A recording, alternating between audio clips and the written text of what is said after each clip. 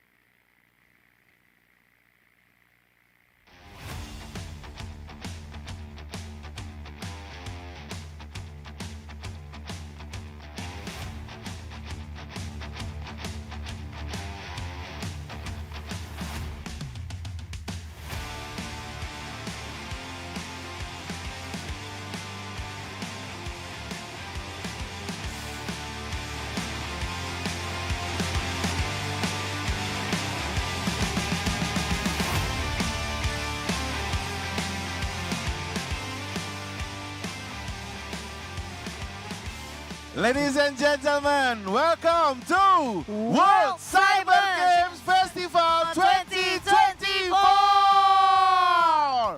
Presented by Big Picture and founded by Smilegate. Kita sudah ada di hari yang kedua di World Cyber Games Festival 2024 kali ini. Dan pastinya kembali bersama saya Mas Ger dan juga rekan saya kali ini. Sudah ada Pepau di sini ya Mas Ger. Nah, jadi saya sudah pasti selalu menemani Mas Ger dimanapun Pepau berada. Wajib banget, dan kita kembali di sini akan memandu kalian di acara festival gaming influencer terbesar di dunia ya. Dan pastinya event ini akan menjadi wadah bagi para KOL untuk saling unjuk gigi sekaligus bercengkrama dengan sesama penggiat game esports nih Pepau nih ya. Wow. Nah, sejak hari pertama kemarin kita sudah seru-seruan banget ya di panggung utama di stage W kali ini di WCG Festival 2024 presented by Big Picture and founded by Smilegate yang sudah menyelesaikan rangkaian program di hari yang pertama ya. Dari mulai showcase Lokapala yang mempertemukan dua tim yang dipimpin oleh para influencernya. Lalu ada MLBB Fun Match bersama GEEKFAM Angels kemarin. Seru banget. Betul. Lalu juga kita ada semifinal rivals MLBB dari Filipina dan juga Indonesia. Wow, udah banyak banget aktivitas yang kita lalui di hari kemarin. Tapi pertarungan di hari pertama kemarin ya Mas Ger, itu membuat kita akan menyaksikan di babak Grand Final hari ini. Betul sekali ya. Setelah kemarin mungkin kita bisa melihat antara timnya Miss Honey Glaze berhadapan dengan tim Rafbeh, di mana tim Rafbeh berhasil memenangkan dengan skor 2-0. Ya. Terus kita juga sudah menyaksikan pertandingan antara timnya Kolius berhadapan dengan timnya Hansen, di mana timnya Kolius juga berhasil menutup dengan skor 2-0 juga Pepau. Wow, luar biasa sekali karena pada pertarungan sengit antara kedua tim, walaupun tim Filipina dan juga tim Indonesia ini luar biasa banget karena mereka akan melaju ke babak Grand Final hari ini. Yaitu tim Rafbeh dan juga tim Lius Andre yang luar biasa sekali. Nanti kita akan mengetahui siapakah yang akan menjadi juara di babak rivals MLBB WCG Festival 2024 presented by Big Picture and founded by Smilegate. Yes, dan pastinya untuk hari yang kedua tidak kalah seru nih buat teman-teman yang sudah hadir di Ice BSD Hall 1 dan Hall 2. Hari ini kita akan menyaksikan pertandingan yang benar-benar ini adalah rivalitas yang lagi hot-hotnya untuk di kompetisi Mobile Legends Bang Bang di MDL, yaitu EVOS Icon berhadapan dengan GEEKFAM Junior. Wah, ini dia. Luar biasa sekali. Ditunggu-tunggu. Tim yang akan dilihat karena kedua tim ini kan bisa dibilang adalah tim yang cukup luar biasa di tier kedua ya Mas Ger. Dan mereka performanya cukup sengit nih karena best of 3 series. Mereka akan memperebutkan poin siapakah atau gameplay terbaik siapakah yang akan menunjukkan bahwa mereka champion dari WCG Festival 2024 di babak fun match. Ya. Dan kalau kita ingat ini di tahun sebelumnya. Di tahun sebelumnya, oke. ini Aku inget tim dulu, aku inget EVOS. dulu. Oke, ingetnya berapa lama? 5 jam boleh aku inget-inget dulu. Oh 2 hari 2 malam. Kenapa nggak 1 hari 1 malam? Seperti membangun candi ya. Kalau membangun candi itu cuma semalam. Sehari nggak mungkin- semalam. Enggak, Sehari semalam. dia kerja semalam doang. Karena batasnya adalah ketika matahari terbit. Padahal itu belum selesai, ini udah Oh, terbit duluan. Kita Bener ngomong juga. apa sih sebenarnya ini? Nah makanya, back on the topic nih Mas Ya, Gir. Kalau jadi, diinget dari tahun sebelumnya lalu tim gitu. EVOS lah yang menjadi juara di WCG.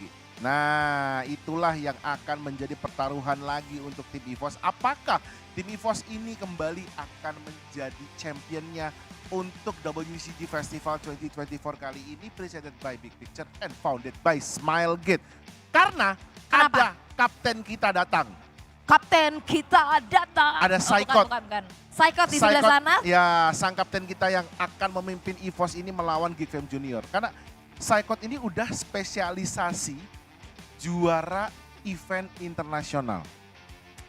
Jadi kita harus melihat juga nih performanya Saikot sebagai kapten. Yes. Apakah dia bisa membawa timnya sekarang meraih kemenangan Betul 2-0 sekali. tanpa balas berarti Betul ya atas sekali. GEEKFAM. Yes. Atau ini poinnya akan direbut sama GEEKFAM. Ya, kita belum tahu karena gini, ini akan menjadi pertarungan pertama mereka di tingkat internasional mungkin ya. Ya, Tapi luar kalau kita biasa. melihat rekam jejak yang sudah tersaji sebelumnya, benar-benar Saikot ini adalah biangnya. Biang apa dulu? Event internasional, dia sudah pernah membawa pulang piala ISF.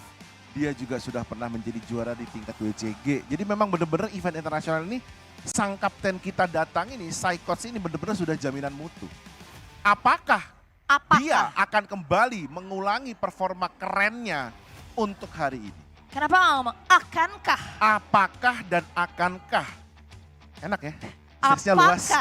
Akankah EVOS kembali meraih kemenangan di WCG Festival 2024 atau GEEKFAM yang akan membalas kemenangan di tahun ini? Bisa jadi, bisa jadi. Semua bisa bisa terjadi. jadi ya. Selain akan ada fun match, ini nggak fun sih karena mereka ini memperebutkan hadiah sebenarnya. Untuk setiap matchnya akan diganjar hadiah tunai senilai 30 juta rupiah. Jadi kalau 3 match EVOS dapat semua atau GEEKFAM dapat semua, mereka akan mendapatkan total 90 juta rupiah. Wow. Yang kemudian akan dibagi 2.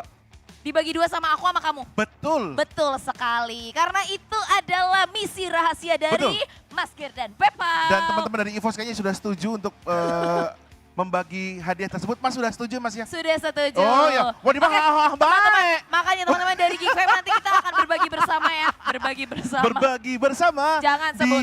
Nggak boleh. Seperti itu ya. Nah selain itu kita juga nanti akan menyaksikan pertandingan yang tidak kalah seru. Kita ada showmatch nih antara bintang tamu spesial kita hari ini yang datang jauh-jauh dari Singapura. Oh ya, betul ada sekali. PRX Forsaken The Wonder Kid akan menghadapi Rio Jaya. Tapi mereka juga tidak akan Aku sendiri. kira Rio Dewanto. Bukan, beda. Nanti kalau Rio Dewanto dia akan diajak balapan. Bentar, Rio Dewanto balapan? Beda. Balapan? Artis. Artis ya? Aktor? Ya, Tapi suka balap dong. Ayo dong Pepa. Iya. Nah Rio Dewanto suka membalap. Itu Rio Haryanto yang pembalap. Saya kan bilang Rio Dewanto ya. Jadi ini saya nggak tahu di arah obrolan kemana. Mendingan kita Rio sapa Haryanto. dulu. Kita sapa dulu ya penonton-penonton yang ada di sini. Karena makan ragi kekenya. Cakep. Selamat pagi semuanya. Oke, luar biasa sekali kalau gitu. Kita akan langsung memulai pertandingan kita untuk showmatch antara 2 tim di MDL kali ini. Ladies and gentlemen, seperti biasa, kita sambut dengan tepuk tangan yang paling meriah untuk tim yang pertama hadir. Inilah dia, EVOS Icon!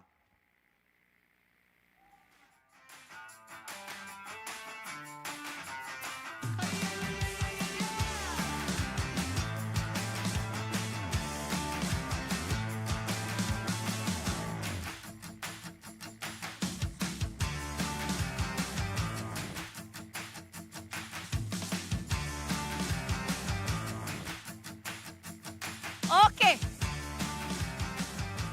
Inilah dia tim EVOS Icon yang dipimpin oleh sang kapten kita yaitu Saikot. Selalu ada Nazara, DPZ, Aleva dan juga Inaya.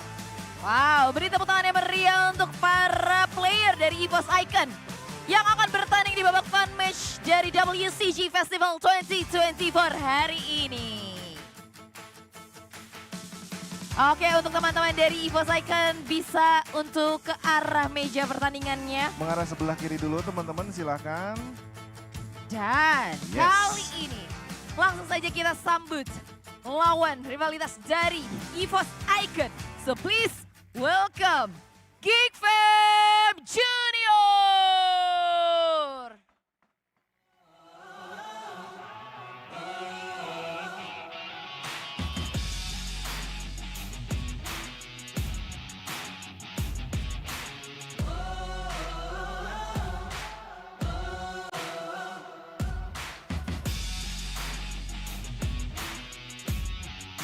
Ini dia tim dari GEEKFAM Junior yang beranggotakan dari Gwinski, Ozzy, N1, X-Magic, Mupin Kitty, dan juga Zeltron.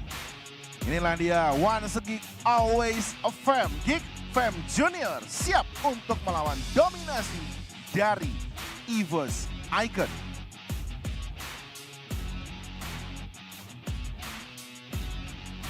Oke, kepada teman-teman dari player GEEKFAM Junior bisa untuk menghampiri meja pertandingannya.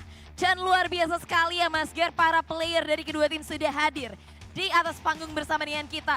Bagaimana kalau misalkan kita cicet sejenak dulu ya Mas Ger ya? Yes, kita akan ngobrol-ngobrol sejenak dengan para pemain yang akan bertanding di showmatch pertama kita untuk hari ini. Dan di sebelah kiri saya sudah ada. Ayo lihat semua, kapten kita datang. Wow. Psychots! Sebagai orang Indonesia pertama yang bisa membawa pulang piala ISF. WCG juga, gimana pendapat kamu tentang pertandingan hari ini? Mungkin hari ini bakal kita bikin seru banget lah. Kita bikin seru banget nih. Apakah kita akan melihat Yuzongnya Psychots lagi menari-nari di atas line of down? Silakan Petri untuk tim GEEKFAM. Bagaimana ini pertandingannya akan dibuat seru nih sama Psychots. Kalau dari kamu gimana nih tanggapannya tentang kata-kata dari Psychots? Siapa yang mau jawab? Siapa yang mau jawab? Ayo harus solid nih, harus solid nih. Belum mulai nih pertandingannya ya guys ya. Siapa Sudah yang mau jawab terjadi nih? friksi-friksi di tubuh GEEKFAM Junior kayaknya teman-teman. Gimana nih tanggapannya katanya Psychots akan dibuat seru banget gitu. Sama-sama. Sama-sama. Sama-sama ya. Positif Sama-sama sekali ya. ya. Gak apa-apa, is okay. Ada nggak kata-kata buat EVOS Icon? Good luck, have fun aja. Good luck, have fun. fun. Good luck, have fun. Baiklah, kalau begitu kita persilakan kedua tim untuk bisa melakukan fist bump terlebih dahulu sebelum menuju ke meja masing-masing untuk menunjukkan semangat sportivitas di WCG Festival 2024 kali ini. Silakan.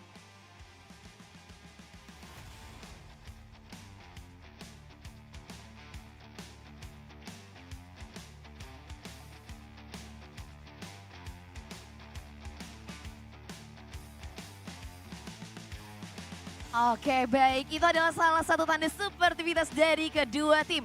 Yang dimana mereka akan memperebutkan siapakah yang menjadi champion di babak fun match dari WCG Festival 2024 hari ini. Yes, Tapi Mas Ger, betul acara sekali. yang luar biasa ini tidak mungkin tidak didukung oleh banyak pihak. Bahkan Ya. dari dukungan-dukungan pihak-pihak besar ya. Jadi kita Betul ingin sekali. berterima kasih dulu kepada para pendukung. Dan juga dari sponsor-sponsor yang telah membantu penyelenggaraan dari WCG Festival 2024 presented by Big Picture and funded by Smilegate. Kita berterima kasih kepada supported by PBSI, Komite, Cakra, Korea Embassy, dan juga terima kasih kepada partners and sponsored by Ticket.com, Grab, Rexus, Coca-Cola, Ayo, World Class, Revival TV, Tango, dan tidak lupa juga WCG didukung juga oleh aplikasi People dan juga Store. Alright, teman-teman, kita namanya sudah siap untuk menjalankan pertandingan pertama yang tidak kalah seru, Best of 3 Series sebagai format yang digunakan untuk pertandingan kita kali ini. Dan apakah tim EVOS atau tim GEEKFAM bisa menyapu bersih semua match sehingga mereka bisa mendapatkan poin maksimal dan hadiah maksimal untuk showmatch kita kali ini? Langsung aja kalau gitu kita kembalikan ke caster-caster yang sudah siap di sebelah sana. Ada Pak Pulung dari tim Lulululululu dan juga Gio. Silakan.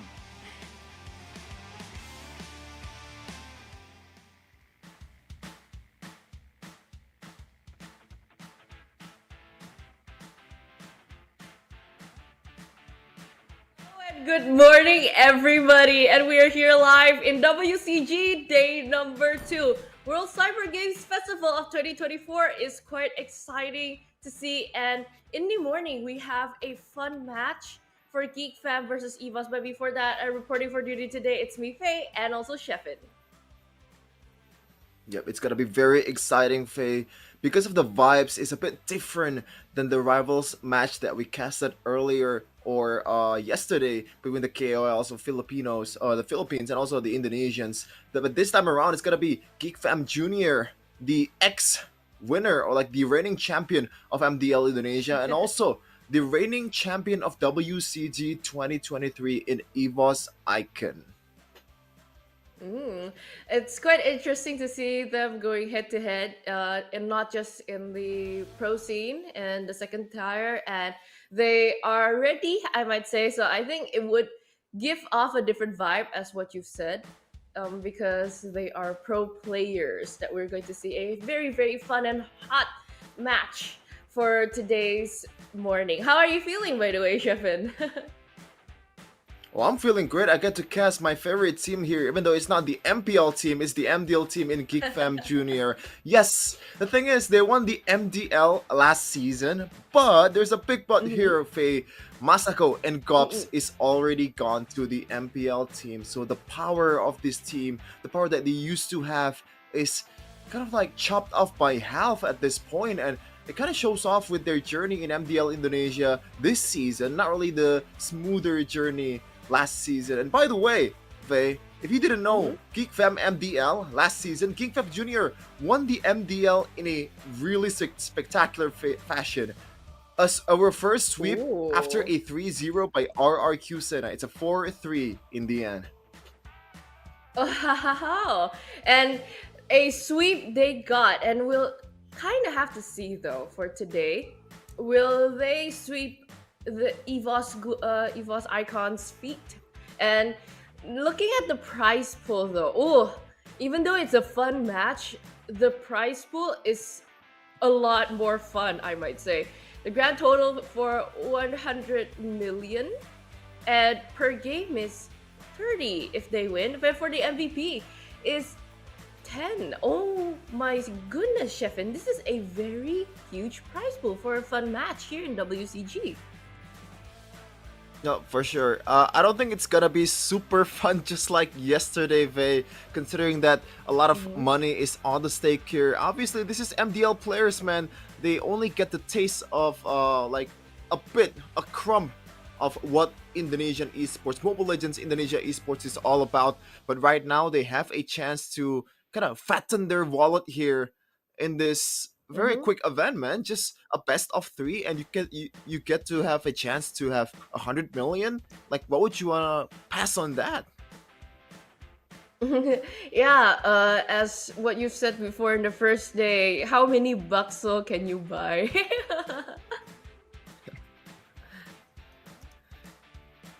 Yeah, I don't know, And man. I think A lot of bakso out there.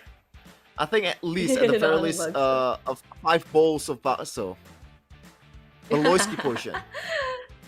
Beloyski portion, I might. Okay, I see you. And I think they are going in with the drafts they've already set up before. They treat it as if like a usual, or probably it is a test ping for in the early matches, like from day 1, the second match from Goliath's team. So let's see. And I'm pretty psyched and pretty stoked to see like a lot of young players are emerging, showing their talents more. And other than that, from EVOS Icons lineup, I see there is also a former MPL player who just went down to the MBL team to probably help up to shape it up more skills, then also probably lead and give more info to the new kiddos, you might say that. Yep, Masker and Pepa already said it in the stage. Psychots, the captain of EVOS Icon right now, a lot of experience under his belt. MPL, WCG, ISF against the Prime Blacklist International that employ Wise and Venus. So you can see he has a lot of something to offer here towards this team, especially the leadership that is gonna bring to all of these youngins, man. Because this is, at the end of the day, they're MDL players. They haven't tasted the prime experience, the tier 1 competition out there that Mobile Legends has to offer. They have to climb their way up there, and this is one of the ways for them to kind of climb towards the competition. In some ways, it's also getting a lot of practice in. Other than practice, I might say it's more to an experience for them. Playing in a WCG stage, I am sure it is way bigger than normally playing in the MDL stage. So I might say that the experience would probably elevate their physically more, or also mentally. So it would be a good practice for them in an offline event. Yeah, but right now it's a bit different from MDL, because for all of you guys out there that's watching this stream, in MDL Indonesia we have this thing called global ban. So most of the heroes that you've already played in the first and the second game will not be able to be used in the third game, and so and so. But right now there's no rules whatsoever. You can pick out pretty much any hero out there. Everything is on the table. You can eat pretty much all the food out there that's already been presented in the drafting phase. So it's gonna be very interesting, because usually in MDL you see this very niche pick. I remember watching last season like a weird Martis EXP, maybe like a Charizla mid a lot of times, because there's not much hero that you can really use in that competition. But right now, this is the proper, or maybe the usual format that a lot of people are more used to, and they have to get used to it. And I'm pretty sure that in the MDL, other than them having their lineups, it's also the heroes that they've already practiced before. I'm sure they have a bigger hero pool, I might say. So it would be a good thing for them. So not bad, because they could start. And I'm actually excited to see that even though it's a test ping, they can, throughout the new device that they've already had in hand, trying out their accounts that they're playing in, just making sure that everything runs smoothly later on in the match. So for our friends who are watching later on, it would be a more exciting and smooth for all of you guys, because knowing that if it's an offline event, sometimes they would have some technical issues, so it's nice to work for it. Yep, and usually play those kind of heroes that requires you. You can see that. That is Psychots, by the way, an EXP laner that uses quite literally 4 fingers. Even guys like Albert, they only play with 2 fingers, Faye. It's an interesting way to play for an EXP laner. Usually, as an EXP laner, as long as you execute it at the right time, you don't really need high micro mechanics out there, probably with the exception of the heroes like Arlet, that you have to really pick and choose the target that you want to go towards. But other than that, I don't think 4 hands a bit too much for an EXP laner, is what I'm trying to say, as an EXP laner myself. Okay, some personal preference here, but I think it's depending on how you play it and whoever who is playing it also. And what's funny is that, like, if you're talking about style, it's a little story that I would like to tell. Like, I have a friend who plays Mobile Legends. Phone is not hold up; it's put on the table, and it's controlled by the index finger. Well, I only know a guy like that, but he's a content creator, Vey. It's Leo Koche, one of the best marksmen, at least in the ranked game in Indonesia. He uses his index fingers to somehow move around, and it works quite well. Now, I gotta be honest with you, when I'm looking at it, it looks, it hurts. It hurts to see, man. Because, like, how are you not tired, or maybe like having some kind of soreness in your hand when you're playing like that. I guess that's just the formula, or that's the template for them. They're already used to it. The poke method. The poke method. You The don't clawing press, you method, poke. I think it's better. Okay, I get you. It would be fun to see, but I think all of the testing on the devices is all just going pretty well for them. Setting up, and oh, by the way, Shefin, I do really wish that we both can get to cast it offline, because I kind of want to feel the vibe, what's going on early in the morning. Everybody's active, everybody's busy, everybody is having fun at the event. I really want to feel that fun too. I would probably go there today if there is time. There's definitely time between the maybe between the the matches that we cast. I don't know if that's enough time, but you know, if you have a private jet and a private helicopter, I think you can make it.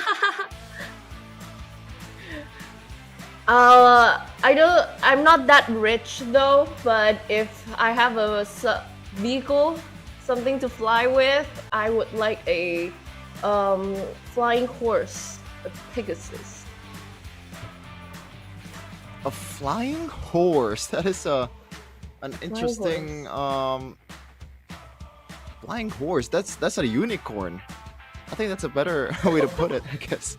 But yeah, I don't think that's gonna be possible. Is it a unicorn or is it a Pegasus? Wait, you know what? You're right. I think Pegasus is better because You're right?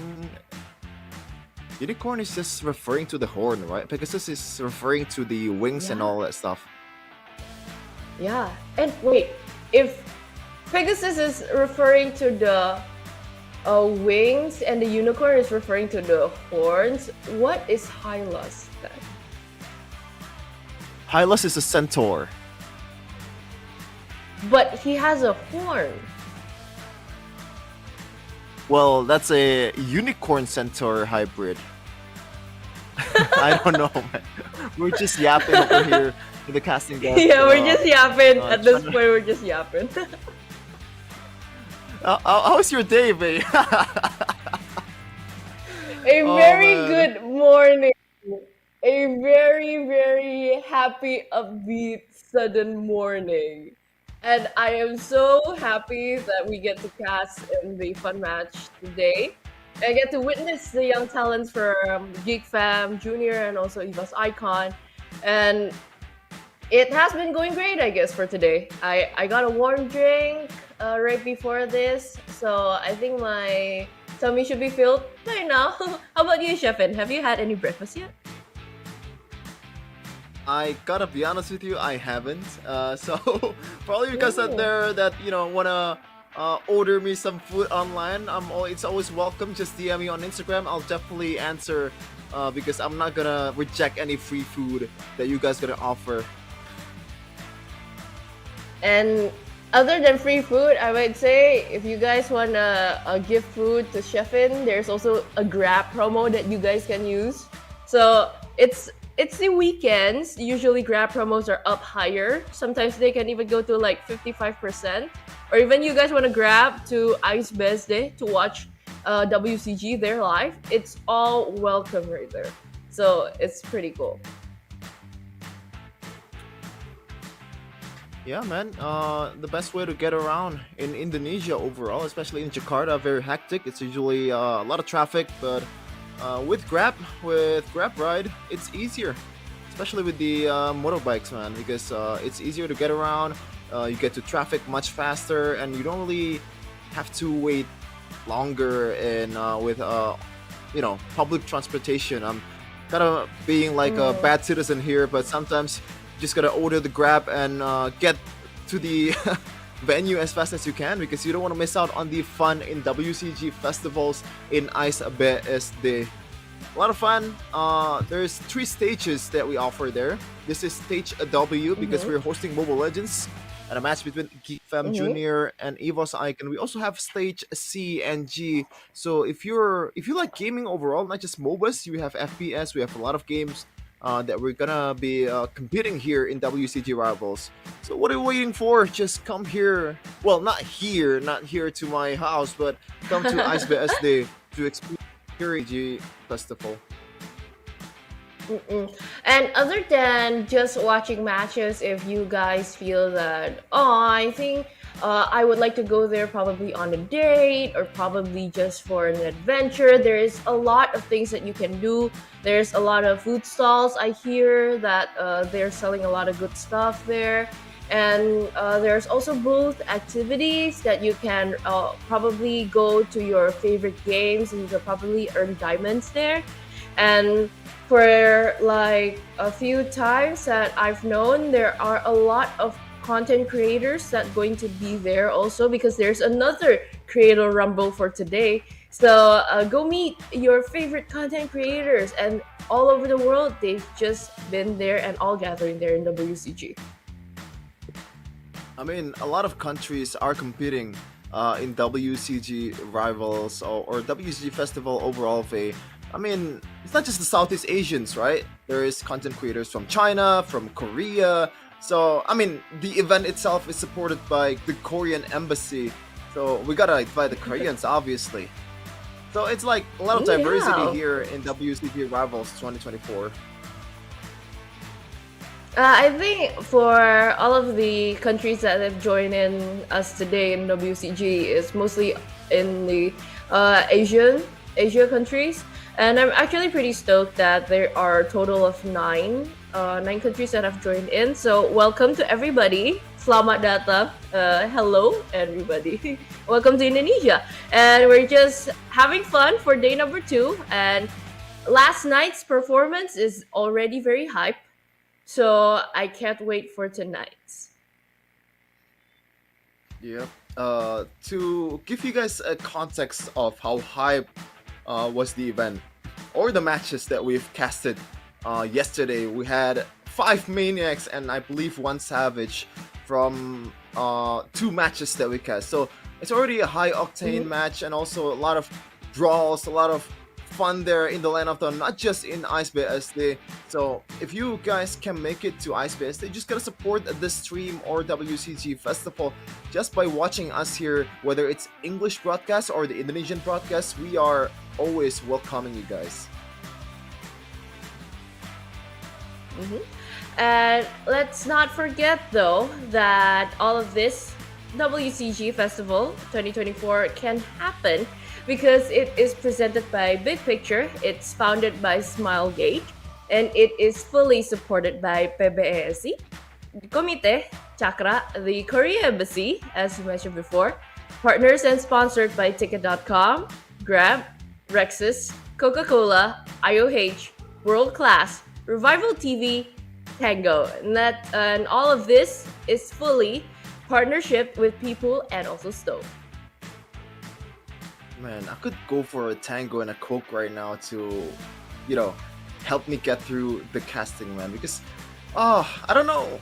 It's just in Jakarta right now, usually the weather is not really that great either. It's always hot in here. So a cold Coke and also a Tango. I'm just imagining it right now. Do you want to buy it from me right now? Yeah. There. there's a little sneak peek of the product right there, so I think it's because of a collection point that I've tried to collect it. It's pretty cool though, guys. So if you guys find any unique cans, I'm a collector of that, so can give you a heads up.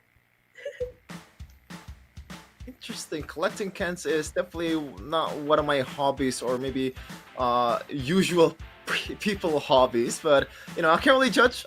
People like what they like, and I can't really discriminate towards how people are having fun, just like us here, man. It's a celebration of gaming.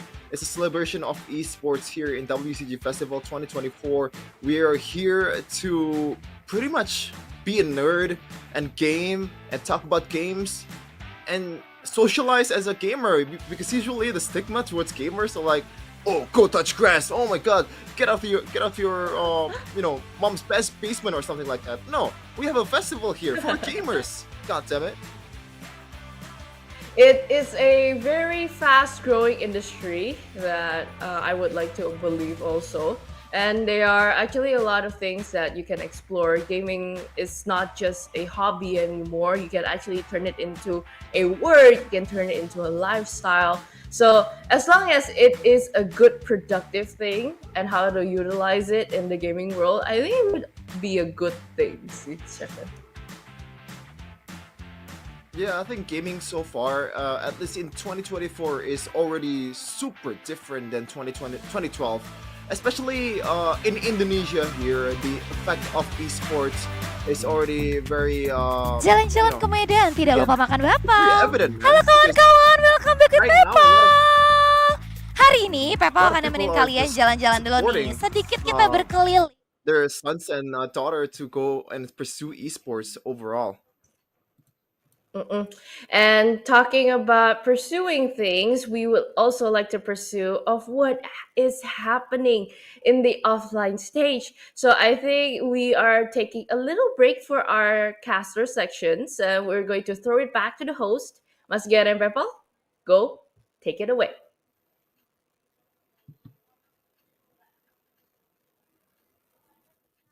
Culture. Jadi biasanya yang suka nontonin drakor-drakor nggak afdol tuh kalau kalian nggak pada datang ke sini, atau yang suka mainin game-game ala Korea gitu kan, atau biasanya tuh yang suka banget wisata kulineran asal Korea. Nah, mampir langsung ke ISBSD Hall 1 dan Hall 2.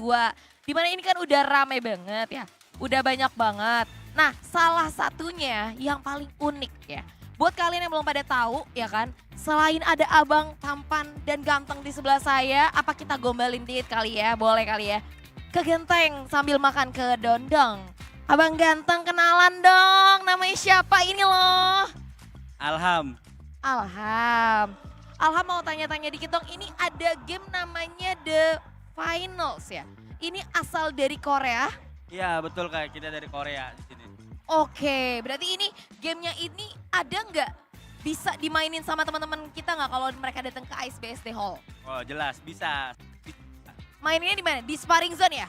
Kita di sini ada trial dulu, kita kayak practice ya gitulah. Nanti setelah dari sini kita langsung ke sparring zone sana. Wah, kalau sparring zone bisa cobain langsung dan bisa lawan musuh kalian atau kawan kalian sendiri. Jadi kelihatan kemampuan kalian dalam bermain game gitu ya. Oke, terima kasih Abang Ganteng ya. Nanti kita ngobrol-ngobrol lagi, oke? Tapi teman-teman, ada yang gak kalah menarik karena kita tidak pernah melupakan budaya kita sendiri. Bahkan negara tercinta kita yaitu Indonesia. Ini dia, sudah hadir perpaduan budaya. Di sana ada Korea, di sini ada Indonesia. Nah teman-teman, hari ini Pepao lagi jalan-jalan lagi nih. Kemana nih Kak Pepao? Kok jalan-jalan terus sih? Ya iyalah, orang di WCG Festival 2024 ini kan banyak banget activity booth. Salah satunya ini adalah booth activity dari game kebangsaan Indonesia atau kebanggaan anak-anak Indonesia, yaitu ada Lokapala. Luar biasa banget ya. Karena di sini kan sudah ada game dari Lokapala yang dimana kemarin tuh ada Lokapala Showcase. Nah, buat teman-teman yang pada penasaran game Lokapala tuh kayak gimana sih? Atau sebenarnya game Lokapala itu aku belum pernah nyoba tapi pengen nyobain gitu, penasaran. Bisa banget buat nyobain gamesnya ya kan. Untuk di activity booth dari Lokapala sendiri. Dan juga selain Lokapala ini kan ada Smashing Feeder. Dan juga ada Tuyul Mantul. Wow, ada game anak bangsa yaitu Tuyul Mantul ya, keren banget. Dan di sini juga selain ini semua, udah pasti ada Lokapala ya, stage udah paling gede. Nah, kita juga ngeliat nih. Sebentar, ini kayaknya lagi pada heboh foto-foto gitu guys. Jadi sayang banget kalau kalian gak pada ikutan foto-foto. Nah, ini banyak banget karena di sini ada Smashing Feeder, terus ada juga Tuyul Mantul, dan juga ada Lokapala. Jadi sayang banget kalau kalian gak pada hadir ke activity booth-nya dari game kebanggaan anak-anak Indonesia, yaitu game Lokapala, Smashing Feeder, dan juga Tuyul Mantul. Dan juga buat teman-teman semua yang udah pada hadir. Kak Pepo, kalau aku main game, aku biasanya tuh suka banget lapar karena aku tuh anaknya kompetitif banget gitu kan. Nah, kalian tuh bisa banget yang udah lapar, abis itu biasanya kalau udah main game pegel-pegel tangan punggung ya, biasalah pro player ya. Aku tau lah kalau pro player udah jadi public gitu kan. Nah, berasa pasti badannya tuh jompo gitu, biasanya kan yang ya rata-rata seumuran Mas Ger gitu ya, tapi maaf ya Mas Ger ya, aku nggak menyinggung dari Mas Ger ya, nanti aku kena lagi nih sama Mas Ger. Nah, ini dia ada solusinya nih teman-teman. Kenapa? Karena di sini ada Akaraki, the art of jamu, yaitu minuman tradisional khas Indonesia yang juga bisa menyehatkan dan membugarkan badan kita ya teman-teman. Nah, kenapa aku ngomongin Mas Ger? Karena kemarin, fun fact sedikit ya, Mas Ger ini tuh ngeborong guys. Jadi dia sebelum pulang bawa-bawa tentengan, ternyata isinya jamu loh. Kan aku udah tahu berarti dia adalah pro player yang agak lumayan jompo gitu ya. Nah tapi tenang aja nih teman-teman. Jadi buat teman-teman yang pada pengen nyoba dan juga pengen main-main ke Ice BSD Hall 1 dan Hall 2, bisa banget langsung datang ke WCG Festival 2024. Nah kalau kalian ngelihat juga, selain nanti ada fan mid zone, ada influencer launch, dan juga kali ini kita bakal ngelihat activity banyak banget di hari ini. Selain itu, sembari aku keliling-keliling, jalan-jalan dulu nih ke ISBSD Hall 1 dan Hall 2, aku langsung aja nih kayaknya kelempar ke caster yang tampan di sebelah sana. Ada Papulung dan juga ada Radit Overkill. So, caster, take it away. Are back after that little tour of the stands that are opened up for WCG, and I'm pretty shocked there is a new game called something about pocong, and also there is acaraki. They've really had good drinks there. It's a modern twist of what the traditional drinks of Indonesia is. Yeah, Indonesian drinks are very, I gotta be honest with you, not really the biggest fan of them, but there's a lot of health benefits that you can benefit from. The jamus, the bandrek, the jahe, and all that stuff. If you're in Indonesia and if you wanna taste it and try it, it's always a good time, man. Even though you're not really fond of the taste too much, you can still feel the benefits of it, just like warms you down, also gives you a lot of energy boost, because like there's a lot of spices here in Indonesia that we can use for our traditional drinks. But a game about pocong is interesting. It is quite unique. When I first heard it, oh yeah, there's the Korean game, the finals. You guys can try that. I think it's new release, and you moved on to Lokapala. Lokapala is it's a in-house, you might say, not that much of an in-house, but it's an Indonesian game, Indonesian developer. They made that to a living MOBA that you guys can experience now. It's on the apps. And then there's the pocong game that I'm actually quite shocked that there is something like that that exists. Like the creativity doesn't just ends there. Well, I think a pocong game already existed a long time ago. Shout out to one of the OG Indonesian horror game, Dread Out. I think in one of them there is a pocong. The main ghost is a kuntilanak, which for all of you English speaking viewers out there probably do not know what that is. You can search it up later. But yeah, it's I want to take this opportunity to shout out all the gaming people or like gaming industries that's still trying to build their industry in Indonesia, because right now it is a growing industry, and you can see some of the games that's being made, like Space for the Unbound, and also there's gonna be a new fighting game that's from Indonesia as well, and it looks quite good. And this is also kind of signifies that games are really growing, not just us as a consumer in Indonesia. You can see Mobile Legends being played anywhere, but even in game developing industries, we are about to make a breakthrough here. And a lot of breakthroughs have made a lot more internationals are being hosted. A lot more countries are joining in with the new esports scene, and I'm pretty happy that from the league and even events like this from WCG outside the league are happening every single year, and I really hope that it goes on and on annually, so it would be a prosperous event later on. But tapping in to see the camera, I think they are getting ready finally for the match, the fun match of game number 1 between GEEKFAM Junior and also EVOS Icon. I'm pretty excited to see what heroes that they are going to use. Probably will there be a unique pick like the Hanabi that you've mentioned before, or probably some lineups that is learned about in from the other MPL tiers. So we're just going into the drafting phase for today, and we've seen that Arlet, Tusin, and also Chip is currently just banned.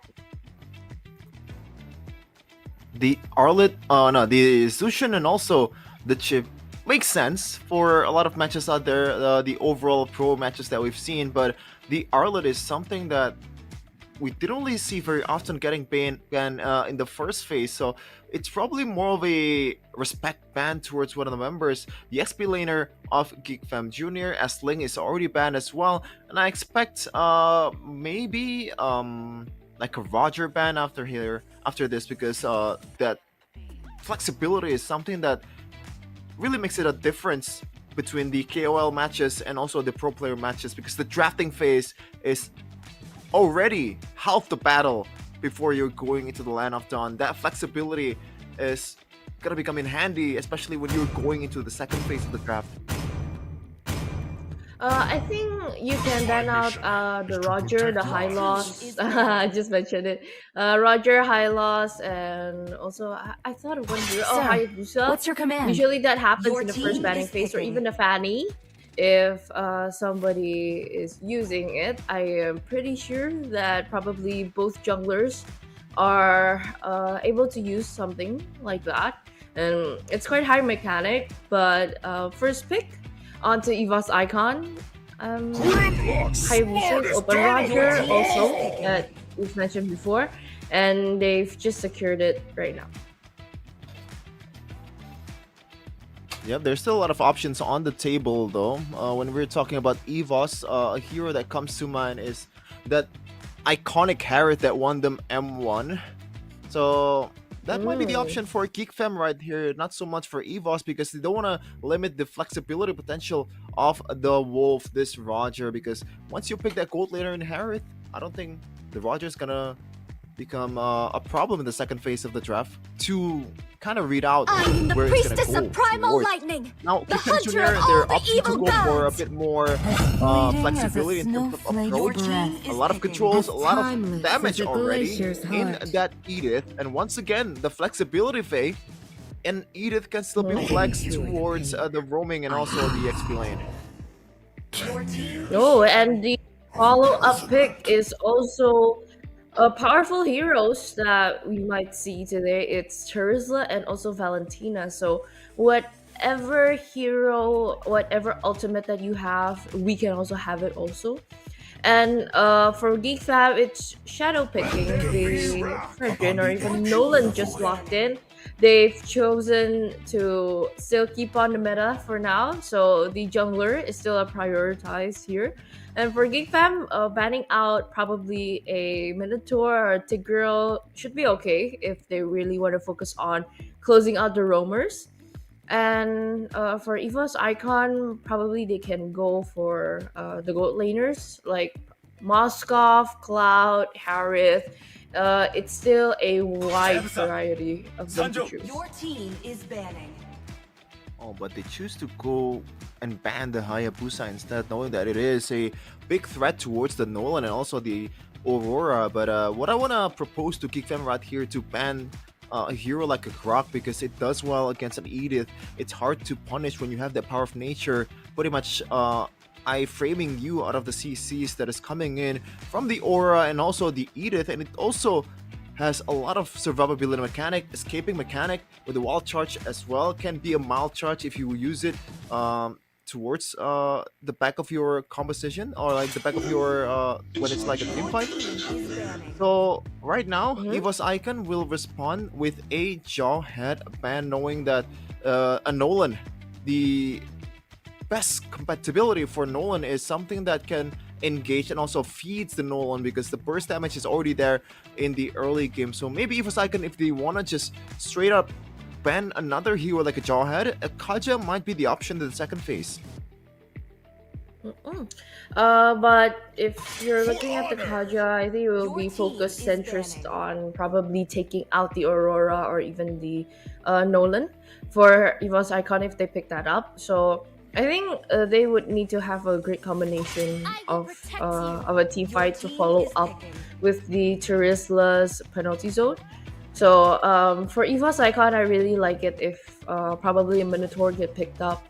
And for GeekFam, Harith, that you've mentioned before, just got locked.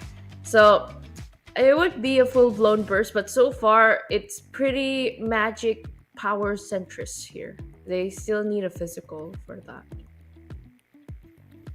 Usually, the Nolan is already enough, and also kind of benefits Nolan when the whole team, the whole opposing team, is trying to build towards that magic defense. The Nolan will have doesn't really have to build those kind of penetration item early on. You can pretty much build BOD second item if you are brave enough, but I don't think that's gonna be the case. What I like about GeekFam's composition, though, the fact that they already have two like big TPS here from the Nolan and also the Harith, but you already have enough control from the Aurora and also the Edith, as EVOS Icon finally locks the Grok and also the Claude. A very great choice, and how to counter react on how GeekFam Junior is picking up. And I think the last one is either going to be the EXP or even the Roamer. So let's see, where does this Edith going to be flexed at? And I think it would be a very brave move if the Nolan builds up the BOD for the second item. But I would be expecting there will be a Sky Piercer if it goes pretty well in the early, that he can handle it pretty much. And turns out it is a Povius flying around here and finally locking it down.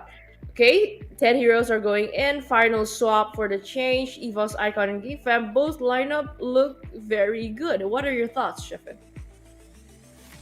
Gotta be honest with you, this is a non-biased objective take here, right? I'm being completely honest here. I think I favor GeekFam's draft a bit more just because of the fact that they won, or they already have a winning lane towards the gold laner, a Harith against a Claude.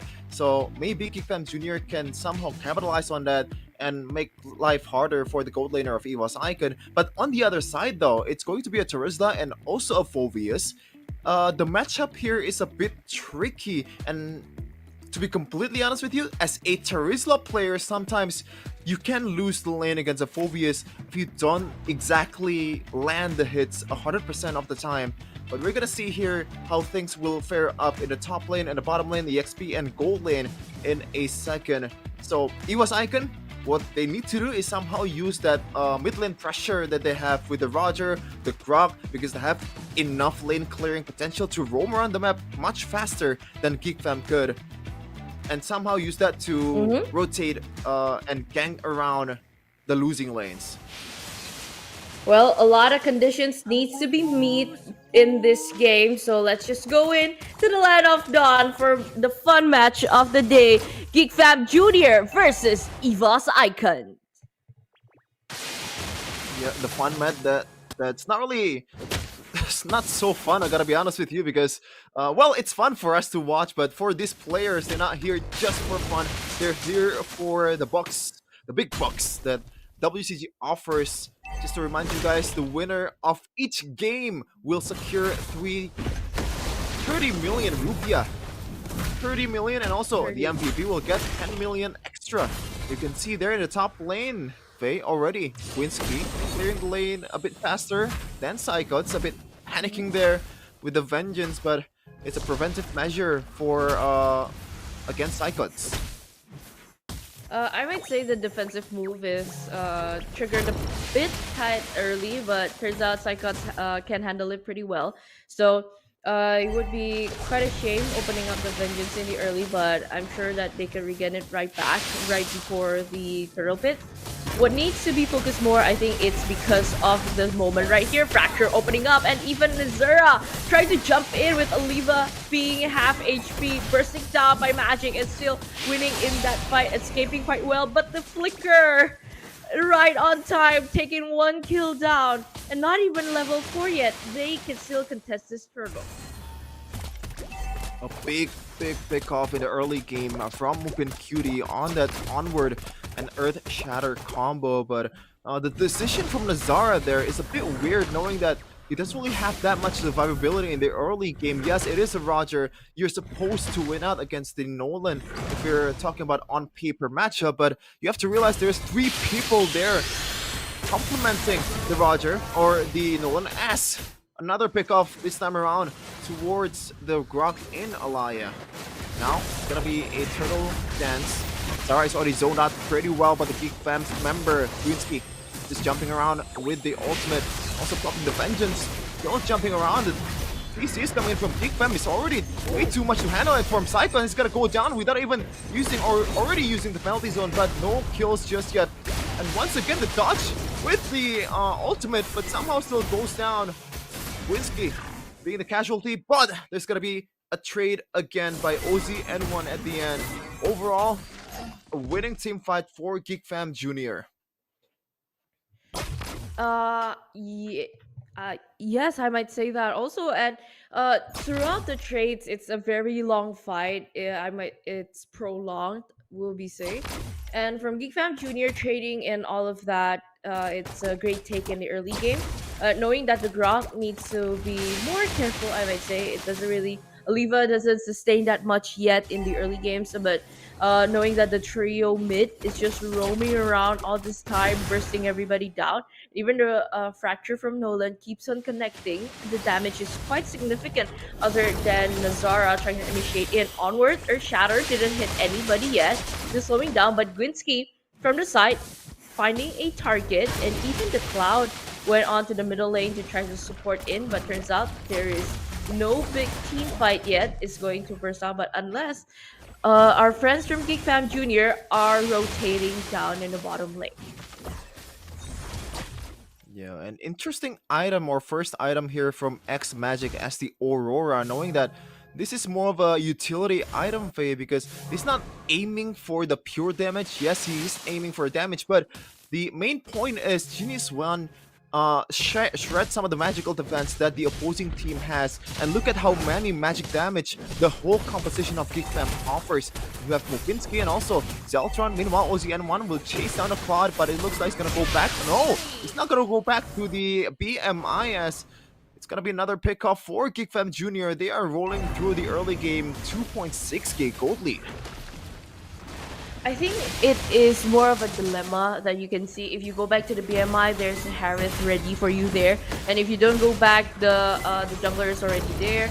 So let's just see. Okay, a flicker and a 3-man penalty zone on to commit it, getting the Lord, getting the Turtle, even the Frigid Glacier is popped up, and even getting the Fracture in, and then mega kill for GEEKFAM Juniors, Nolan, and leaving only 2 to defend it quite well. Still aggressive for a play, but a conceal is forced to be popped up for a defensive move.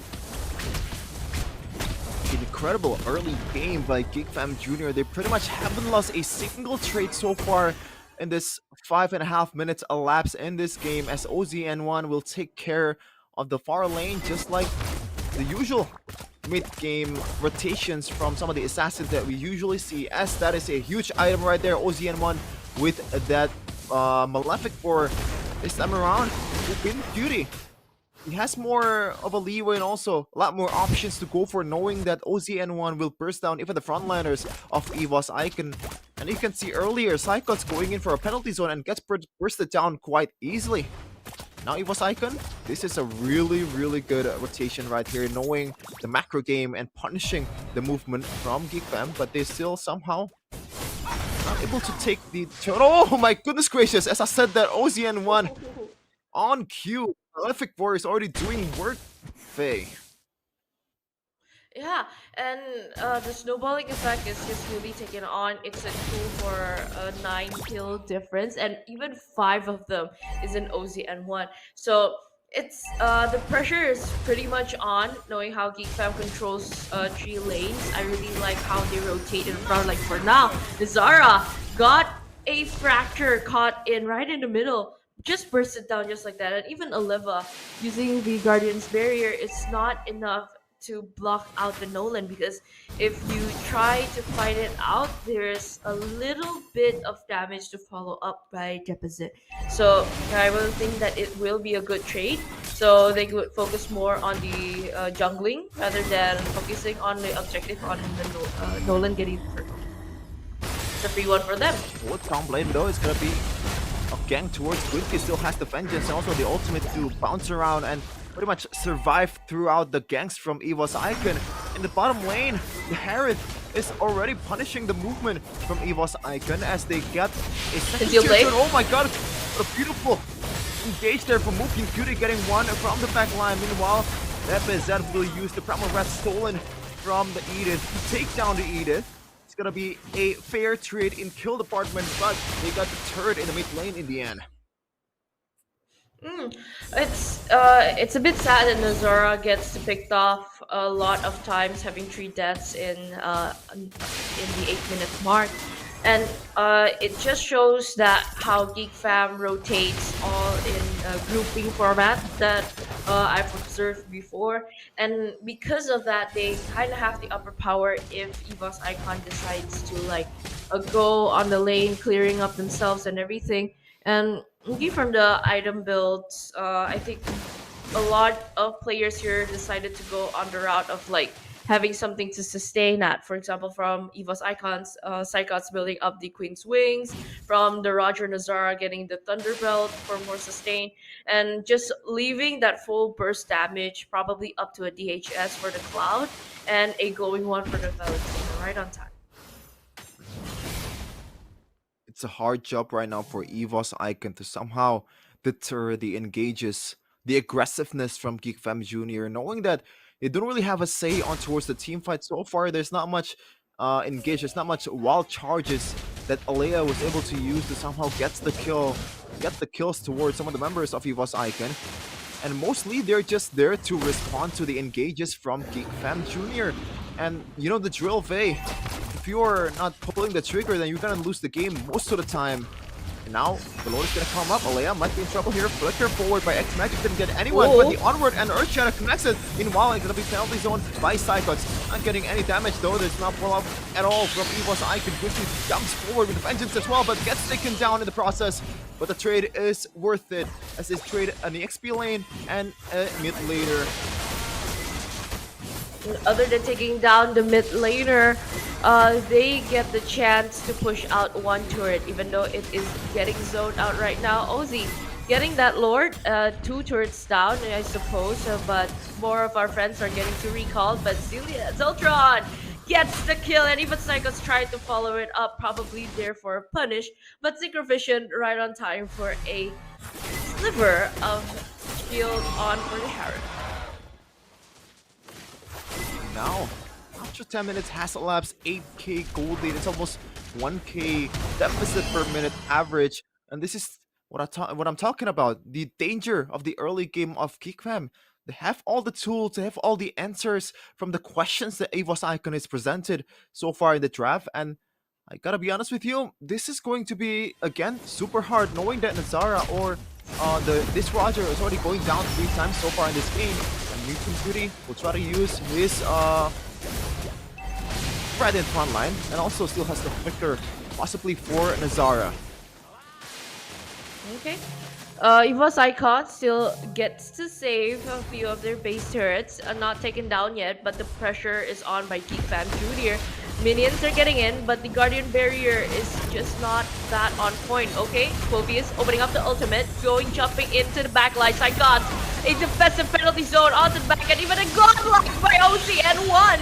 Taking all of that kills, and even onward, their shatter. Too much damage on with the Glacier. Lazy Duet following up, but it is not enough to take anybody down yet. Leaving Oliva on their own. Open base, all wiped out, and GeekFam Junior takes game number 1. Either way, a much more dominant showing in this quote-unquote showmatch of GeekFam Junior and EVOS Icon compared to the KOL matches that we casted yesterday. And so far, there's really no time in the game where EVOS Icon were in charge.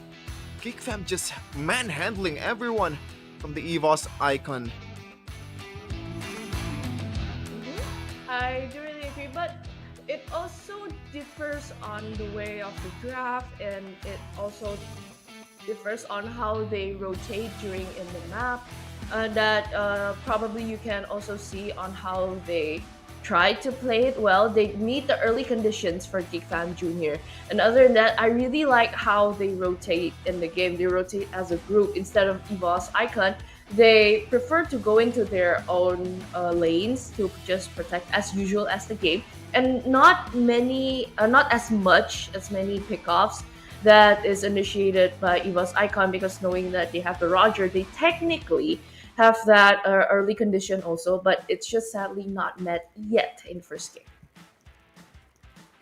I think they kind of forgot the fact that they have a Grog, and also not trying to utilize the fact that this Grog is pretty much the perfect hero to pick in this kind of situation, at least for me. And what ends up is Zara is overextending a lot of times in the bushes and also in the junglers. Even in the first 2 minutes, getting bursted down by the engages from GeekFam Junior. And when you're on a Nolan and getting the kills in early game, it's not gonna bode well for your opposing team, because you have that early game damage snowballing towards mid game, and the fractures is gonna break everyone in front of you. And also the fact that they're not really patient enough, knowing the fact that in the gold lane they have a losing lane, in the top lane even Psychots is kind of losing as well in a 1v1, and they're not playing the reading game that well against GeekFam Junior. They're supposed to kind of respond to the sieges in the top lane and the bottom lane, and they didn't manage to read out the macro display of skills from GeekFam Junior.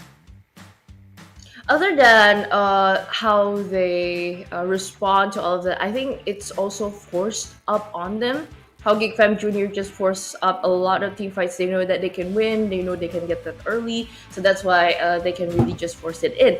Other than that, is I also would like to know that how they fight in the team fights for EVOS Icon.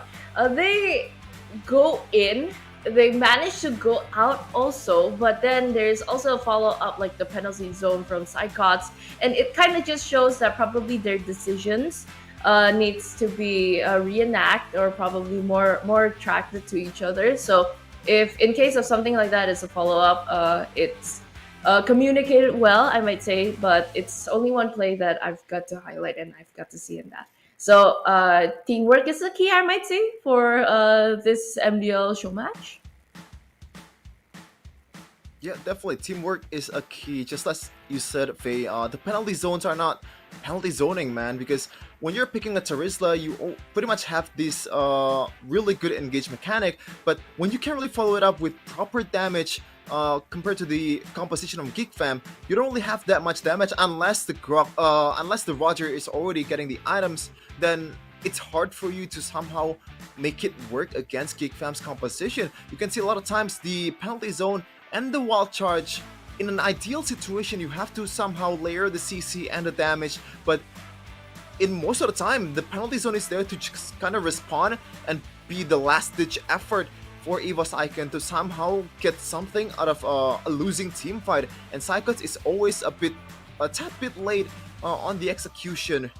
And you know, penalty zone, it's better to use the penalty zone as an OPZ than TPZ a lot of times. And other than just layering the CC, I might say the burst potential from EVOS Icon is not fully unlocked yet. In the early, you get the Valentina, but in the middle to late, you get the Cloud. But both of them are losing in lane, as what you've said before. So I couldn't really get the read on the full potential burst, and even the core items for both heroes, they've just managed to get two from the Corrosion side and VHS. And for the Valentina, if I'm not mistaken, it's the Enchanted Talisman and also the Glowing One. It's just one burning item that they got to secure on that. And what you said before, this Guardian Barrier, they get to open it up pretty quickly, but slightly the follow-up of the damage. DPZ is also there, but the Roger is just very far away. It's a very risky move to go in. Psychots gets the penalty zone, and even the Zaman Force is forced out. But even though the Fam Junior knows that they get that full potential during the fight, so let's not worry. Let's have a chance. Let's just go in. And even a lot of plays executed by OZ N1 is just quite amazing on how the Fracture just continuously connects to all of it, bursting everybody down, and in the end EVOS Icon isn't able to handle to take on that much damage, so they've got that turret and even the base core opened up.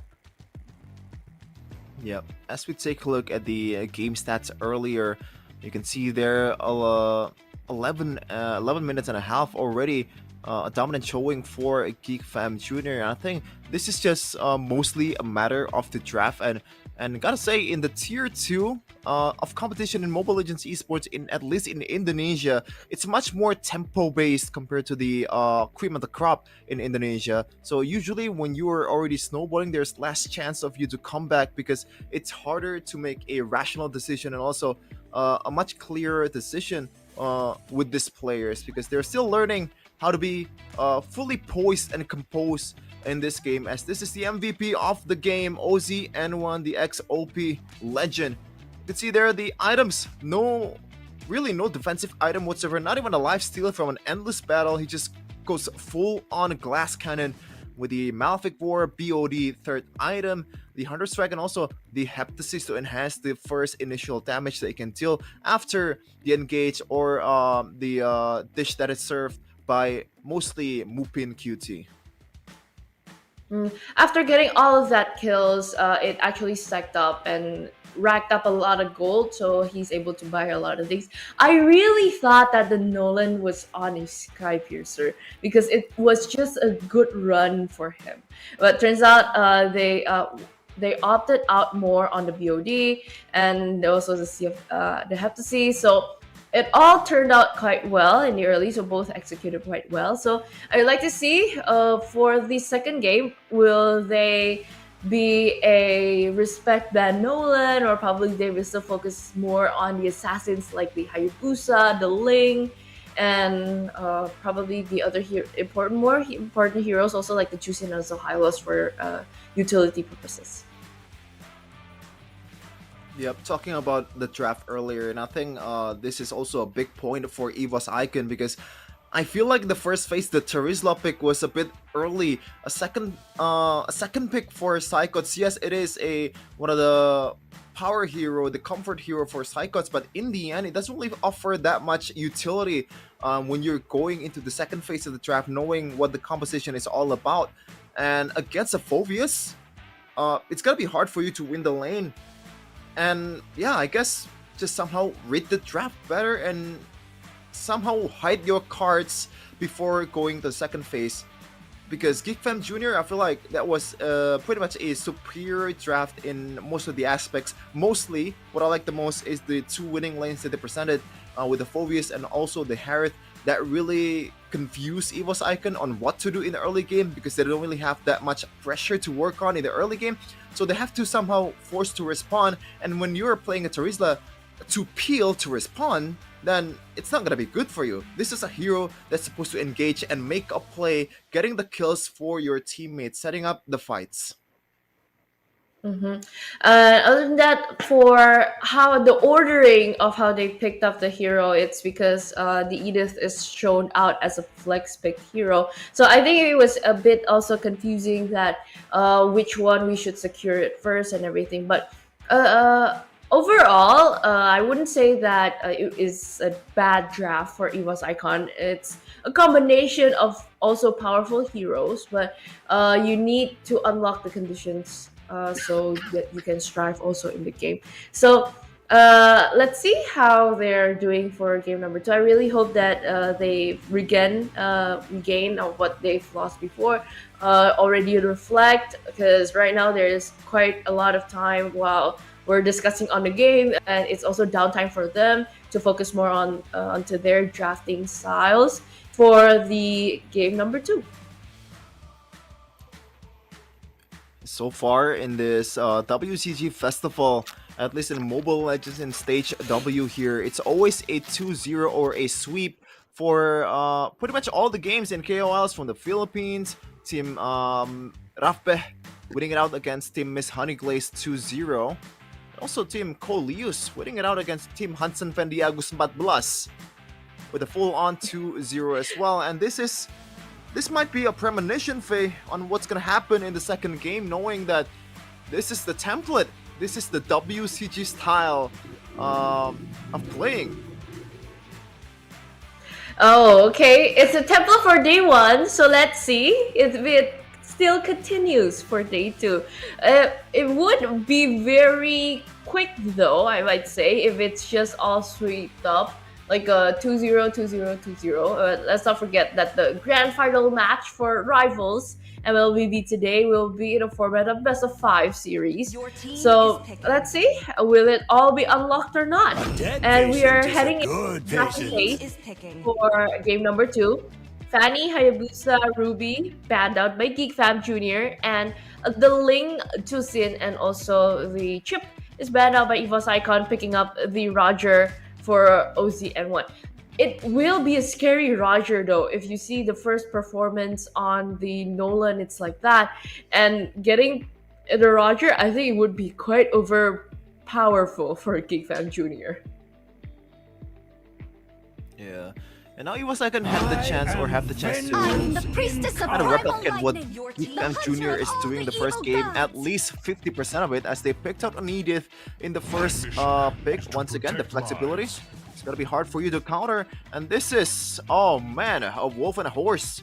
We saw the horse many times before this. Yesterday, Dr. MLBB used it, and even GM, I believe, used it too.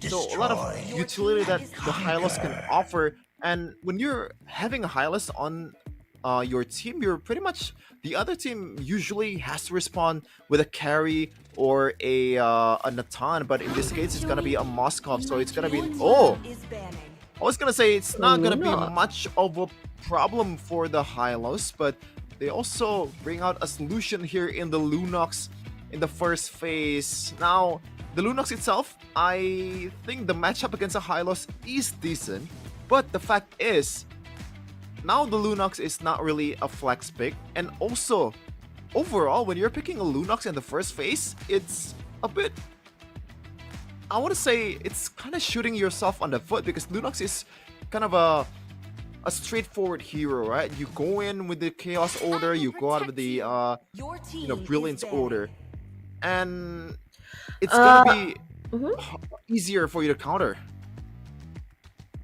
I think overall, it was a countermeasure by EVOS Icon to pick up the Lunox, because they already had the Moskov. At first, you will probably think, okay, going up, matching up with the Hylos, you gotta carry, but let's not forget there's also the burst potential of the quote-unquote tank killer for mages for Lunox.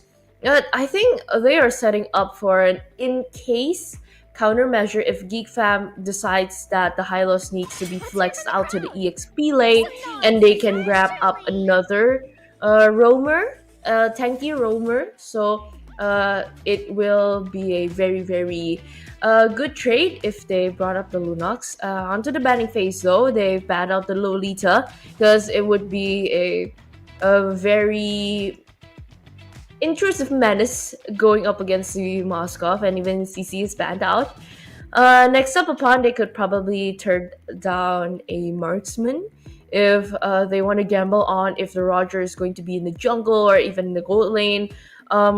Harith would be a good pick if they want to ban it out, or probably Brody or Carry should be okay. And Tigreal, yeah, they are securing for an in-case spot if GeekFam Jr. goes to a double tank lineup.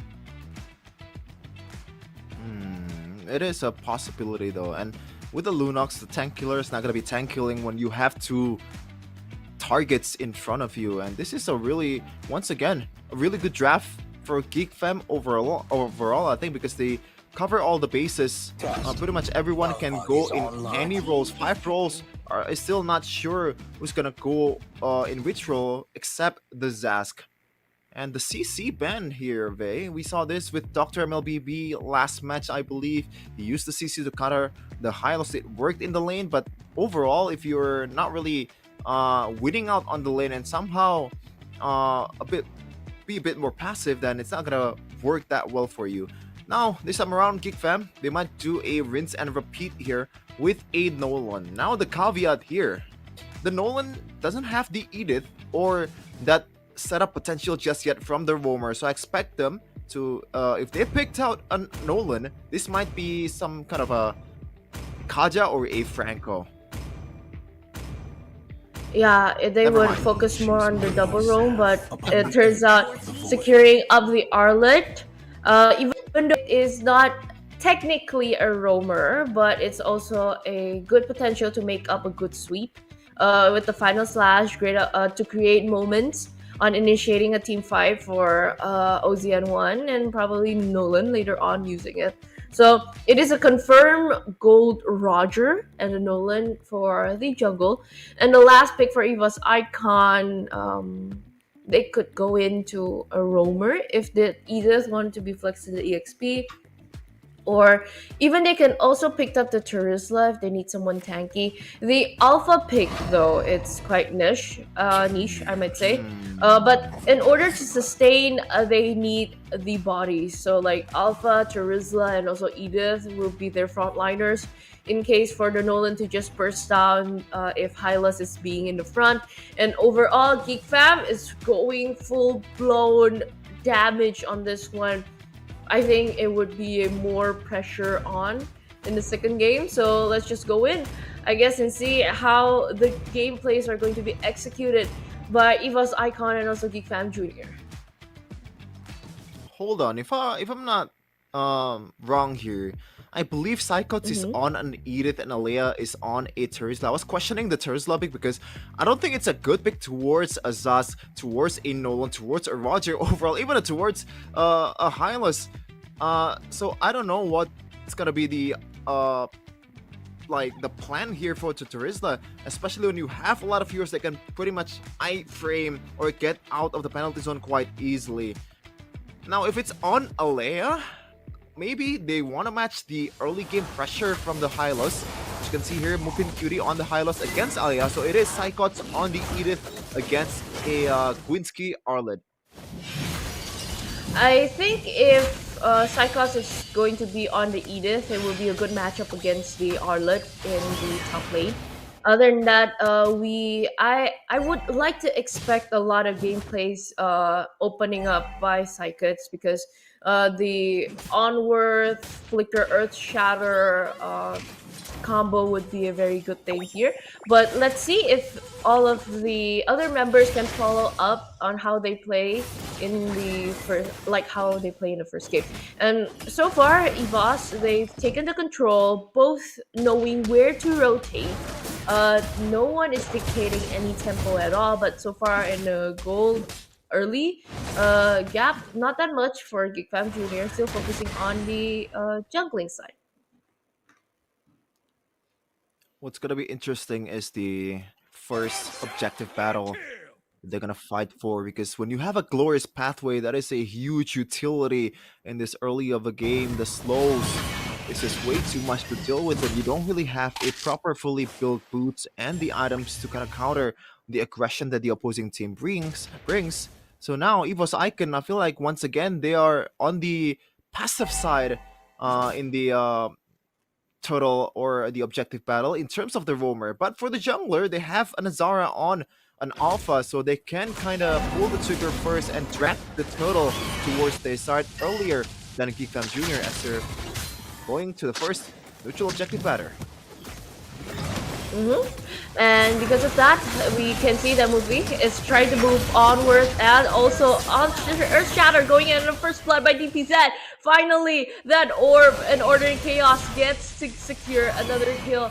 EVOS Icon takes the lead and even chasing Magic down and not forcing up a team fight, which is good for EVOS Icon, for GeekFam, they've kind of lost into that fight. Going into that turtle, a little bit HP left for the Nolan, so when EVOS Icon decides to go fight, they fully committed, knowing that the Alpha can go up with the CC trade and also the Luna's infrastructure. Yeah, I think Mupin Cutie just went in a bit too early there. Sort of timed it with OZN1 when he went for the contest. But it is what it is. When you're playing against with a high list, sometimes you kind of overestimate your potential just a little bit. Meanwhile, it's gonna be Chaos Order by Depiset, dodging away from the engage from OZN1. Gwinsky, oh my goodness, Alia is going for my girlfriend because there's non-existent target there. Non-existent target on what you've said, and Aliva quite more aggressive here using the Tersla instead of the Grok in the game before, and it's just showing that they are pretty much in, and I think everybody is just dancing at that point. They're just circling around, but on the top lane, Gunsky quite cheeky play with the Vengeance, but it is not enough range to get over across the map further away from Cyclops and also Nazara. Now a much better early game by EVOS Icon. They're about 1.4k gold. That's gonna be a fracture by OZN1.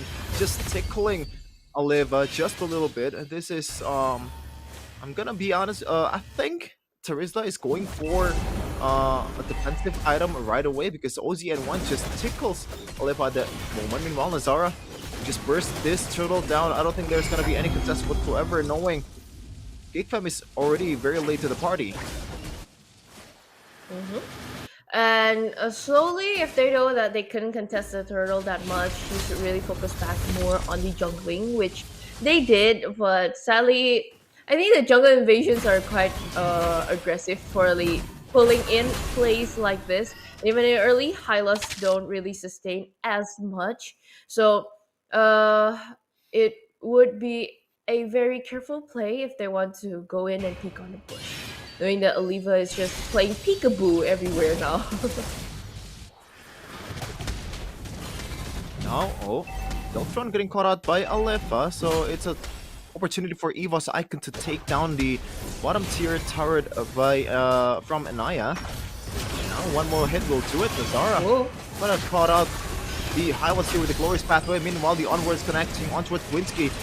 GeekFam, they're just lost in right now, and they just can't really respond towards the engages of EVOS Icon. This time around, it's gonna be a 180 game. Meanwhile, it's gonna be a double, the triple in the back line by Depiset with a Brilliance Order combo. Beautiful play by this Lunox.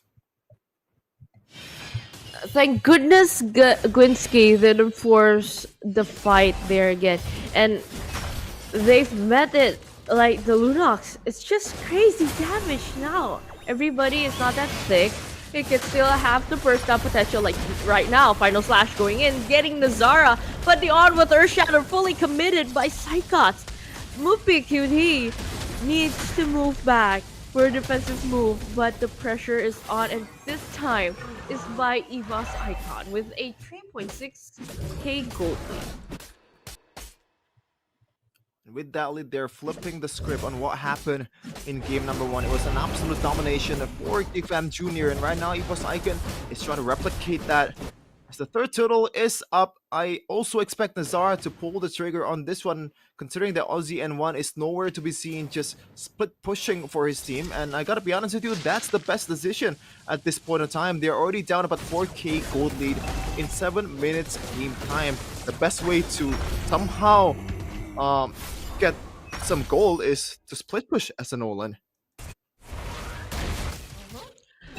Psychot's still doing his job, right? But Anaya is more active, rotating everywhere around the map, and finding out good moments. Just need to follow up pretty quite quickly. So I think in this point, whoever opens up the fight first would actually get an advantage, but you need to be very, very careful on that because the stun potential from GeekFam is also big, and from EVOS Icon, you just need to follow it up right quickly. Because in this game, the Nolan and the Roger is just slowly going in, and even the Okay, there's a bit of play here. Glorious Pathway going in, and even the final slash right on time. Unstoppable for Psychots getting that. And even though they started the war, they couldn't really end it. And Naya taking that kill and even pushing down in the middle lane, leaving only 2 for GEEKFAM to defend quite early. A bit naive there from GEEKFAM Jr., knowing that they're going for a fight in the middle of the map and on a losing position as well, and they're gonna pay the price, a hefty price, almost taken down the bottom tier turret when the Lord hasn't even spawned. Still about 40 seconds left. You can see there, even though the level are the same by OZN1 and also Nazara, the damage difference that they can offer is night and day. The survivability as well. Other than that, I think GEEKFAM Jr. needs to play a little bit more patience. You have 3 heroes that needs to be scaling up instead of just keeping on the forcing the team fights up against EVOS Icon, even with a 6.6k gold lead now, double. I might say from what we've seen before, last mention, and even the Nolan is on the split pushing method now because you really need to take that type of precaution. From EVOS Icon, they kind of spotted out, still focusing on the neutral objective. That I don't think that it would be a good fight if GEEKFAM Jr. decides to just let's go on and take that war. There it is, Nazara. So far in this game, a perfect objective game, objective battle game with this alpha. But GEEKFAM, gotta remember, they are no stranger to come back. They've came back from a 3-0 lead against RRQ Senna. This much lead is nothing for them. Well, it is something. It's gonna be hard for them to come back, but they definitely have the identity and also that mentality and toughness to pull it off as OZN1. Griff Destruction connects on choose OZN1 from the Master from Inaya. Flickers forward, OZN1, one more hit will do it. Is it gonna be a kill? But oh my goodness, one more frame there. But Psychos is already waiting with the recalls as well. A free food for Inaya. That is a cheeky play by Psychos, knowing that you're in front recall a bit, and it's okay. Still a chance, 1 taken down, damage dealer is gone, and now EVOS Icon is getting the push. The Lord is still being dealt with, and even they get the chance to secure this one. First, Psychos opening up a play, onward, Earth Shadow connected off, penalty zone off to 3, and even the Spear of Alpha fully committed onto that. Gwinsky, it's also taken down, a killing spree by the Moscow, and he shuts down trade, but let's not forget that it is still hurtful to go up against Magic and triple for Naya, and the base open, same, 1-1, equal footing for EVOS Icon and also GEEKFAM Jr. 11 minutes and a half in the game number 1. In game number 2, they've came back from that. And it's a 10 minutes and a half from EVOS Icon. They're definitely icons for a reason. There's a reason they won the WCG championship last year in Busan. And they're showing it right now in Indonesia against the reigning champions of MDL ID. EVOS Icon equalizes after that nightmarish performance in game number 1. What a comeback! A lot of things happen. I think it's, other than the draft potential, it's also the I reverse, I'll take your tactic away first for the second game. And they've got to execute that pretty fast, pretty quickly, and pretty nice also. So it's like nicely wrapped for them for game number 2, and it is on to game number 3. So turns out the sequence for game number 1 is broken now. Oh man, making the casters do extra work here, EVOS Icon. I hate you for that, man. Just kidding. Just kidding. We're all welcoming game number 3. It's always fun to see it is going down to the wire because the prize pool for each game. So both team is already securing some moolah here. GEEKFAM ID Junior, they've already secured a 30 million rupiah. Same goes for EVOS Icon after the game number 2 performance. Now the question is, what's gonna be who's gonna be coming home with an extra 40 million rupiah after game number 3? We'll see that in a second for game number 3. And I would actually see, okay, how they try to divide in that prize pool is total 130 for each game. And what happens if it's 2-0? Is it like everything for them? I think it's everything for them. You're right. You're right. It is everything for them. I mean, who's gonna go? You know, if it's 2-0, do they want to give it to us or something? I mean, I'm not opposed to that, but I don't think that's gonna be the case. Math ain't mathin' right now. And I think they really fully done well. There is a 3-game purpose for a best of 3 series, so it's fully unlocked. It's there for them. So I think we won't be getting any bonuses from this game, Sheffin. So the bonus will go to them, and extra 40 of what you said before. Yeah, a fun match. I gotta be honest with you. I don't really expect it to go this way between EVOS and also GEEKFAM, knowing that these two are the pro players supposedly of tier 2, and somehow they lose in a much dominant fashion, is in a much worse fashion than some of the KOL matches that we've seen. It looks like the KOLs are playing as a pro, meanwhile these guys are actually playing the fun matches. Oh yeah, I kind of expect for game 3 to not go this way. At least at the very least, it's gonna be like 14 or 15 minutes, man, because there needs to be some kind of retaliation when you're already down by about 3k gold lead in the early game, because the mentality has to be there, man. You're pro players. You're supposed to have that poisedness, that patience to somehow come back from a very bad situation. But somehow so far, it's always been snowball, snowball, snowball rolling down the hill, and it just crashes down to whether it's GEEKFAM or EVOS Icon. I think on how they performed it first, we can see it a bit again. A recap on the highlights. How they forced up a team fight is just quite early on. Like for example, the Glorious Pathway is out, the Final Slash has been going in. But the follow-up from EVOS Icon, it's just so immense because all of the damage is just there. And GEEKFAM is just forced to just, okay, let's go on defensive mode. But even so, their defensive mode, they since they didn't really get that tanky heroes up in the front lines, like the Hylas, that much HP. So it leaves just like everybody being in the front, and since everybody's mostly squishy, it kind of takes on to the damage, and in the end that even Naya can get that triple kill.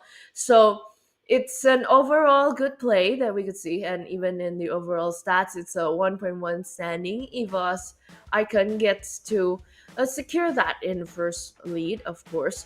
So in the overall heroes, I would say that item-wise, both are not as fully as what happened, even though they have the gold lead before. Anaya, though, already secured 4 core items, and that is all you need for a damage power spike right in the middle game. So on the other side, so far, I won't see that any weird or unique items that popped up here. I think the most unique one here is for Nazara. Even though he's already up about like 8k or 6k gold lead in the mid game, they decided to go for another safety net after the initial Queen's Wings build and building that Winter's Crown. A lot of respect towards the damage dealing potential of GEEKFAM Junior. And you can see here, that's why they're pro players, man. They want to win the game for sure, and somehow, if you get caught out just once, just make a mistake, there is a Winter Crown to save you from that position. That is it. 10k gold lead so far in this game. Very one-sided. And so far, Faye, the one that picks Roger, lose. The one that picks an Edith, they won. So the battle of flexibility right now is won by Edith. And either way, at the end, we have to see how they execute the gameplay on who's the player using it in the end. And I do really agree on Nazara getting that Winter Crown. I think other than for defensive move, it's also a precaution because how he plays is just full-blown Spear Alpha to the front, taking all of the damage. So in the end, if a precaution, if the others can also deal damage, he'll just be in the front, probably baiting out a few important skills from GeekFam Junior. And looking at the overall, it's quite high. The rich guy and Naya, it's 945 gold per minute, and that is what you usually see in the pro scene, and it's quite high, I might say. Yeah, even last match in Friday, M1 from BTR Alpha actually got a rich guy without a single kill amassed. And this is gonna be the MVP for this game. Nazara with the Alpha. With the thrill as well, a fighter item, interesting build here, or emblem choice going for the Impure Rich as well. Just overall trying to enhance his farming potential and DPS in the fights. And also the builds, as I said earlier, it's kind of like, this is the most TikTok-y build that you can think of as an alpha. You have the War Axe, you have the Quince Wings to kind of make an outplay move with the Spell Femmes, and also the safety net in that Winter Crown. And you know, if the game goes on and they have enough gold, just swap it out with the Immortality and the Rose Gold meter, and you are just gonna be fine because you're an alpha against not much of a damage dealing potential from GeekFam Junior at that point of the game. And that is it. Game number 2 is already elapsed with EVOS Icon equalizing 1-1. Now what's gonna happen in game number 3, we're gonna see in a second, Faye.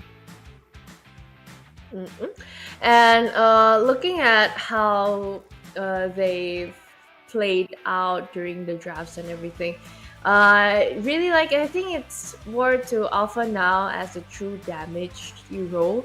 You don't really need to put up a lot of damage there, so maybe focus more on the defensive side. But I might say that to EVOS Icon, you kind of made the alpha an icon back in like MPLID season 13 with Annabelle going up to MPLID, and then even now you're training new kiddos, new youngins to play the alpha also. So I think it would be kind of at first it was a cheese pick, but now I think it's more of a signature hero pool for them, for both of them, I gotta say.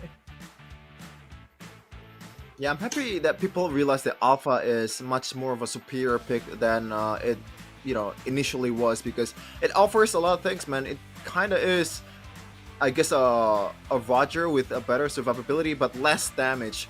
So you can see the reason why a lot of people are very fond of Alpha right now. Even the cream of the crop, the Super Cans, the Kyries are starting to use Alpha a lot more often right now, because when you're up against Highlands, when you're up against the frontliners of the opposing team, you still need that damage to kind of shred down the it's gonna make it work for your team overall with the front to back composition.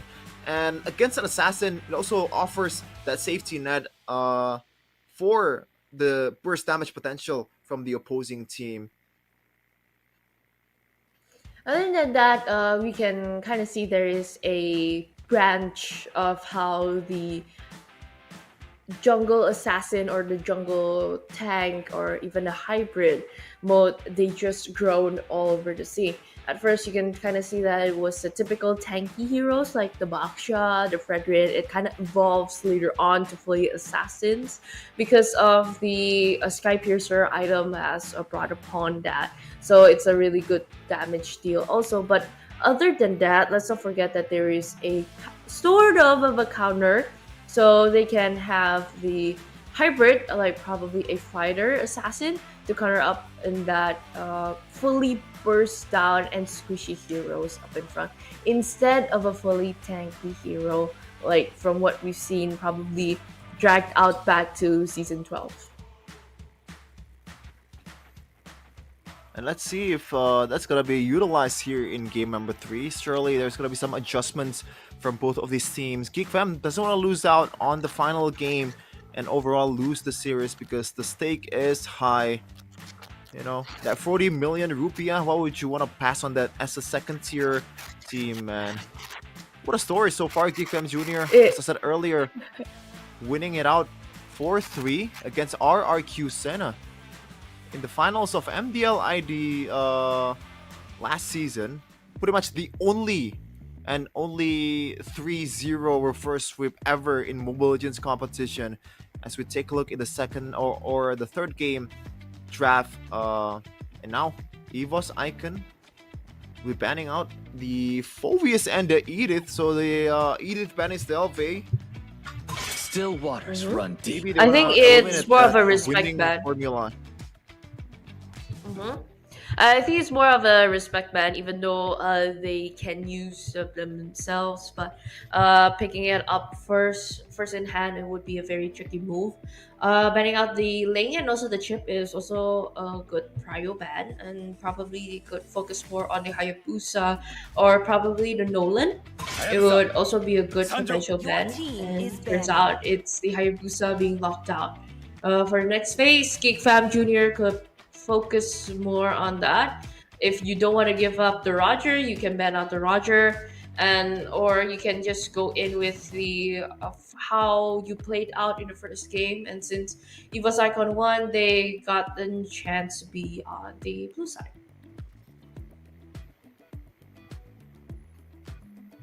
Now the first pick for GEEKFAM Jr. It's going to be, oh no, it's still the banning phase. But is that a yeah? It's a Zushin ban. I thought it was a Lunox ban at first. Zushin. That's why. Yeah. Now EVOS Icon, they have the chance to kind of dictate the draft with the first pick here. But historically, they, at least in the MPL Indonesia Season 14, the one that picks the second, or like the one that picks two heroes in the first phase, are the winners mostly. They have a better win rate overall, and that might be the trend here in WCG 2024 Showmatch between GEEKFAM Jr. and EVOS I will Icon. choose my own path. Your team is picking. I think it's more to the strategical purposes. Like, if you focus more on EVOS Icon, they can get one good Your great team hero. is Yes, picking. but to counter up in that, you only get one. And if you're in the second phase, second turn, second turn, you can get two powerful heroes also. Like, for example, right now they are locking in the Roger and also the Ruby up against EVOS Icon. They can probably focus more on the jungler first if you want to secure on that. But if you're afraid that it'll get countered quite early, so picking up a Aurora or probably a typical burst hero is also good, or even a Vixana will still be a Your fireball. team is And picking. other than that, is also a good pick to pick up the roamer, and turns out they go flex with the roamer and also the gold laner. Interesting that they didn't pick up the Aurora, as you said, Faye, because against a Ruby and also Roger, the Red Riding Hood and the Wolf, usually a lot of control will do you a lot of good, because these heroes are very, very tanky, and what they really offer is that lifesteal and spell fam that is already built in from the item that they're gonna build. So Aura helps a lot, but they have some kind of CCs and control here already with an Arlet and the Tigreal. The minus part is right now the Arlet and pretty much the whole composition of EVOS Legends is already read out. They only Your need team is a banning. jungler and also mid laner to top off the composition. And Aura is going to be picked up by GEEKFAM Jr., knowing that EVOS Icon doesn't want to Sir, bite on it. What's your command? Your team is banning. And since they didn't bite on that mage, they will focus more on that. Second banning phase, Fanny is taken out from the game because EVOS Icon, they don't show the jungler yet. They could probably ban out a Minotaur or even Terizla would be a good pick to just initiate on that gameplay to follow up with the team fight. Because if there is some, for example, if they have like a Minotaur, even Terizla, it's just really full blown forced team fight from GEEKFAM Junior's side. And for EVOS Icon, I may say it's a good thing that they can have the stun CC chain from Arlet and also the Tigreal. They really need that burst potential other than just a Harith. So next to probably ban out a Nolan if you want to do that for burst potential for EVOS I didn't Icon. cure the Or probably pain. another Your team gold is laner banning. should be good. Oh, Valentina. It's gonna be mid laner instead on that Valentina. Just wanna give the Valentina the room to be creative on the approach. The Frigid Glacier can be stolen. The Unfunded is also a really good CC to steal with the IMU. And meanwhile, we saw it in MPL ID so far. Moreno and Sounds mostly they try to utilize the wolf form transformation from the Roger.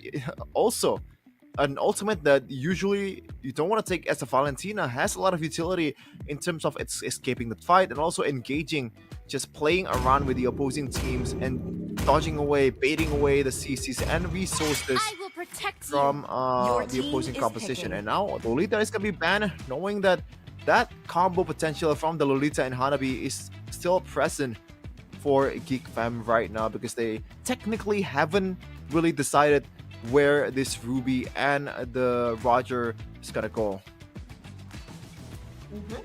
I do really a good say, but on my take here,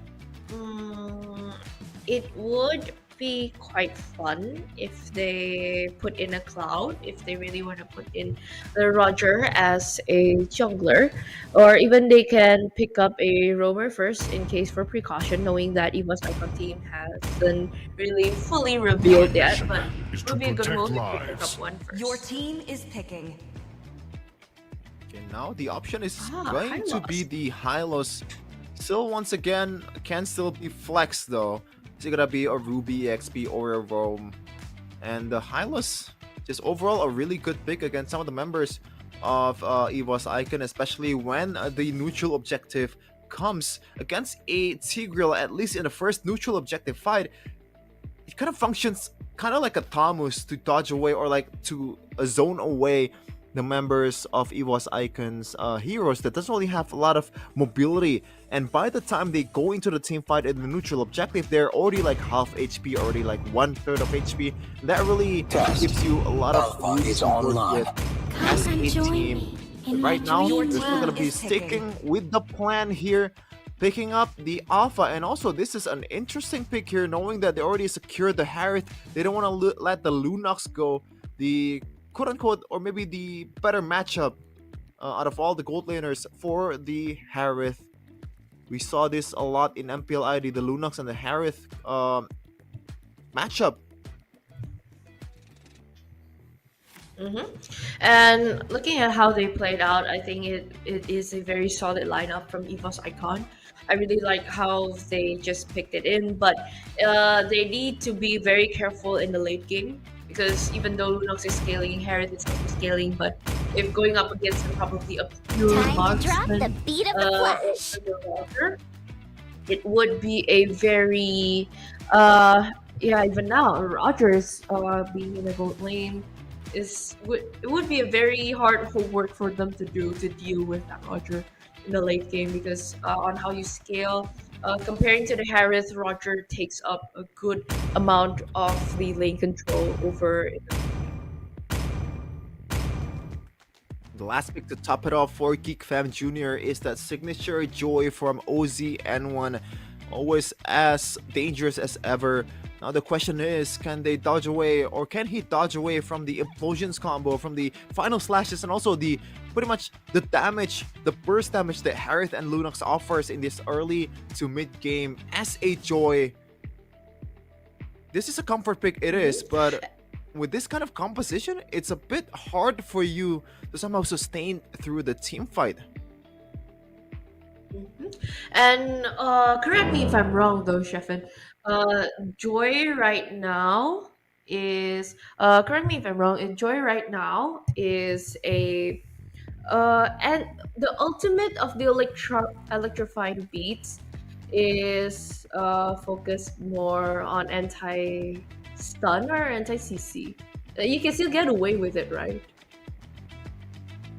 There is some window that gives you anti-CC, but overall, it's kind of like the nerf of Nolan when you have pretty much built-in Purify, but now it's gone. That's why Tigreal is usually used to counteract the Nolan, which you know, in like 3 months before, no one ever thought of that. The Nolan getting countered by a Tigreal, not even a point lock CC, it's an AoE CC that's supposedly easy to dodge as an assassin, but now you are very much prone to getting CC'd most of the time as a Joy and a Nolan. So you have to play it very, very carefully. But once again, as I said earlier, Vey, OZN1 is very known for his Joy, and I've casted one of his matches with this hero. It is pretty much dangerous.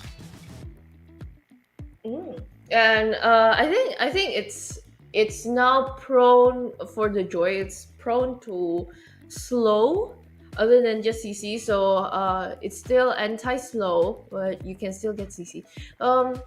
For Tigreal, I might say save your implosion for good timing, because if once it's gone, the Joy can just enter very freely, roaming around into your back line, or even deal a lot of damage in the early. So let's see how the occasion that they choose to play will rise up or not, because it is kind of back to the first game tactic. You have to focus on the burst potential, you have to focus on the early game. If you couldn't really get that momentum, you need to switch it out with the Roger. But at the same time, both gold later and also jungler needs to have to scale to the late game. So it would be very hard in the early, but I'm sure that they could really do it, because the Joy is kind of an enabler.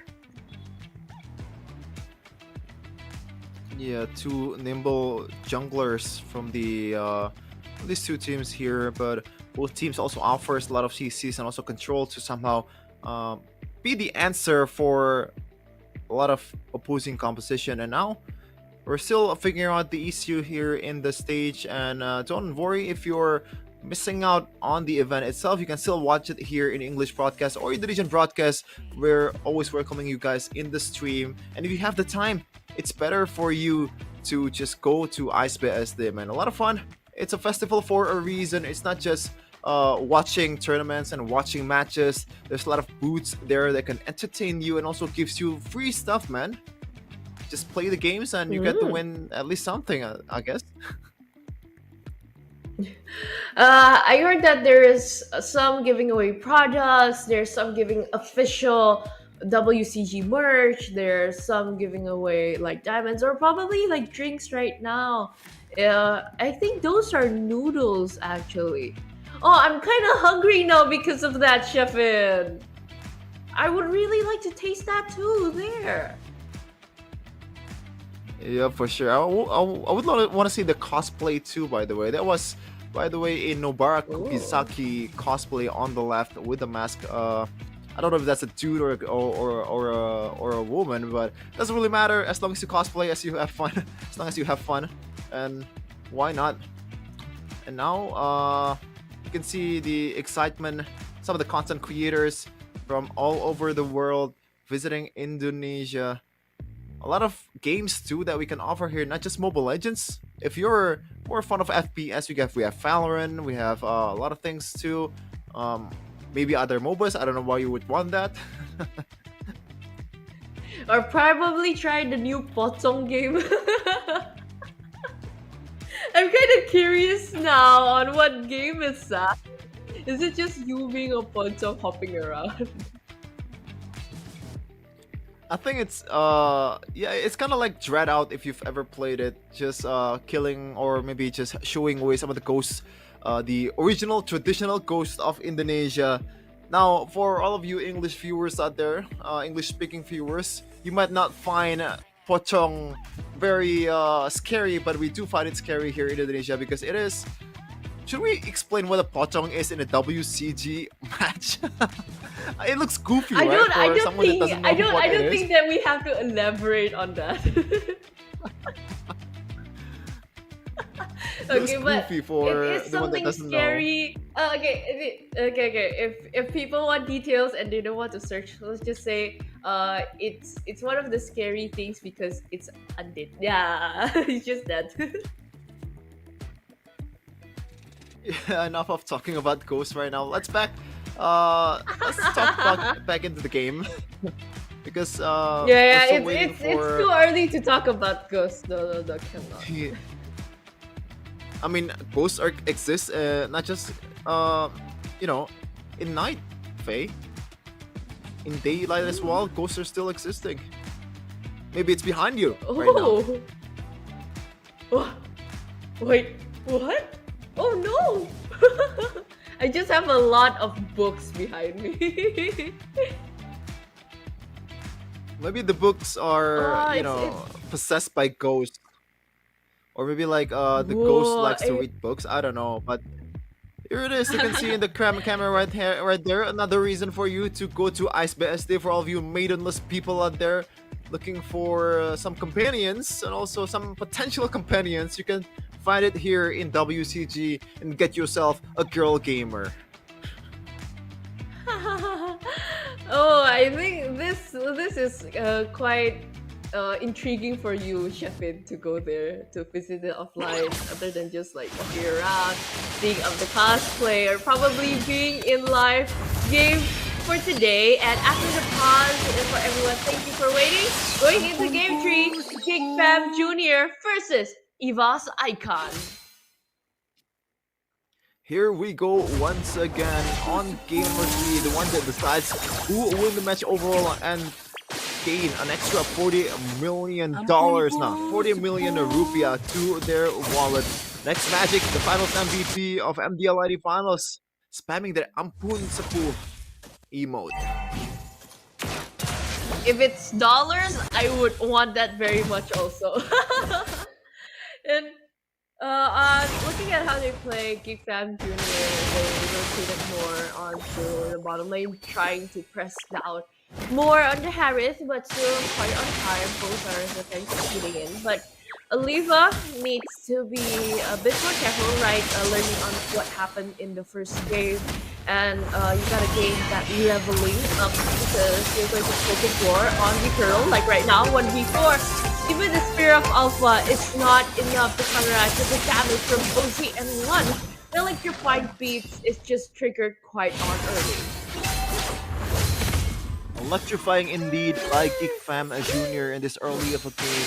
Lightning quick takeoffs towards pretty much the most sought member of the opposing team in EVOS Icon, and now they're behind, or maybe behind in EXP. OZN1 will use the electrified beats just to secure the Lord and the Retribution as well.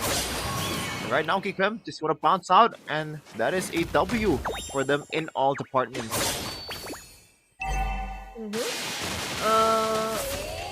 Looking at how they just try to maneuver all the way around on the lane, there's so far nobody dictating at all. It's just a bit of a taunting there, right in the middle lane. So overall still okay. Explosion connected in, but a Frigid Glacier also triggered out. A Flicker move on for defensive by Ruby. It's just taken out with all of the burst potential with a brilliance of an orb. Deposit gets to deal a lot of damage, but in the end, Ruby gets the kill. Too quick trigger there, or trigger happy for Aleva on that Flicker Implosion. Not really the worst, the best target to go for in that Ruby, but the covers from X Magic was also phenomenal, and OZN1 quick on the uptick, getting the kill. Second kill so far in this game for GEEKFAM. And by the script, Vey, if you get the kill in the early game and win out on the first few minutes of the game, it is gonna be a W for you going forward. And because of that, I think at this point, it's game number 3. They're just having fun with it so much. And I really like how they are layering down the full CC, the slow effects, from the Glorious Pathway is not popped up yet in the early game, but slowly they are rotating. Both are just keeping eyes on each other, but hey, here's a middle play here to possess. Sadly, needs to be taken down also, but Psychots, even roving down to the middle from Aliva, didn't get to pull in anybody yet. Make plays are quite tricky right here, but Psychots is still on the best going. Stunning at everyone, but Aliva trying to find a play. I think no one is fully committed because Nazara is eyeing on that turtle. Also, Gensky right in the middle, but the Glorious Pathway is opened up right in the middle, stunning everybody in, but also taking down the turtle. Still on half HP. Curve Alpha didn't connect to anybody, but the Frigid Glacier taking it down into 3, and even a full blow by Deltran gets the kill, and even a double pull out for a 3. Psychos gets it, and Gutsky is taking it down. A lot of trades happening, but frozen in on deficit. is not able to move back, leaving Psychots by himself, but is trapped between 1 versus 2. Ruby Cutie pulling it in, final slash committing into 2, and still getting a kill with a make play from this. Magic is just trying to chase on, but Zeltron is there to finish the job. Wow, really good last-ditch effort there by Psychots. 1v2 on a low HP, making it happen for EVOS Icon. But overall, Faye, looking at the gold difference there, it's still a winning team fight for GeekFam Junior. Although EVOS Icon got the turtle, meanwhile Zeltron is gonna get engaged onto the bottom lane. I don't know if he's gonna survive from this one implosion, but there is a Purify to dodge away from the CCs. It looks like it's gonna go down with one more hit, but going in again once again with the Lycan bounce. Meanwhile, DBZ will go out with the Order of Brilliance, and that is a winning trade finally for EVOS Icon. Okay, to equalize on the gold lead, but still it's more on GeekFam's side. Ruby Cutie almost initiated a team fight, but knowing that 3 others are still focused on the turrets, so it wouldn't be any more a force of team fight. I really like how I was really shocked at how the Purify was used like on the right timing. They didn't really layered out timingly wise, like the implosion going in and also the final slash cursing it out right now. Brilliance of Order getting in, but the Frigid Glacier didn't get to hit anybody. Deficit right in the middle, taking all of that damage, and even Nazara couldn't equalize on the damage given out by them because they need to force the team fight out in the turtle. Oliva cannot be picked out right now. And right now, looking at the turret health here, both teams already secured 2 auto turrets in both sides. Now OZN1 is already pulling the trigger on towards the turtle. The rest of the members are still gonna catch up. Gwinsky already low HP, but still gonna... Oh, final slash towards the backline by Psychots, just wreaking havoc in the backline. Meanwhile, it's gonna be EVOS Icon just wrecking everyone from GeekFam's side. Mookie Cutie will try to get away with his kills, and also don't run Wolf King, but he has to run instead. One more hit will do it. It's gonna be Alefa somehow getting the last hit. Right now, Zeltron is gonna get jumped on by Nazara, and that's gonna be EVOS Icon once again winning the fight for the 2nd time in a row. Keep on securing the neutral objectives while getting a lot of kills also. EVOS Icon is really just on the roll right now. And I think since they've gotten that momentum, they cannot just give it out like that. Looking at the item build so far from the gold, it won't really give out that much of a difference. It's still more of a template on the Joy, still got a Stadium Shite. Probably you want to go on a Holy Crystal after this for a more magic power potential. And even the Arlet just straight went on getting a Radiant armor. I think it's just fully respecting on that. Instead of the typical, probably the first War Axe or probably a Hunter Strike for damage purposes. And even just a single physical blade there, I would see. I think that's just enough for Cycles to initiate up a team fight because knowing that the others can also initiate on it very much. And while Gwinsky with a glorious pathway looking for an engage here towards the Harriet. OZN1, the electrifying beat, still a lot of damage on towards the members of EVOS Icon, but it's gonna be Alefa going in the turret. The tower taking a bit too much there, but it's gonna be EVOS Icon still surviving in all occasions. Psychots just going in and out with a vengeance. Meanwhile, it's gonna be Lycan bounced by Zeltron, getting one. It's X-Magic actually dealing the last hit for GeekFam. And once again, EVOS Icon still rolling and rolling. Other than rolling, I think in that one play it's quite greedy, I might say that, because you know you probably can get the Roger, but at the same time there's the Aurora backed up, and sadly Psychos got frozen in the middle of the Frigid Glacier, so I couldn't really fully pull out that play with the vengeance. But let's still focus on neutral objective after neutral objective. They keep on getting that. Glorious pathway has been popped up. The Lord is getting in by Nazareth, and even the Spear of Alpha committed. Final slash onto the back. X-Magic is still able to escape. The Frigid Glacier didn't hit anybody, but I think that is enough for the fight. They got what they wanted, and they cannot overextend. Uh-oh, OZN1 Still trying to recall on that top lane push as Quincy secures the Thunderbelt in this bit late part of the game, so the stacks is gonna have to wait for the later part. And once again, Nazara still rocking the same build as game number 2 with that War Axe Queen's Wings towards the Winter Crown combo, knowing there's a lot of control that is going to be offered by GeekFam's side. Now the top lane turret and also the mid lane turret's passive is already gone. The Lord is still marching down to the bottom lane. A good wave management by EVOS Icon. They're still waiting and somehow milk the clock for this Lord to come down at the perfect time.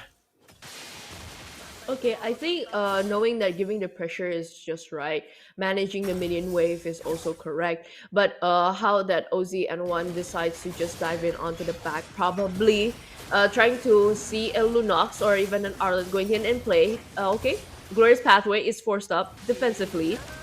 Levi is pulled in, but even the I'm Offended is committed in with the Spear of Alpha going into 2, bursting 2 down with Lanaya getting in the Frigid Glacier. Zeltron gets to take 1 kill and they still want to follow up. Ozzy is still hungry for blood, but Muli Cutie and also our friends from EVOS Icon, they choose to move back. Good decision from GeekFam to pull back there after they kind of like smell the blood, but they forgot something. Aleva still very healthy in terms of resources. They still have that Flicker Implosion combo, and if they were to go for that, I think the game would have ended by now. So a good discipline being shown by the reigning MDL champs, but the opponent is the WCG reigning champ, so it is technically their home ground here, their competition that they've already experienced it. And now we're gonna be a jungle battle. Nazara will just secure this purple buff without any contest whatsoever. Pressure is still on, definitely, from EVOS Icon, how they try to clear out the minion waves. And again, shout out for OZN1, how he maneuvered over going from the back, didn't join up the team fight because knowing that 4 other players have more of a high ground defensive move. And I think they are just both buying time to see if they can get the Lord or not. So it will be more of a secure push for the last gameplay, so they can execute it quite well to finish out the game for EVOS Icons, or they would like to try to contest it from GeekFam Junior.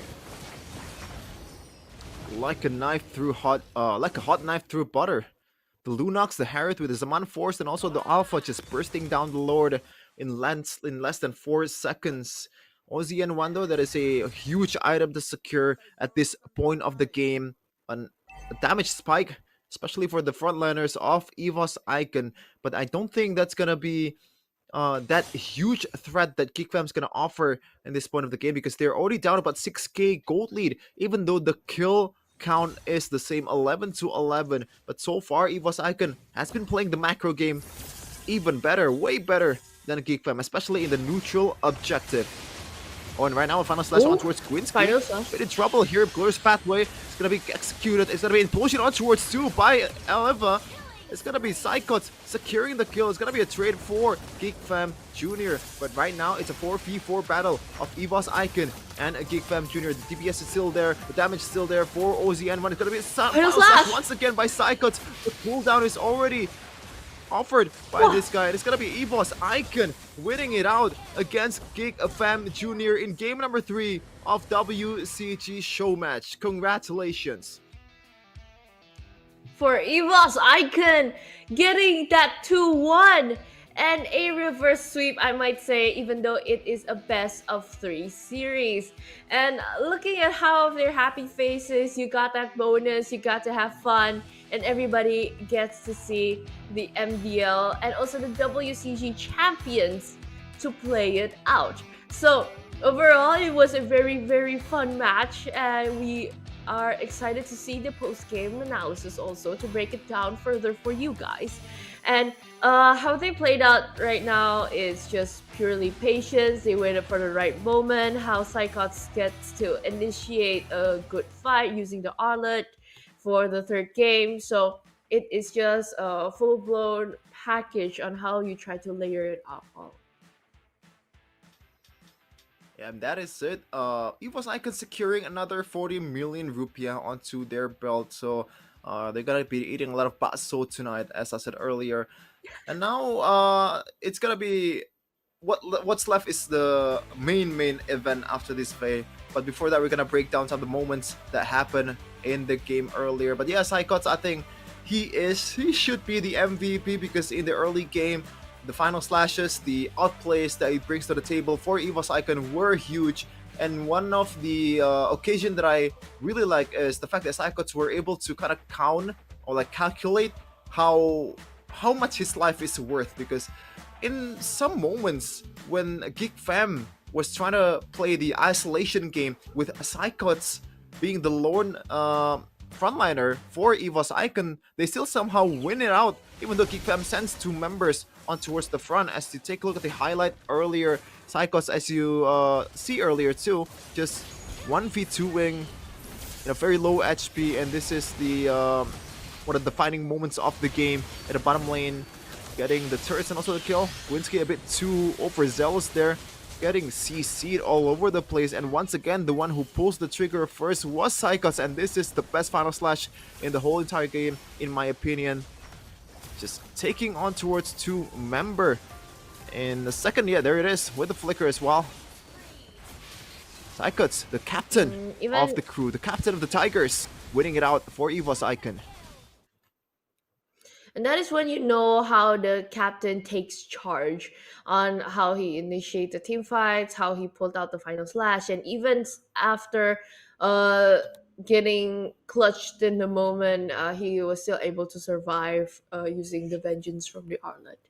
So overall, it's still quite unique on what you said before. Alpha is still on the template build, but I think it is more secured onto the radiant armor first, because respect, of course, for X Magic and also the Joy on the N1.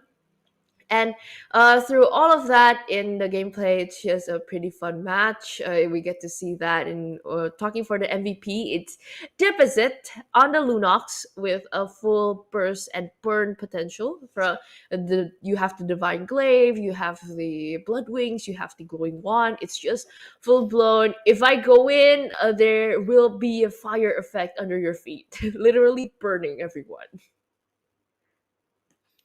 Yeah, and you can see the importance of magic defense. Even Gwinsky as a Hylos completed the Athena shield right away after the Elegant Gem. So you can see that Harith and also the Lunox, the combo or the matchup that we usually see in the gold lane, somehow made work by EVOS Icon in this case.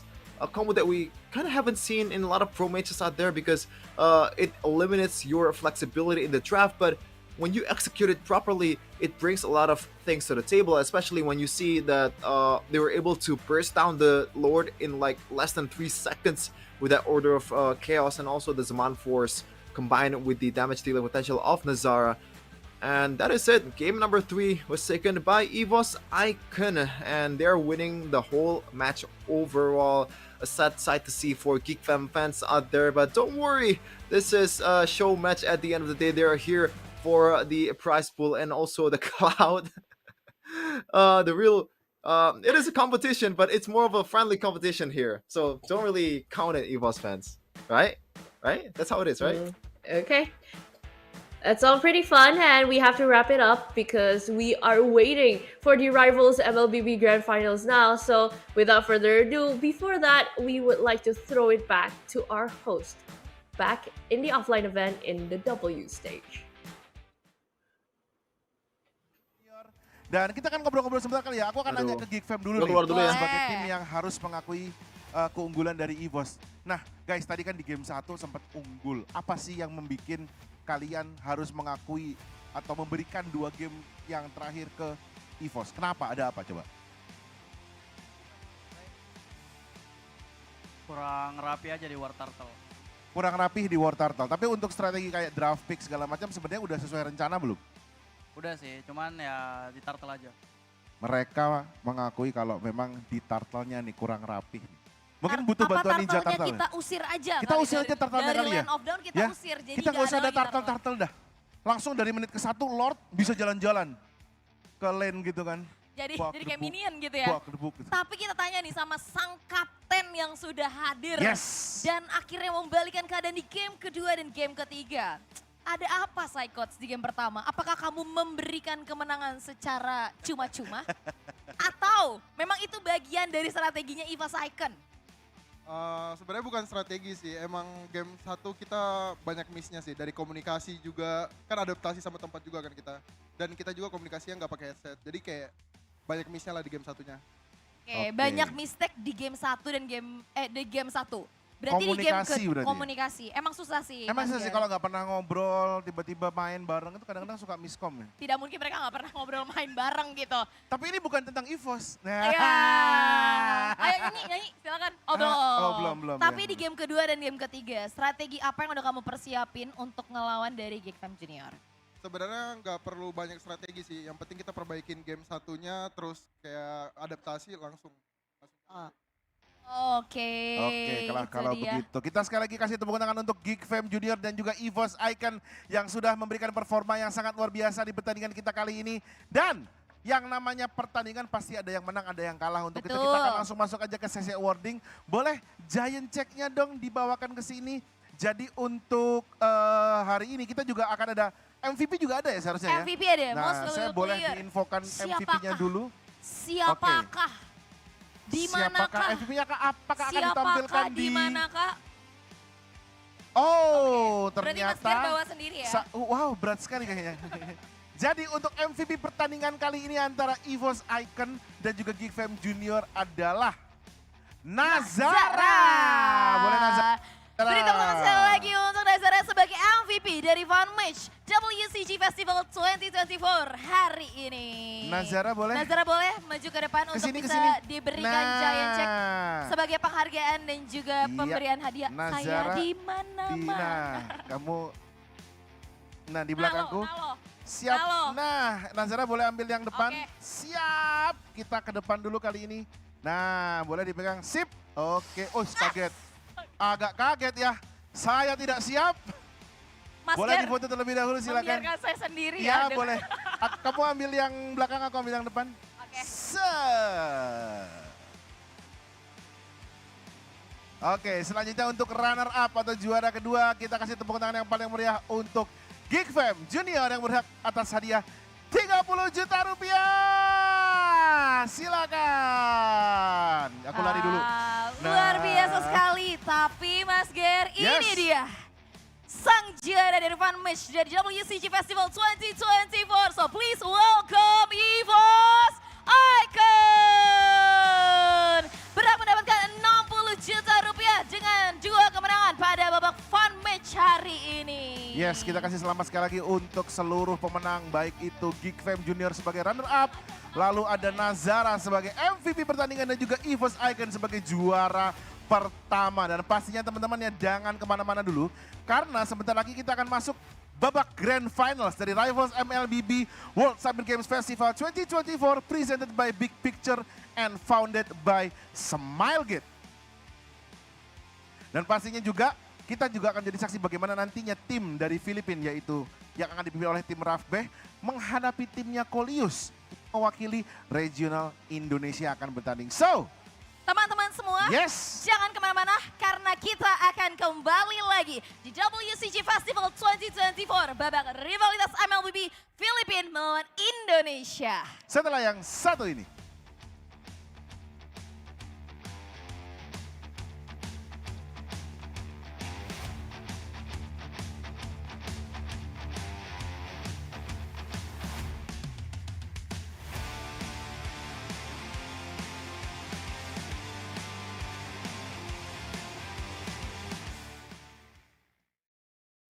This is your captain speaking. Thanks for playing with us. Have a great day.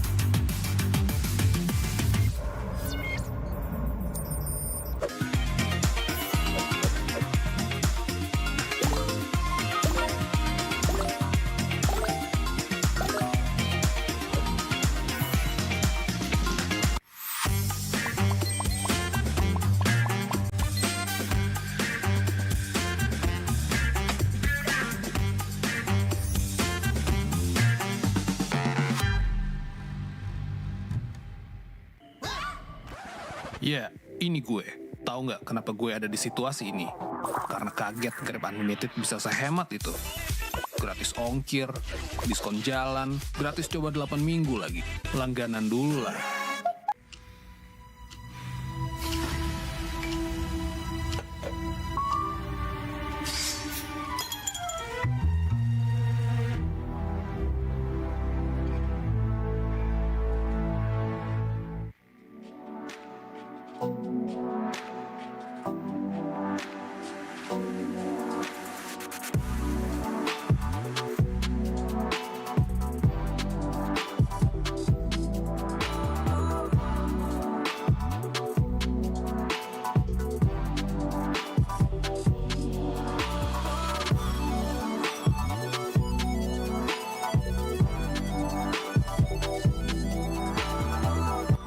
Rayakan hidup dengan Tango Wafer.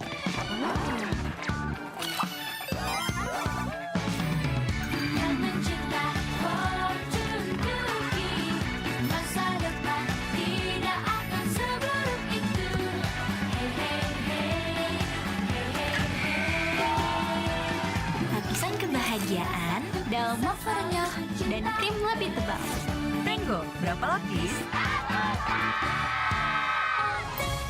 Bayangin deh, masa iya? Demi kota aku sampai rela nggak jajan. Demi kota, aku sampai rela kemana-mana jalan kaki. Demi kota, aku sampai rela nggak nongkrong. Halo sayang. Sayang, aku jalan dulu ya. Masa iya? Demi kota, aku sampai rela skip malam mingguan sama ayam.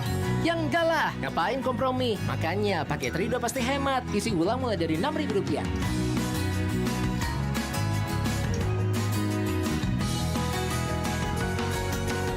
Pakai Tri, nggak pakai kompromi. Ya, ini saya. Kenapa saya ada di situasi ini? Karena kaget Grab Unlimited bisa sehemat itu.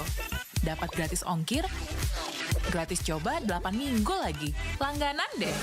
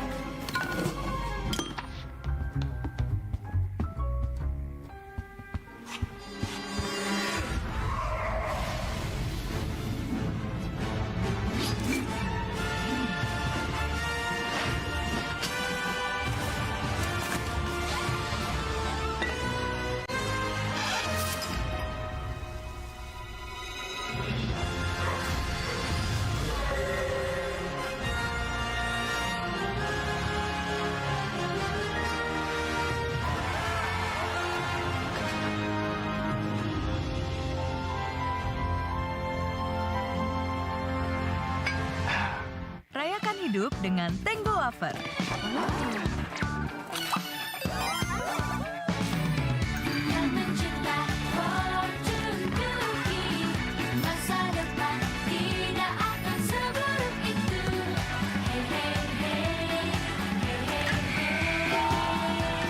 Lapisan kebahagiaan dalam wafernya dan krim lebih tebal. Tango, berapa lapis?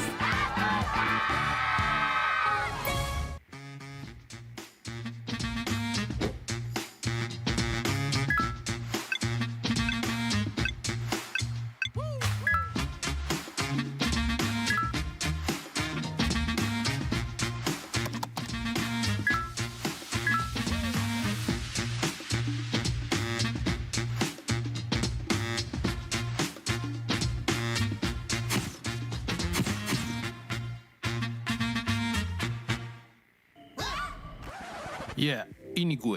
Tahu nggak kenapa gue ada di situasi ini? Karena kaget Grab Unlimited bisa sehemat itu. Gratis ongkir, diskon jalan, gratis coba 8 minggu lagi. Langganan dulu lah.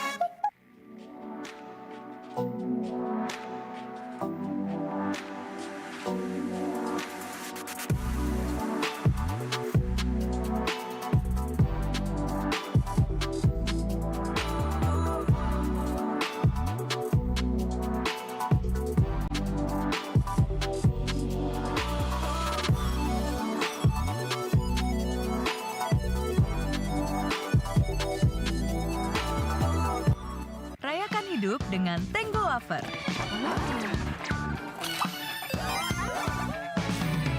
Yang mencinta fortune cookie, masa depan tidak akan seburuk itu.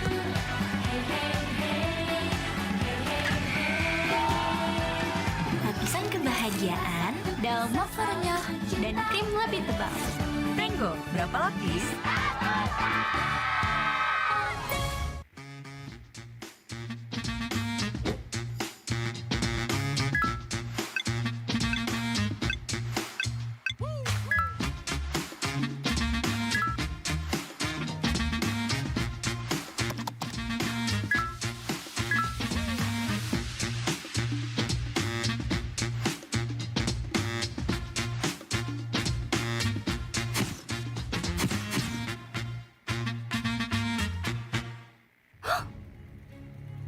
Ya, ini saya. Kenapa saya ada di situasi ini? Karena kaget Grab Unlimited bisa sehemat itu.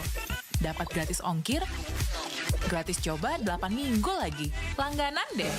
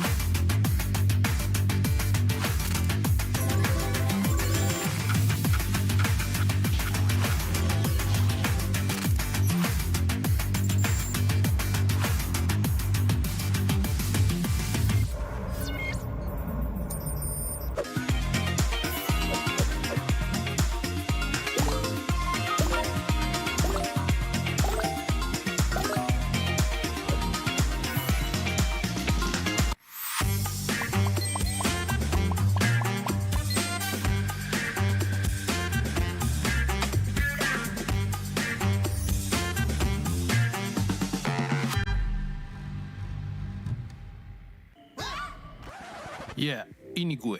Tahu nggak kenapa gue ada di situasi ini? Karena kaget Grab Unlimited bisa sehemat itu. Gratis ongkir, diskon jalan, gratis coba 8 minggu lagi. Langganan dulu lah.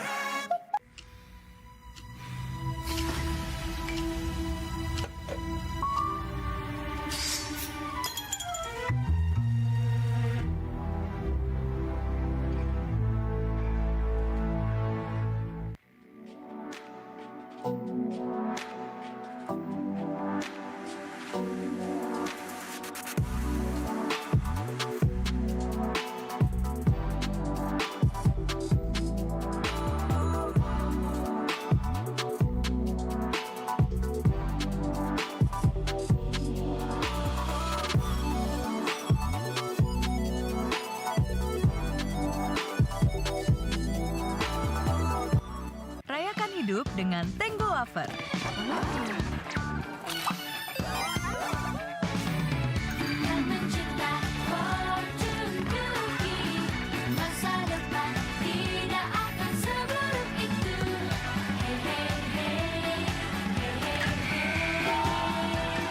Lapisan kebahagiaan dalam wafernya dan krim lebih tebal.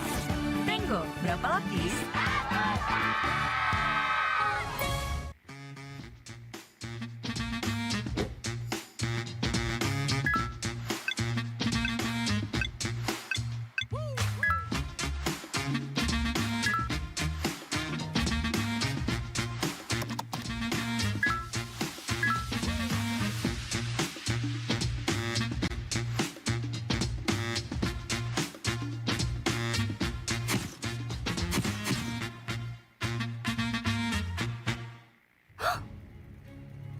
Ya, ini saya. Kenapa saya ada di situasi ini? Karena kaget Grab Unlimited bisa sehemat itu.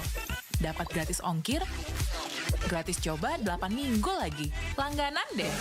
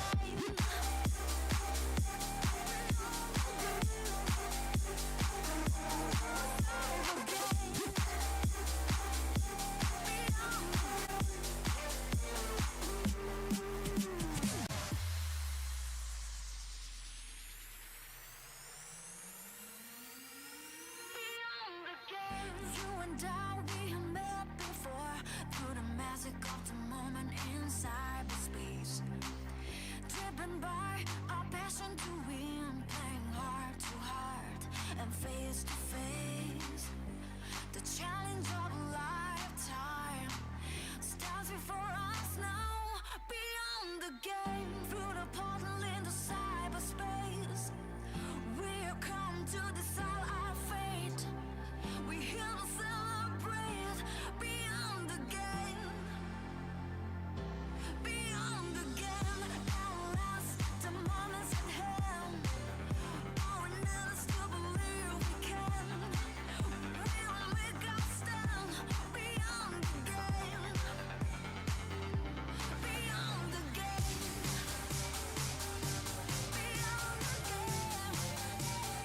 The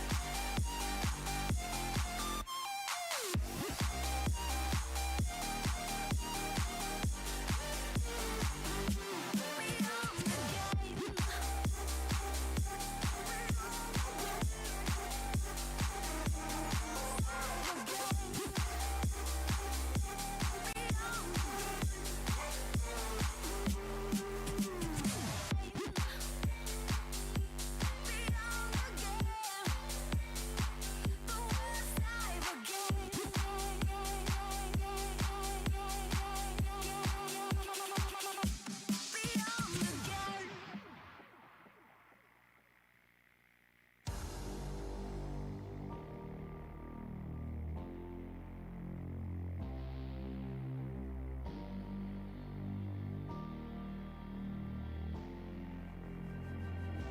beyond the game, through the portal into cyberspace, we have come to decide our fate. We here to celebrate. Beyond the game, beyond the game, outlast the moments ahead. All we need is to believe we can. We will make our stand. Beyond the game, beyond the game, beyond the game. The world's our game.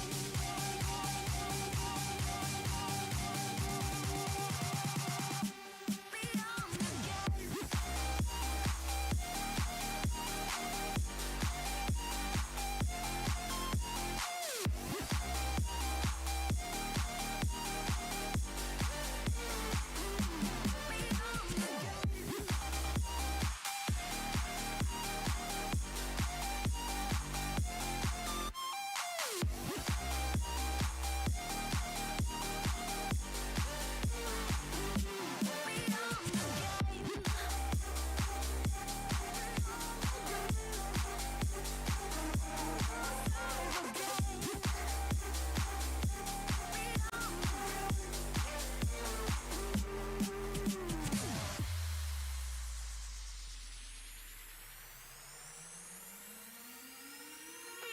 the game. You and I, we have met before, through the magic of the moment in cyberspace. Driven by our passion to win, playing heart to heart and face to face. The challenge of a lifetime stands before us now. Beyond the game, through the portal into cyberspace, we have come to decide our fate. We here to celebrate. Beyond the game,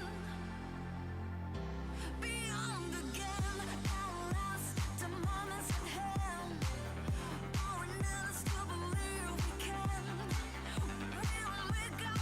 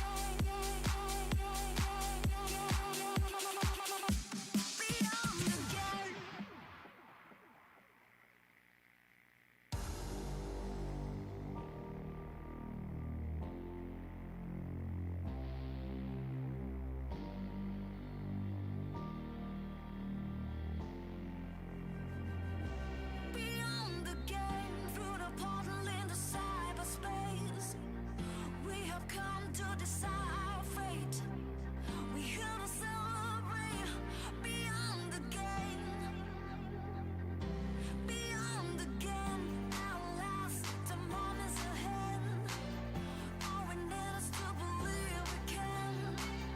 We will make our stand beyond the game. Beyond the game. Beyond the game. Oh, we'll save the game.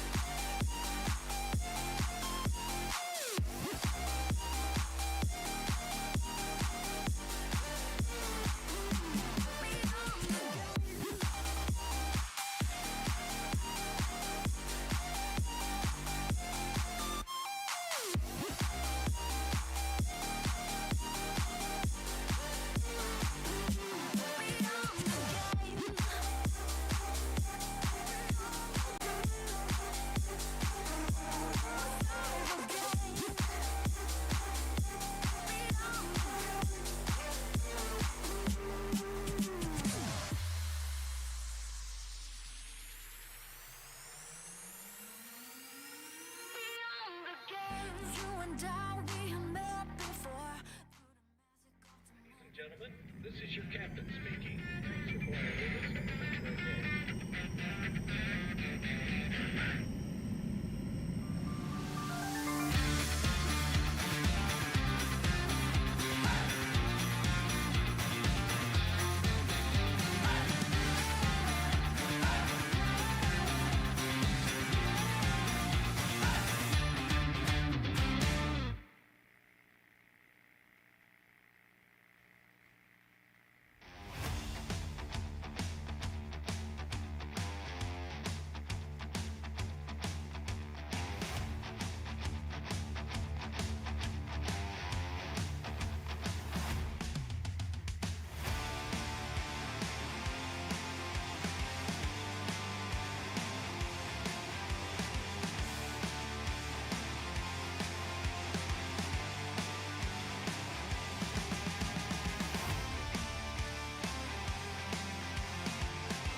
Akhirnya, yang ditunggu-tunggu telah tiba.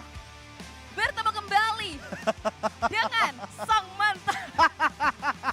Dengan Kembali Mas lagi kali Greg. ini teman-teman, luar biasa sekali kita sudah menyelesaikan rangkaian yang pertama. Betul sekali. Ya, tadi ada pertandingan Mobile Legends untuk Showmatch antara GEEKFAM Junior berhadapan dengan EVOS Icon.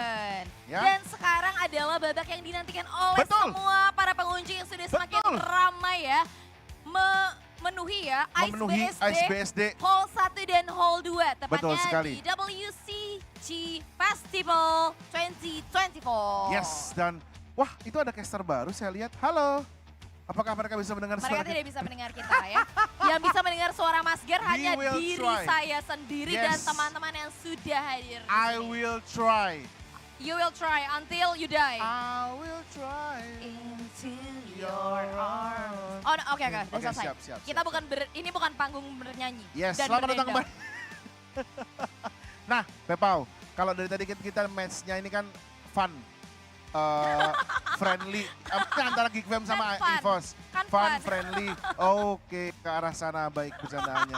Oke, tapi kali ini kita akan menyaksikan yang seharusnya match-nya lebih kompetitif. Wow, what is Karena- that? What is that? What is that? What is that? Jadi kita What is sudah that? masuk teman-teman di babak Grand Final untuk Rivals MLBB di World Cyber Games Festival 2024 presented by Big Picture and founded by Smile Game. Ya, dua region, dua negara ini sudah siap untuk bertanding. Mereka sudah melalui berbagai tahapan dari mulai pendaftaran, registrasi, setor foto, tornik, habis bukan. itu tes fisik. Itu susah.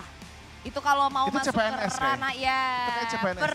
perusahaan pemerintah Nah. Republik Indonesia Nah, ya lebih tapi mereka tepatnya. tidak Jadi kalau melakukan hal kalian itu. mau cari tahu infonya bisa langsung follow Instagramnya @imasger. Oke. Jadi mereka sudah menyelesaikan segala macam babak kualifikasi dan kemarin mereka juga sudah menyelesaikan babak semifinal. Betul. Yang mempertemukan antara dua tim dari Indonesia dan dua tim dari Filipina. Tapi apa sih Mas Ger yang berbeda? Kalau kemarin kan mereka ketemu sesama tim dari negara mereka masing-masing. Dan hari ini yang berbeda adalah memasuki babak final nantinya dengan Best of 5 Series. Betul sekali. Mempertemukan dua budaya Dua berbeda. negara berbeda juga. Ya. Dengan gameplay yang berbeda juga. Betul sekali. Kita akan mempertemukan Krisdayanti dengan Maribeth. Wow. Referensinya Dan sangat terjadi lagi. Nah, sangat saya luar cuma bisa biasa. nyeluh gitu ya. Tua sekali ya. Kita tanya, ada nggak sih yang masih tahu Maribeth? Maribeth? Maribeth nggak Bu?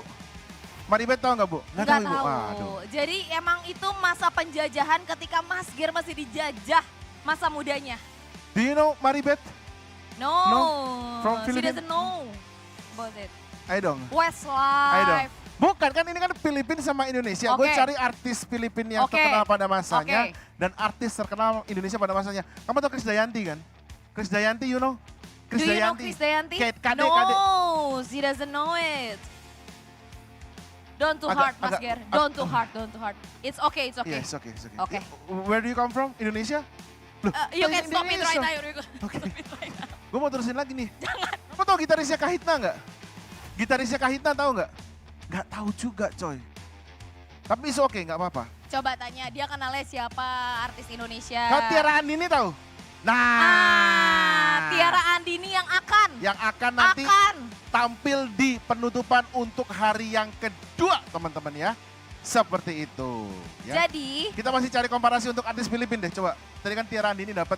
semoga kita doakan bersama-sama Mas Ger ini bisa teringat akan artis-artis yang lebih terkenal lagi di Filipina ya. Jadi sembari Mas Ger punya waktu sendiri untuk me time-nya, kita bakal ngobrol-ngobrol lebih lanjut. Jadi buat teman-teman semua yang sudah hadir di ISBSD Hall 1 dan Hall 2, jangan lupa nih sebelum pertandingan rivalitas di antara kedua negara ini akan bertanding, kalian juga bisa mampir ke stage C dan juga stage G, dan juga kalian bisa mengikuti activity-activity yang ada di booth-booth area sekitar dari WCG Festival 2024. Yes, ya teman-teman ya. Dan kita mau kasih apa ya istilahnya ya, apresiasi yang setinggi-tingginya untuk kedua tim yang akan bertanding. Karena mereka akan memperbutkan hadiahnya, yaitu untuk juara pertamanya adalah 100 juta rupiah. Aku udah gak mendengar. Aku tahu 100 juta rupiah itu fantastis, bombastis. Betul. Luar biasa sekali angka yang akan diperebutkan oleh masing-masing tim. Oke. Ya udah kalau gitu kita akan langsung aja memanggil kedua tim yang akan bertanding. So, ladies and gentlemen, once again please give it applause for team that will compete for today. Jadi kita kasih tepuk tangan yang paling meriah untuk tim yang pertama hadir. Inilah dia, tim Indonesia!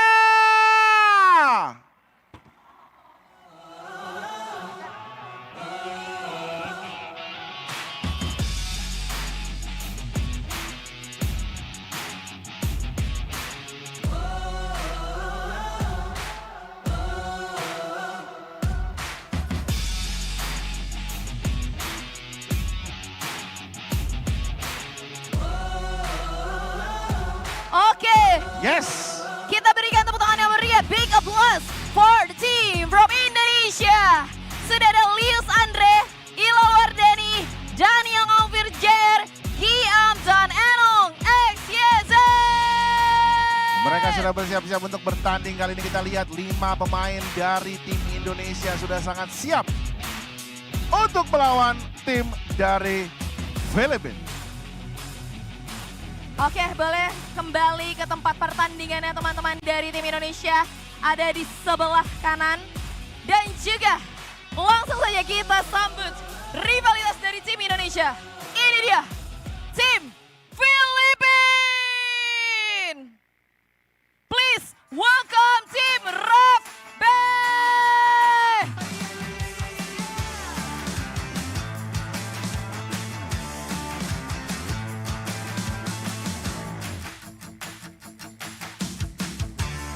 Listener for tim RUPIAH. Kita punya RUPIAH, MRP Legends, Pilia Gaming, Hans Galendes, and Dani Kazuazo. Beri tepuk tangan yang meriah sekali lagi untuk teman-teman dari tim Filipina yang sudah hadir, yang akan bertanding melawan tim dari Indonesia. Wow.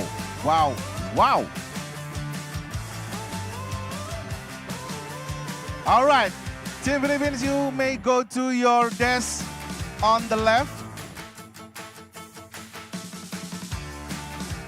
You may go to your desk on the left. Oke. Jadi kita akan segera wawancara dengan kedua tim kalau begitu.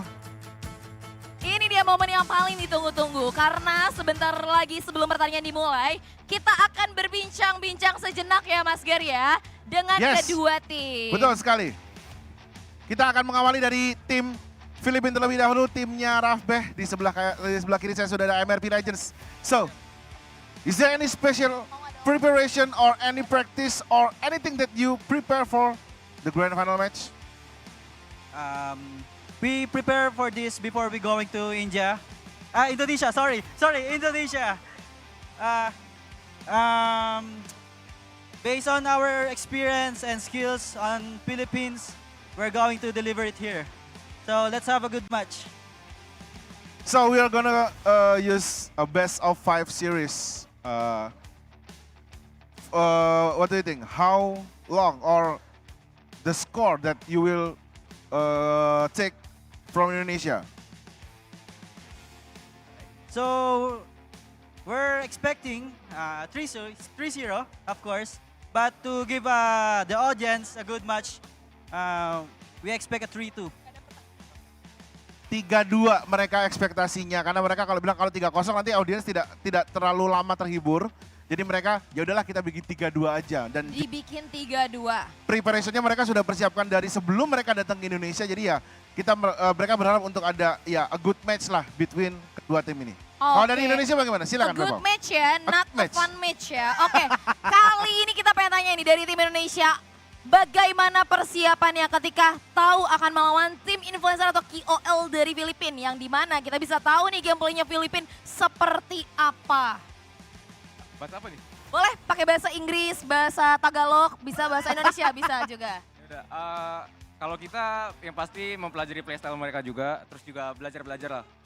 Ngeliatin gimana cara ngimbangin merekanya juga. Oke. Coba Kolius jelasin pakai bahasa Tagalog. Oke, boleh Kolius pakai bahasa Tagalog diterangkan. Lang Malakas.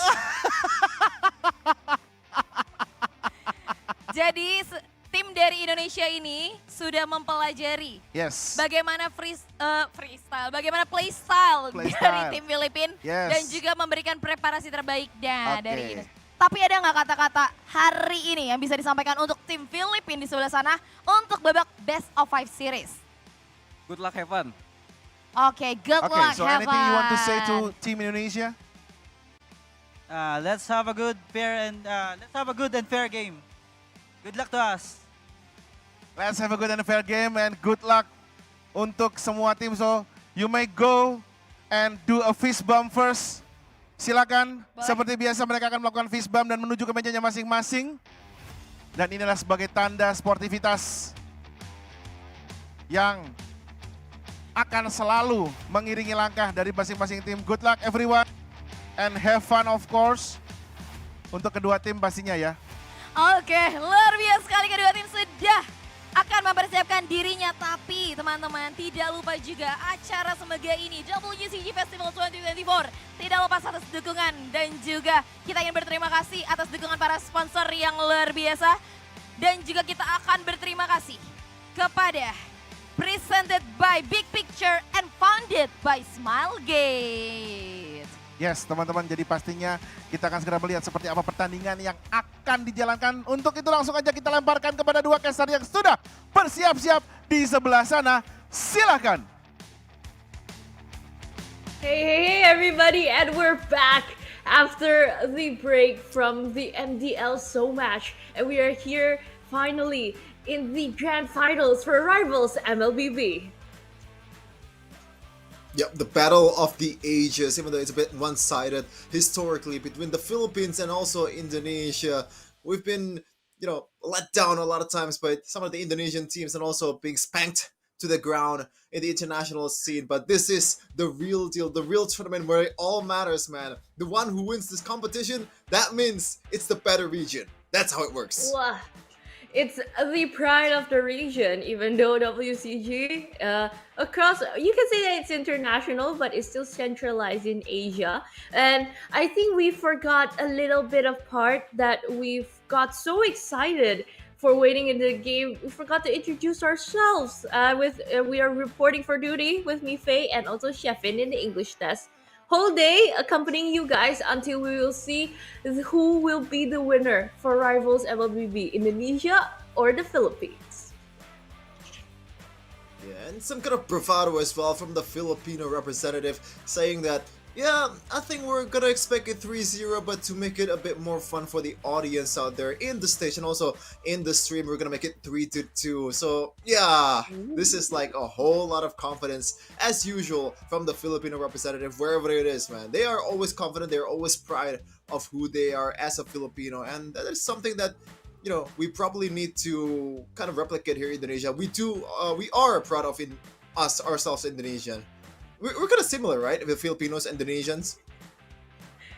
For language-wise, it's similar, but when you hear about it, it's so different.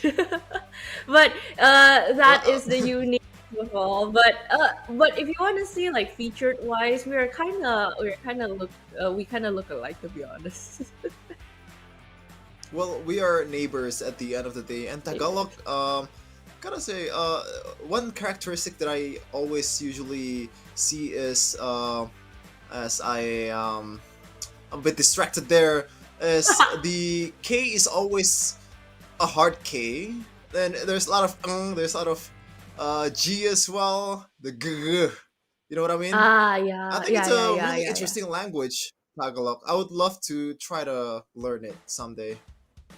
Okay. It's good for you to want to learn new languages, so you can communicate with our neighbors from other countries. Will be more easier for us. The only thing that I know is like mahal kita. I think that means I love you. It's something like that.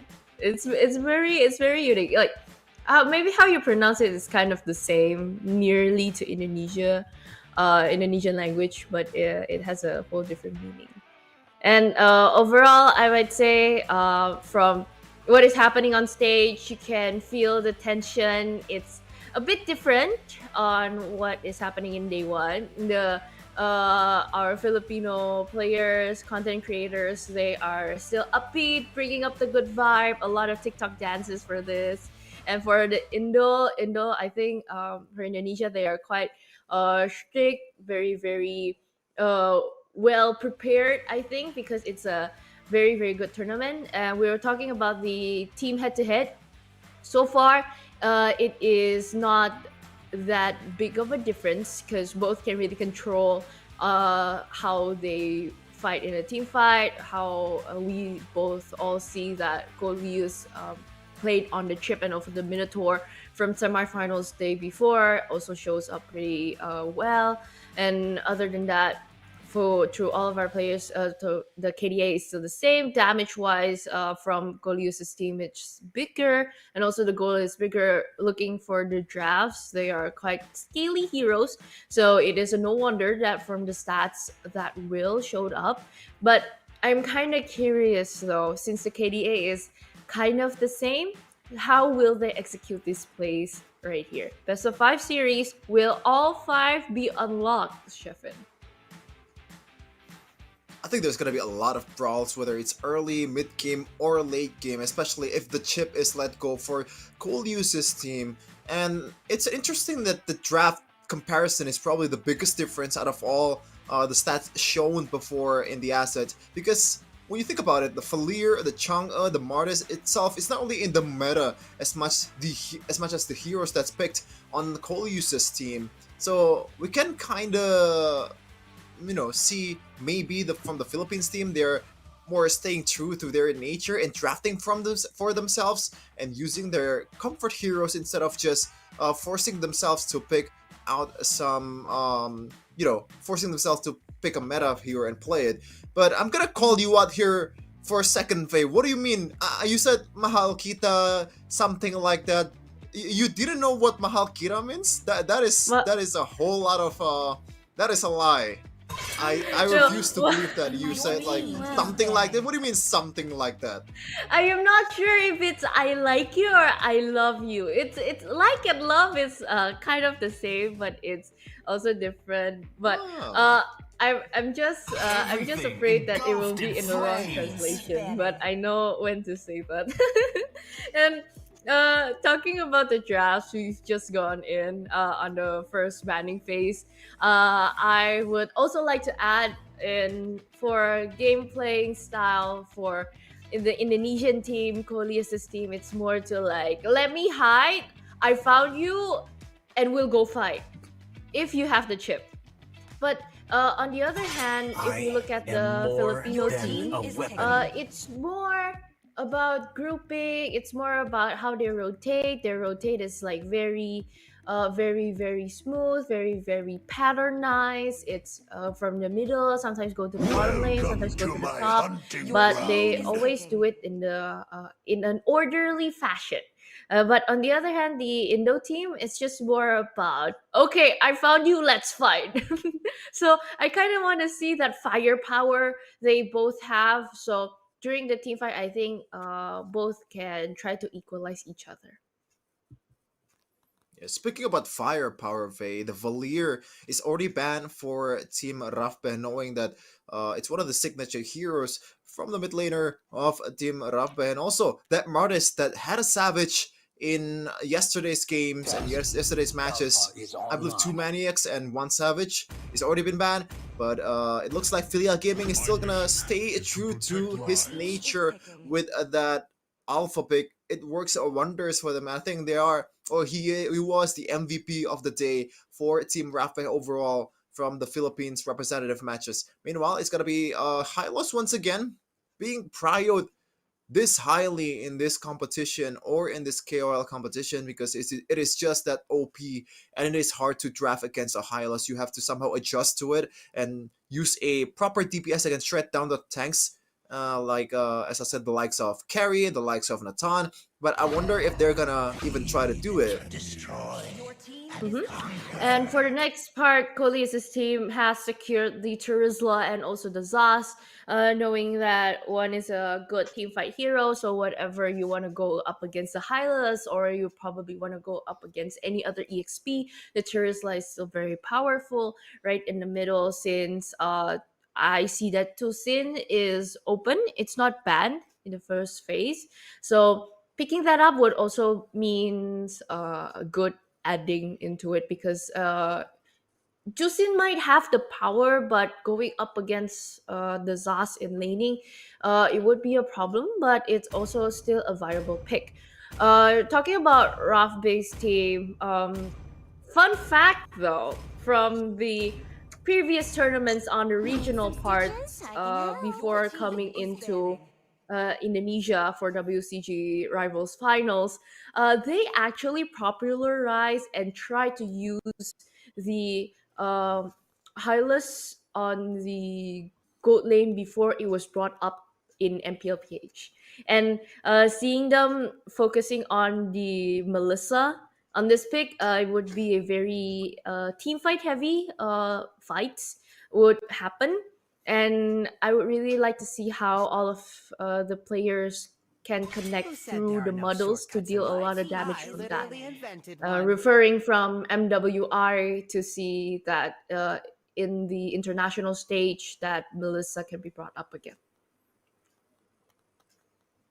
And now, going into the second banning phase, Cole uses hero. It's already been banned. That chip, it's been giving a lot of troubles towards the opposing team.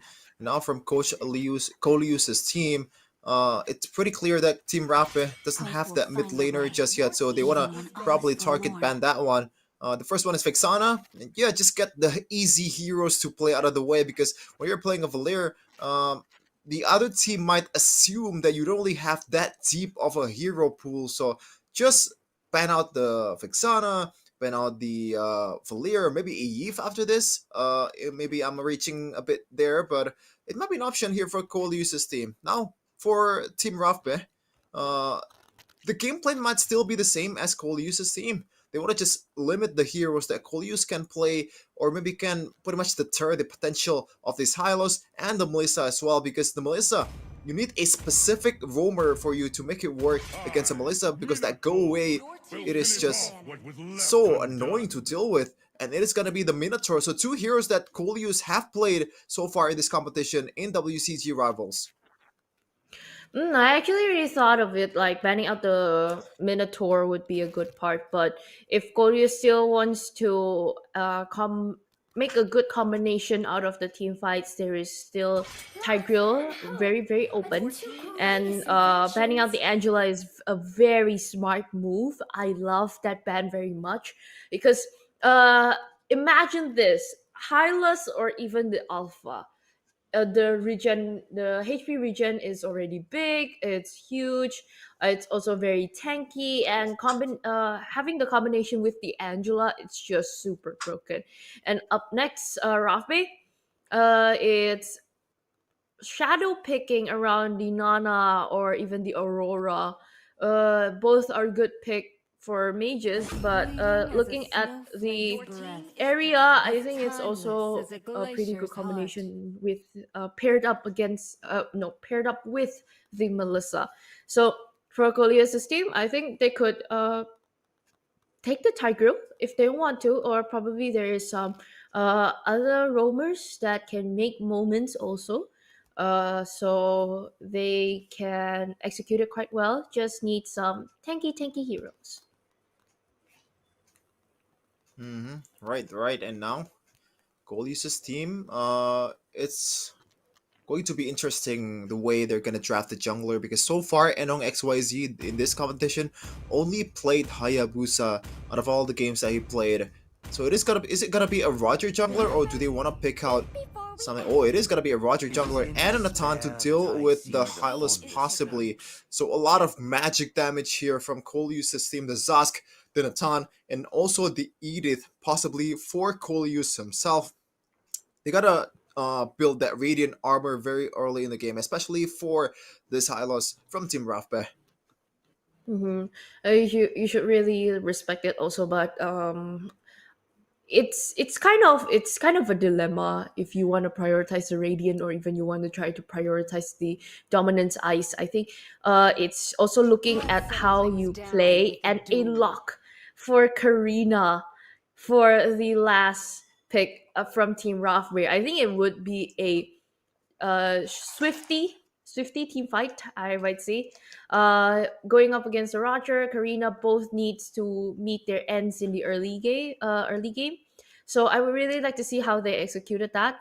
And I'm also a big fan of the hero Karina, so I would really love to see one of the signature heroes that was banned out yesterday, that cannot be used today, cannot be used yesterday, and can finally be used today. So I want to see how this performs out.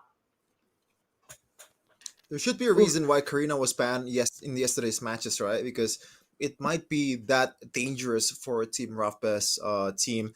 And this hero is very prone to snowballing if you get the kills in the early game. The biggest caveat is the fact that you can't really get away from some of the CC area that a Coleus' team offer, especially the Earth Shatter, the Onward, and especially that penalty zone from GM. So the main maybe target for this Terizla is gonna be that Karina, not so much for the engage, it's for the peel for the backliners in Ilal Wardani and also Daniel Alvin Jr.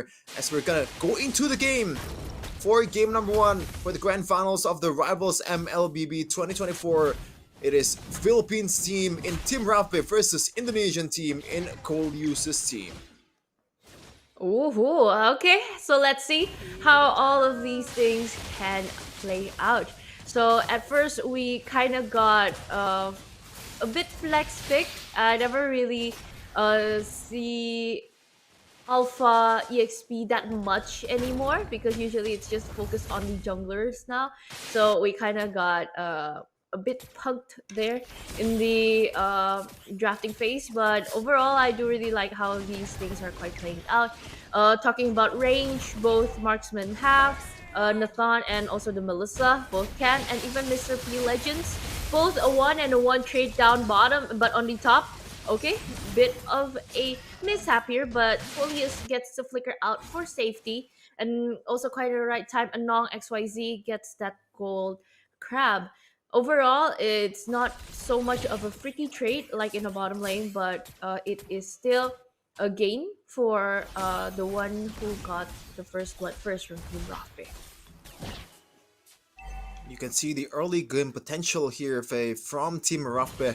The magic damage is already doing so much work early in the game. Not even 2 minutes has elapsed. That kill pressure is already very prevalent in the top lane. And now it's gonna be a total, the neutral objective battle between these two. Meanwhile, Mr. P Legends might be caught here. A lot of damage towards this Alpha, and right away Dominator's Descent to finish the job for Daniel Alfin. But now it's gonna be, once again, the neutral objective contest. Coleus already used the Earth Shatter. Whoa! Oh, it's gonna be the Hylas from Rafe, somehow getting it. Gian with the penalty zone on towards the backline, on towards 2, and that's gonna be the passive from the Aurora from Dani Kazuazo, getting used up and getting taken down. Coleus though still want to go for Rafe, very, very low with the Primal Wrath, still chasing, but will not be able to finish the job just yet. It is a W overall for Coleus' team. Yeah, it turns out to change back to Philax is quite easy, like this entropy pop style. Great move executed on top. Even Rockbay didn't get to save the day at the end, tanking that damage. Overall, that we can see on the bottom lane, it's quite aggressive that Mr. P Legends playing on that Alpha Petrify. I am really familiar with that type of item builds and also emblems, and it is a very quite target centrist gameplay, I would say. And both are trying to catch up. Daniel almost be taken out, but Philly Gaming, the Karina is down with the Frigid Glacier right on time. But I think Anong trying to get that kill is overextending, so it's good that he still have the discipline to move back. So far, Coleus' team has been winning the fight, but this is the problem. In the bottom lane, GM is getting dominated by this Alpha Petrify, and going for, I believe that is a Sea Halberd first item, knowing the passive procs towards GM. So it's much harder for now for this Trizla to somehow win it out in this early game. There you go, already 400 gold lead in the EXP lane for Mr. P Legends. So far, he has been one of the carries for Team Rough, despite being the XP laner in the Philippines match yesterday. We can expect the same here in game number 1 of the Grand Finals, because right now he's been dominating, and it looks like Team Rough might want to capitalize on the fact that they are winning the bottom lane and just focusing down on Mr. P Legends, just letting go of the turtle. And because they know that they are dominating on the lane, they could focus more, probably a gank up in top. But it still played on pretty well. A missed penalty zone, no worries. Both are still safe, but still 3 people up there trying to put up a good team fight, even connecting to 4. Onward, Earth Shatter onto 2, and even Rockbay taken down with Han Gonzalez. Didn't get to survive, and even the Karina didn't get the chance to follow up yet. But even so, somehow, because of the focused jungling from Philia Gaming, still wins out the leveling by 1 against Anong XYZ. Oh man, Coleus' team is playing like Blackness here, grouping up as a 5. It's gonna be a death punch there. Oh, beautiful combo with the Spear of Alpha and also Frigid Glacier, resulting in 2 kills for Philia Gaming. Might be eyeing for 3 to Ilal Wardani. Can't really get away from the damage, but it looks like he's not gonna be able to get away as triple kill secured by Philia Gaming. Still wants to go for Daniel Alfin Jr., but still wants to back off from that one. And on XYZ, knowing the threat is there, go for that one. Lycan Pons once again. Daniel Alfin Jr. deals the last hit, but it is still Team Rafe dominating on that fight from the Death Push. Even though we can see that Team Rafe is dominating from that team fight, Coleus' team is just getting stronger and stronger. Like right now, trying to find a good moment to burst down, because Daniel Alvin Jr. slowly and steadily is gaining up that damage, gaining up that momentum. So you really have to play it out quite well, knowing that both Go Laner and also EXP lane have already switched out from Coleus' team. to go head to head, I think it would be a bit of a problem if Mr. P Legends wants to directly go up against Ilal and also Anong at that time. So focus more on the turret because they've got that information that Colis's team is marching down from the bottom lane to the top lane. Okay, onward or shatter onto one. Rafe with the glorious pathway taken down, but tanking too much damage. GM getting in the tree. Even the frigid glacier is down. Double kill for that, not even a triple. Nong still forcing out with the turtle. Quite safe. Good contrast neutral objective, and Colis's team, they've won that team fight. Wow, GM with a beautiful penalty zone, making up with some of the mistakes that he made in the early game with that engage. Meanwhile, Coleus still wants to go for more as Shadow connects Daniel Alvin Jr. with the dominance descent. Also the passive from GM deals the final blow on towards Mr. Peel Legends. One more kill in the bag for Coleus team. They were up 5k gold lead. Okay, with that 5k goalie, it's kind of a deja vu for what happened in the semi-final match the day before. But knowing that how Team Rothbay fights, they won't really back down because of the early triple that Feeling has. But they really need to focus more on also protecting their neutral objectives, try to push out more, and even up until now, you kind of get it that the Karina's blue buff was just tangled on the pond like this right now. And the penalty zone to 2. Glorious pathway opened up, but didn't get to slow anybody. Mr. P Legends tried to force it in, but the fight is just long enough because the killing spree is in the hands of the Roger. And while they are fighting and putting up a good diversion play, the Karina gets to take 2 turrets down probably. What a great push and a great trade for that. Great push is right, but great trade, I don't know about that. They did deal some damage towards the mid turret for Team Coleus, but overall it is definitely a W for Coleus' team in all aspects. But looking at Daniel Alvin Jr.'s itemization fade, he went to go for fleeting time. This is something that we don't really see a lot in the pro scene. And right now, Daniel Alvin, it feels like with the fleeting time, he's kind of killing two birds with one stone. First of all, it deals more damage right now with the damage provided by the fleeting time, but the main point is there is more survivability offered by the fleeting time because the Dominator's Descent is much more often used in the match as Coleus' team secures the Lord without any contest whatsoever. They are up about 7k right now, and so far the only respawn from Team Rafbe has been the split pushes from Filia Gaming. They need to somehow find a way to win the fight without really that much of a CC heroes on their team. Let's look at the replays though. I really like how they initiated the fight.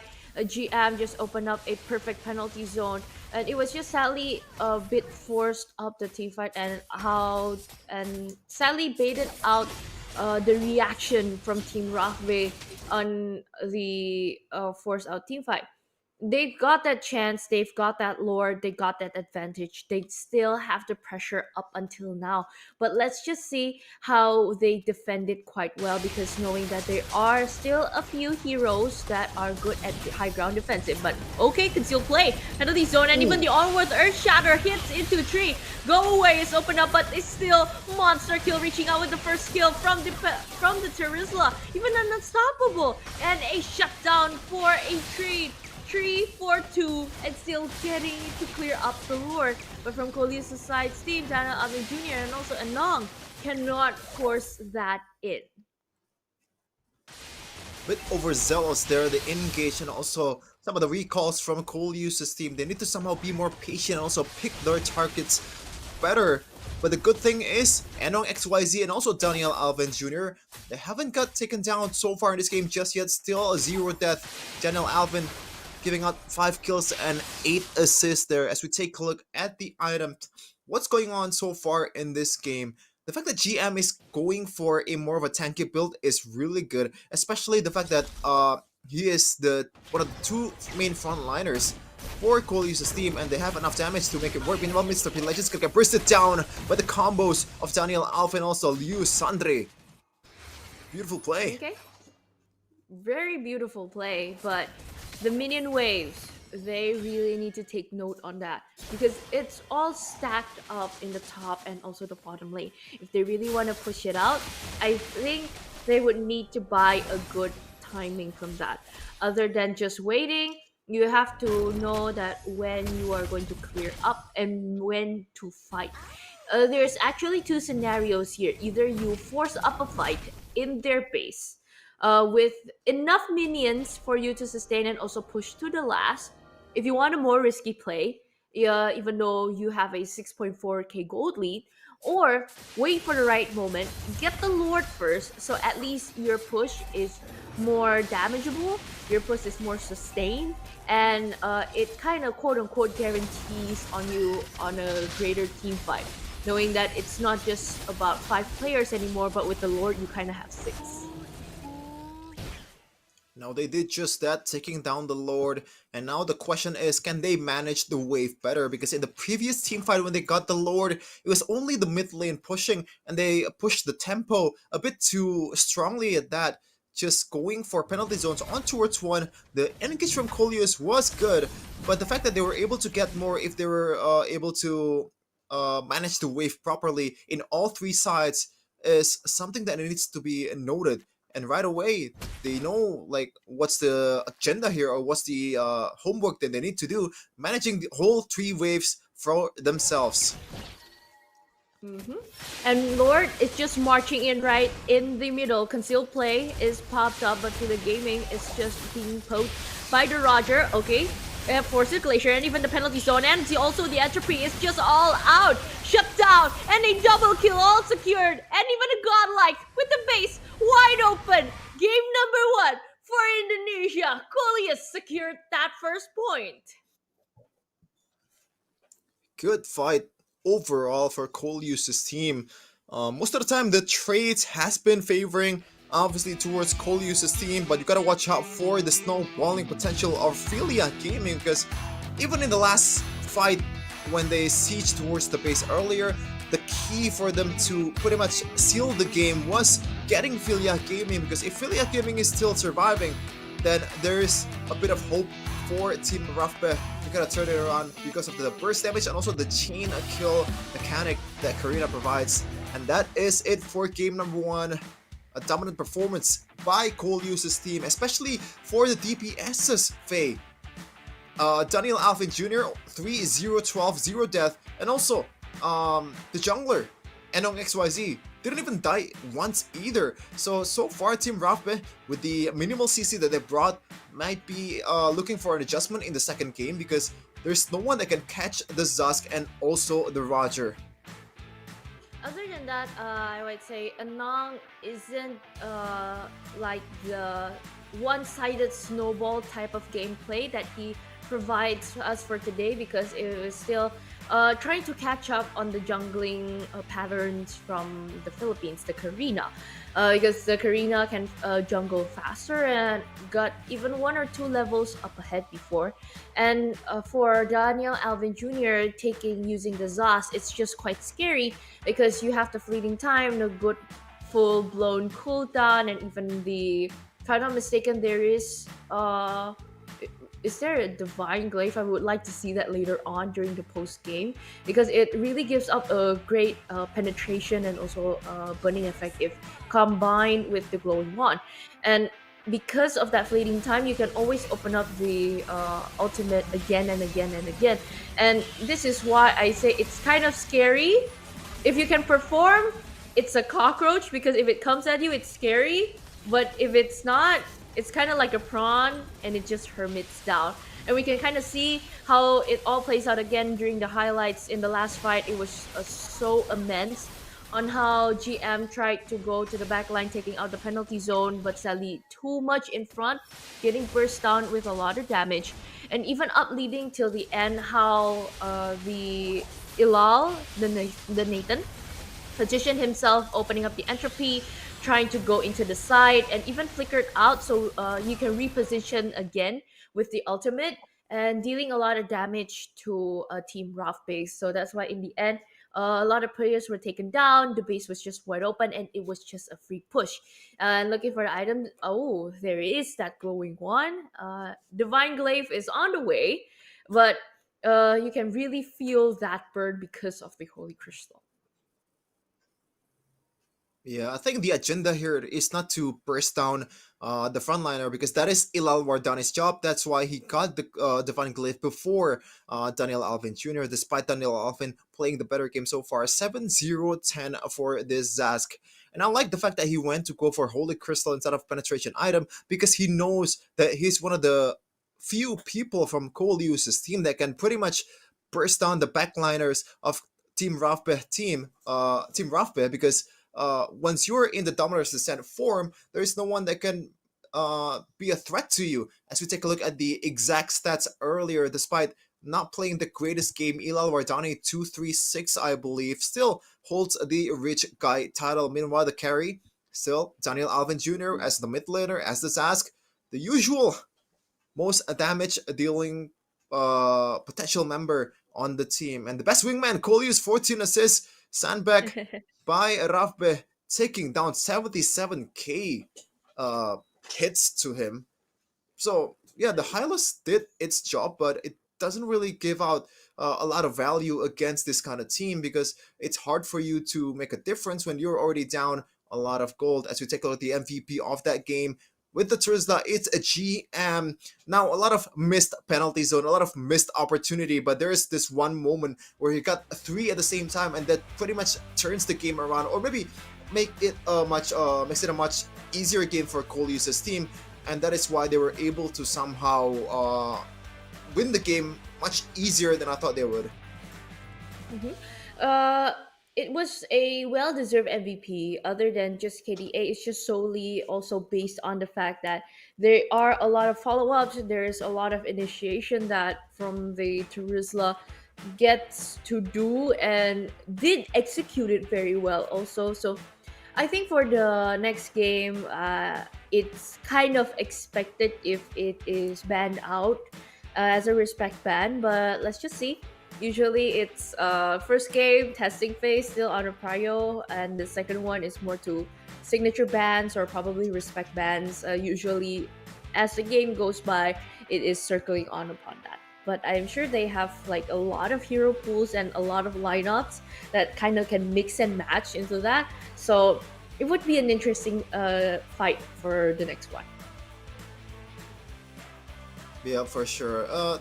Talking about adjustments, it's going to be hard for Team Rafbeh, man, because so far I think in game number 1 they were more about, especially in the first phase of the bans, they were more about banning out the heroes that they don't want to face instead of just picking the power heroes of the opposing team, and it didn't work. Now, if they were to go on a different route and banning out the heroes that the opposing team might pick, I think that would be much worse, because the fact that Coleus's team, their hero pool is immense, especially the heroes in the meta. Meanwhile, for Coleus's team, they still, they don't have to adjust. They can still ban out the Valiers, the Mortis, and so. And still, it's still gonna be a favorable draft for them, because those heroes are that important for the opposing side. So it's, I don't know, what's gonna be the adjustment here for Team Rafbeh. Maybe you can start on during the drafting phase, prioritize other than getting the Roger, because after this, if I'm not mistaken, from the winning side, they get to choose if they want to go on the first or second choice from the drafting phase. So I would really like to see how the alpha or probably how the Nolan plays out, like in the semi-final games that we've seen before. I'm not saying that the Karina is not good, but playing on the Karina is kind of tricky. Even going up against a Roger, and even probably going up against like GM, also Coleus's heroes, because you need the right moment to just come in and execute. And because of that, other than just timing, you need also the potential burst from your other teammates to help you during that. And on how you play, I can see that Filia Gaming was just trying very hard he did get the execution quite well because at that time Ralph Bay opened up the glorious pathway just right. The damage was just sufficient enough, so for him to just go in and just finishes it, it is just very conditional during that team fight. So we have to see if you can kind of laid it out for the Karina to be the executor later on. Yeah, just a reminder to all of you guys too that this event is going on in ISA BSD Tangerang. So if you're still at home, there's still a lot of time here to catch up to the grand finals of WCG rivals MLBB, to see Coleus, to see the whole team, to see Ilal Wardani, to see XYZ if you're Indonesian, or if you're Philippines and you have a I don't know, a teleportation machine in your home, you can just teleport here to Indonesia, in Jakarta, in Ice Best Day, to see your favorite content creator. I believe the losing team yesterday is also still here, still enjoying Jakarta to the fullest while they are here, going on a free vacation basically. So what are you waiting for? Just grab your teleportation device or maybe your microwave time machine to correct your choices and cancel all your plans to go here in Indonesia in WCG Festival. I like the references that you pulled out. It's like very quote unquote futuristic, but at the same time, it's home DIY time machines. Wait, do you know what it reference to? I don't really specify on the movie, but I've seen it before, like through reels. Okay. Spill. Okay. But Spill. I know those type of time machines, but I forgot like what movie it is. Spill. it is not a movie. The microwave time machine is a weeboo reference to a certain anime regarded as one of the best anime of all time. Not by me though. I think the anime is a bit overrated, but it is a pretty good reference. And you can see here in the stage, everyone is just having fun. You can see the smiles, you can see the confusement as well. Why is the camera on me? Get it away from me! Oh my god, I'm so embarrassed. Look at that! Oh, oh.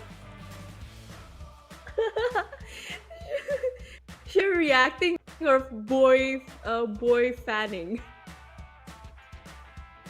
Oh, boy fanning. Boy fanning. Yeah. It's not girl. Esports is it's not not just girl fanning. It's boy fanning. Yeah, you can see here in the camera too. Esports is not just for the youngins, man.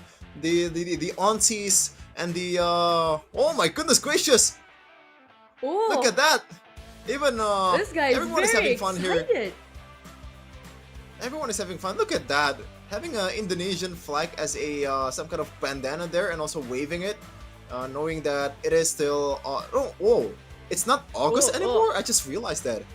It's already 9th of September. Oh, it turns September today.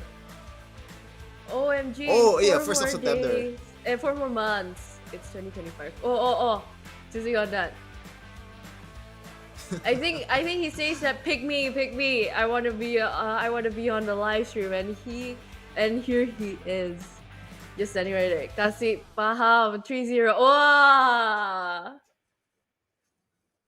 Oh, with the viewing as well. Bye bye. Kasih paham just also imitating Rebellion Esports yesterday against Bigatron Alpha. Didn't really go well for Rebellion Esports, but at the end of the day, they kind of give some hope towards the fan as well. As you can see here, look at that. You can post out for us in the fan section as well. You know, who knows that the camera might go on. Oh, look at that. Look at that. Oh! Love here, ladies and gentlemen, in Tangerang in Ice BSD. And if you are jealous of that, I don't know if you should stay at home or you should look for someone here in Ice BSD. That's actually Jonathan Abbey and his girlfriend, Tia. If I'm not mistaken, her name is Tia. And they're just so cute together. Like in the first day, they interacted with Jonathan on the stage, and so Chia sitting from the crowd area. And it's just very crowded since it's Sunday and everybody can go out. It's I think the people who showed up in WCG is just bringing their families with them. We can see that there is babies also, and also kids, and then some people who are just quite shy and not as hello as a welcome as the others, but would very happy to see actually there's a variety of our crowd here, and even there's somebody covering their faces because they're shy. It's really fun, I say, and I think it's very crowded, Sheffin, over there. Would walking around be very very convenient? For sure, you can see here, it is packed in Ice BSD. As the guy, still very very shy. Don't worry, bro. No one's gonna use your photo to loan some money from the illegal loan sharks. That's not gonna happen here in WCG. You're safe and sound. And the couples, man. I gotta be honest with you. So far, from all the girls, I don't want to be sexist or anything. They're always covering their faces. Is that like a default reaction, Faye? Default react, yeah. I feel like I'm getting called out by because even sometimes if I'm shy, I cover my face sometimes. Yes, that's also true. It's a default reaction, and probably sometimes if I laugh and I get shy, you may not see me in screen, but I am sure that Prod sees me covering my face, like right now. I mean, if it were me, it's like when the camera is on me, it's my time to shine, bro. I'm gonna do a backflip. I'm gonna dance. I'm gonna do a front roll or something like that. Mewing, pretty much every TikTok dance that I could think of in front of the camera. Not here though in a casting desk because I am a professional. Hehe. Oh, okay. But anytime you see Sheffin free time in the Imperial Arena, he will do a front roll, or even a backflip. Bet, guys. Bet. Okay. Front roll, I can do it. I can do a front roll, but a backflip, I think I might actually legit twist my knee. Yes, I didn't say twist my ankle, I said twist my knee. But yeah, we're going into the drafting phase for the second game here for Team Rafpe once again against Team Cole Liu. So there's some adjustment here for Team Rafpe winning out the Zask. So they don't want to face Daniel Alvin Jr.'s Zask because it is too much of a pest. And the pest is a cockroach for Vey. The pest is the cockroach. Yeah. I finally a respect band for the cockroach is gone now. And depending on the skin, it's kind of scary. Is it kind of scary, or is it just me that if it's in the default skin, imagine just walking around and see a very, very bright purple I see cockroach. lots of prey. Your team is banning. I would be pretty scared, not gonna lie. But the fact that I know what a Zask is, it would make me kind of happy that I get to see some Mobile Legends hero in real life. After that, he will probably just zap me to death until I burn to the ground to ashes. But it doesn't matter. Doesn't matter, as Cody uses team, still banning out the Mortis and the Lolita, possibly the Valir in the third phase. So let's see though, if they want to value this Valir for the first banning phase, just like in the first game. Everything engulfed in flames. And indeed, they did. And through these heroes, it's kind of smart also banning out the Roger, because there's a chance that probably Team Rockbait would not pick it up, and instead of just going head to head to it, let's just ban it out. Picking up the Hayabusa since nobody was banning it out. Ling is open, Sin is open, Hylas is also open. So there's still a lot more variatives of heroes that could be presented on in the draft, or probably pick up the tip. Just like the game that you can showcase from the day before in Colis's team. It is an option. I think Hylas would be a really good pick here, both as an XP laner or in a room, because it is just can deter the potential of the Hayabusa so much, whether it's early game or the late game. A full combo of a Quad Shadow, the Shurikens, and also a Shogi. I'm sorry. What's the Japanese Shuriken. again? Ogi Shadow Kill. Ogi Shadow Ogi Kill. Shadow Sorry. Kill. Okay. It's not gonna be a threat towards the horse. Yeah, or even with the Bane, actually, both are really tanky. And it's really a shame that the Lunox was banned out first, apparently, because it kind of gives you the liability of not picking it up later on. But let's not forget, there's still a burst Gatling gun hero. The Chang'e is secured. And with Rabe taking the alpha away, still securing the first hero, but I think it will be played by Mr. P Legends because Filia Gaming will be on the Hayabusa. Not gonna lie, this even though it is a cheesy niche hero from Team Rafpe, I can kind of see the usage of this Chang'e and the Alpha both as a laner and also later down the line in the late game. The Chang'e uh complements or maybe is a decent matchup against the Hylos as long as you don't get caught out with the glorious pathway and the stunts. I think you can be this presence of annoyance towards the Hylos, especially if you build that DHS or the Ice Queen one for this chunk to burst out and also slows the Hylos down. And also, this Alpha against a Hylos in a 1v1 situation in the early game, he might not win, but you can kind of juggle around the beta passive and also deals true damage towards the Hylos, which is some kind of kryptonite for this horse. So it is a solid second phase for Ralphbe. I think I would like to also add on the alpha. You don't really prioritize on just taking the horse down. If that's the case that you're going head to head with the high loss on the EXP, I would really like to see on it's just purely sort of in the objective engagement to it. Get the minions, get level 4, start rotating. If you can't find anything, rotate back, clear up the lanes. Because it's just taking up a lot of time if you feel that you want to try to burst down the Hylas, you want to try to take the Hylas down. It's kind of the same gameplay on if you, for example, go head to head with an Uranus. So better to just leave it, better to just get the level, get out, join the team fight. I feel that um it's more effective, I'd say. And This how time, Coleus is in the your second choice is phase, mine. it banned out the Xavier, quite unique actually, even though Team Rafbei already got the Chang'e. And they can also force probably say goodbye to a Terizla if Team Rafbei don't want to pick it up, because it would complement a very strong lineup for Coleus's team.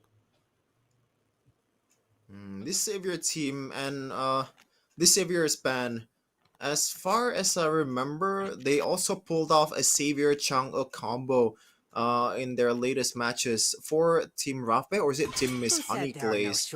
So maybe they want to play it to the late game and defend the inhibitor turrets because you have the meteor shower and also the stoning lights and also that the first skill and second skill combo. It is a really good way for you to stay alive in like 10 plus minutes or so, because it's hard just to pretty much bypass that damage and that CC that these heroes can offer, even though it's a magic damage dealer, which supposedly should be not as strong as a physical damage dealer in the late game. It is still a problem if you're, it's a DPS like a Chang'e with a glowing one, presumably. Hope will find a way, even when all is Oh, forlorn. picking up the Vexana just complements the team fight very well. You have the mini lord, or a literal translation of bringing the father into the game, the other father into the game. It's not the lord. And Rothberry's team you can pick up. I'm really sad that the Minotaur is banned out. You can pick something quite tacky if Tigro would also still be a viable choice, or even the Grok. A Belleric will also provides a good AoE for a CC to just force it out, giving the team fight. And you are correct, Chef, in that they brought up two mages into the game. That means mid lane Lilia and a gold laner Chang'e marksman.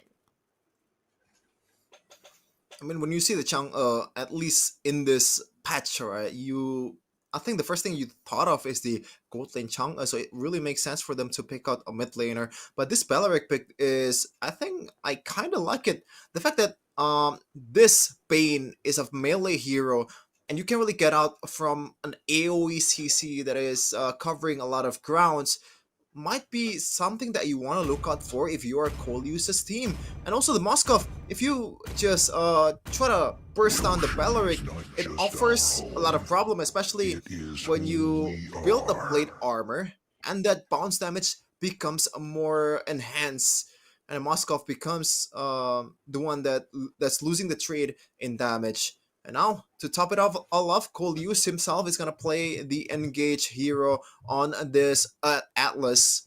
A very straightforward hero, but the thing is with Atlas, if you miss out on the ultimate, also the main combo, your resources are gone and you can't really get out from a sticky situation. I think the idea is to somehow combo this one with the CCs that is going to come in from the Vixana.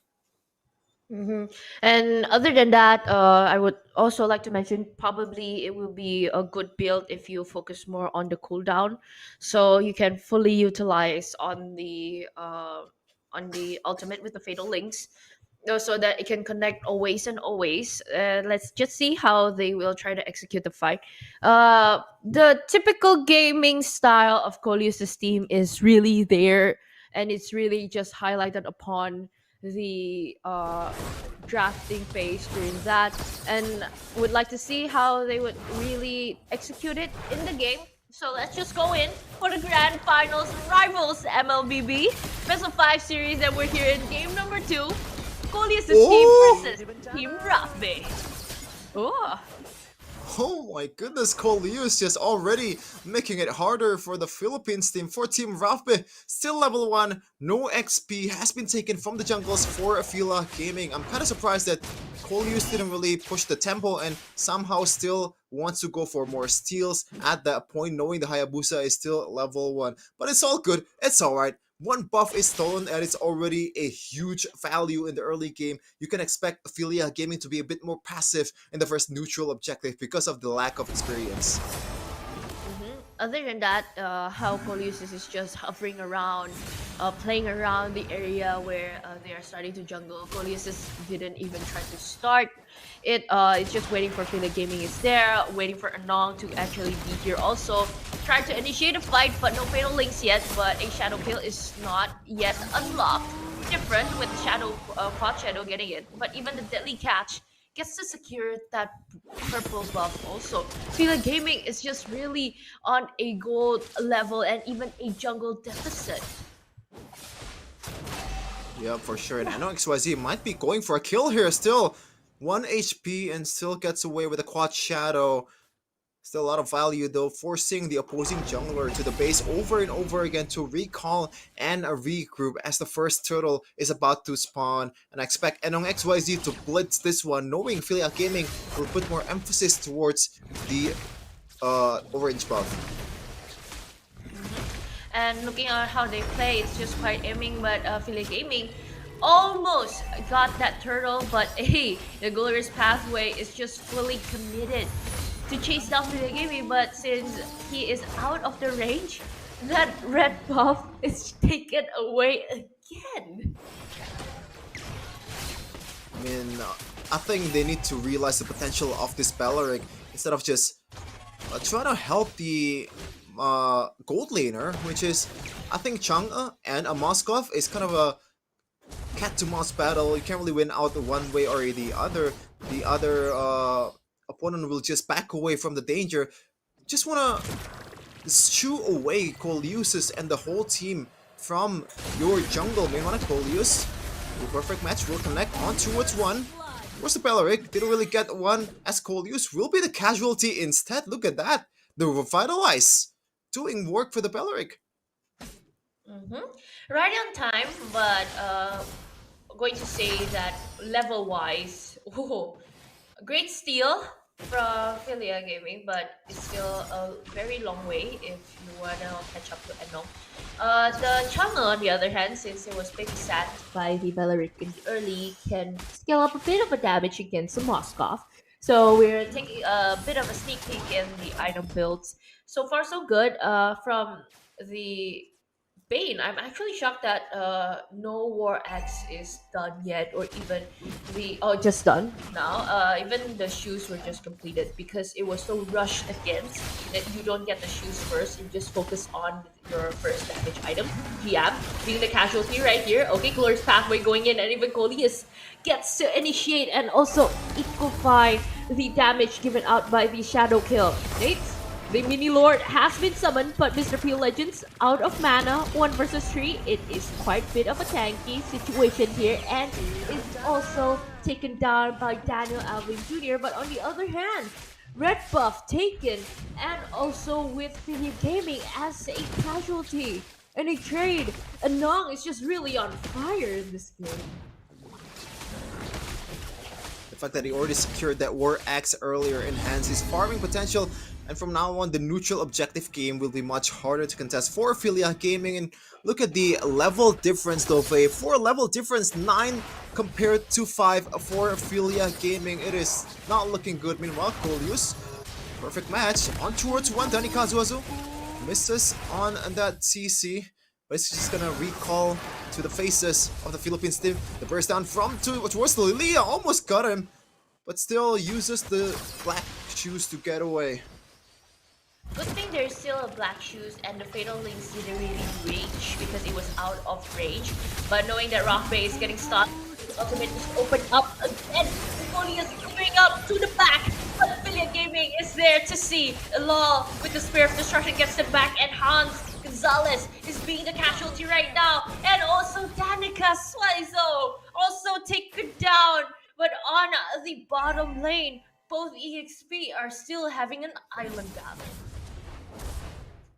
Yeah, Mr. P Legends is just unfazed, man. He only, the one job that he had to do is to win the lane, and I think so far he's doing an okay job at it. You know, not really winning out on a turret or getting a kill towards the Hylas, but in terms of like HP traits, he's winning it out. And so far, the thing is, Coach Team Rapid didn't really utilize the fact that they were winning on the bottom lane, and now Mr. P Legends, a pick off towards Daniel Alvin Jr. in the mid lane. Something that I didn't really see coming.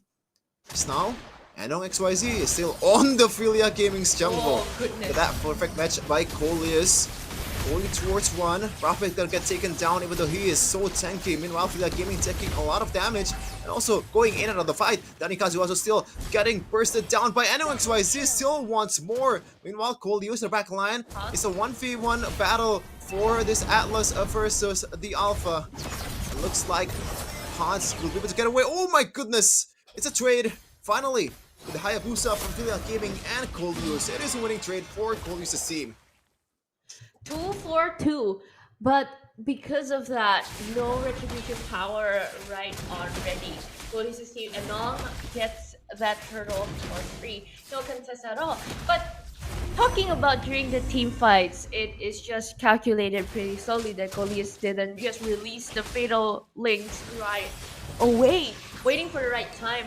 But pulling in the Lilia with the black shoes still there, it's just both triggering move to throw away both ultimates of the heroes.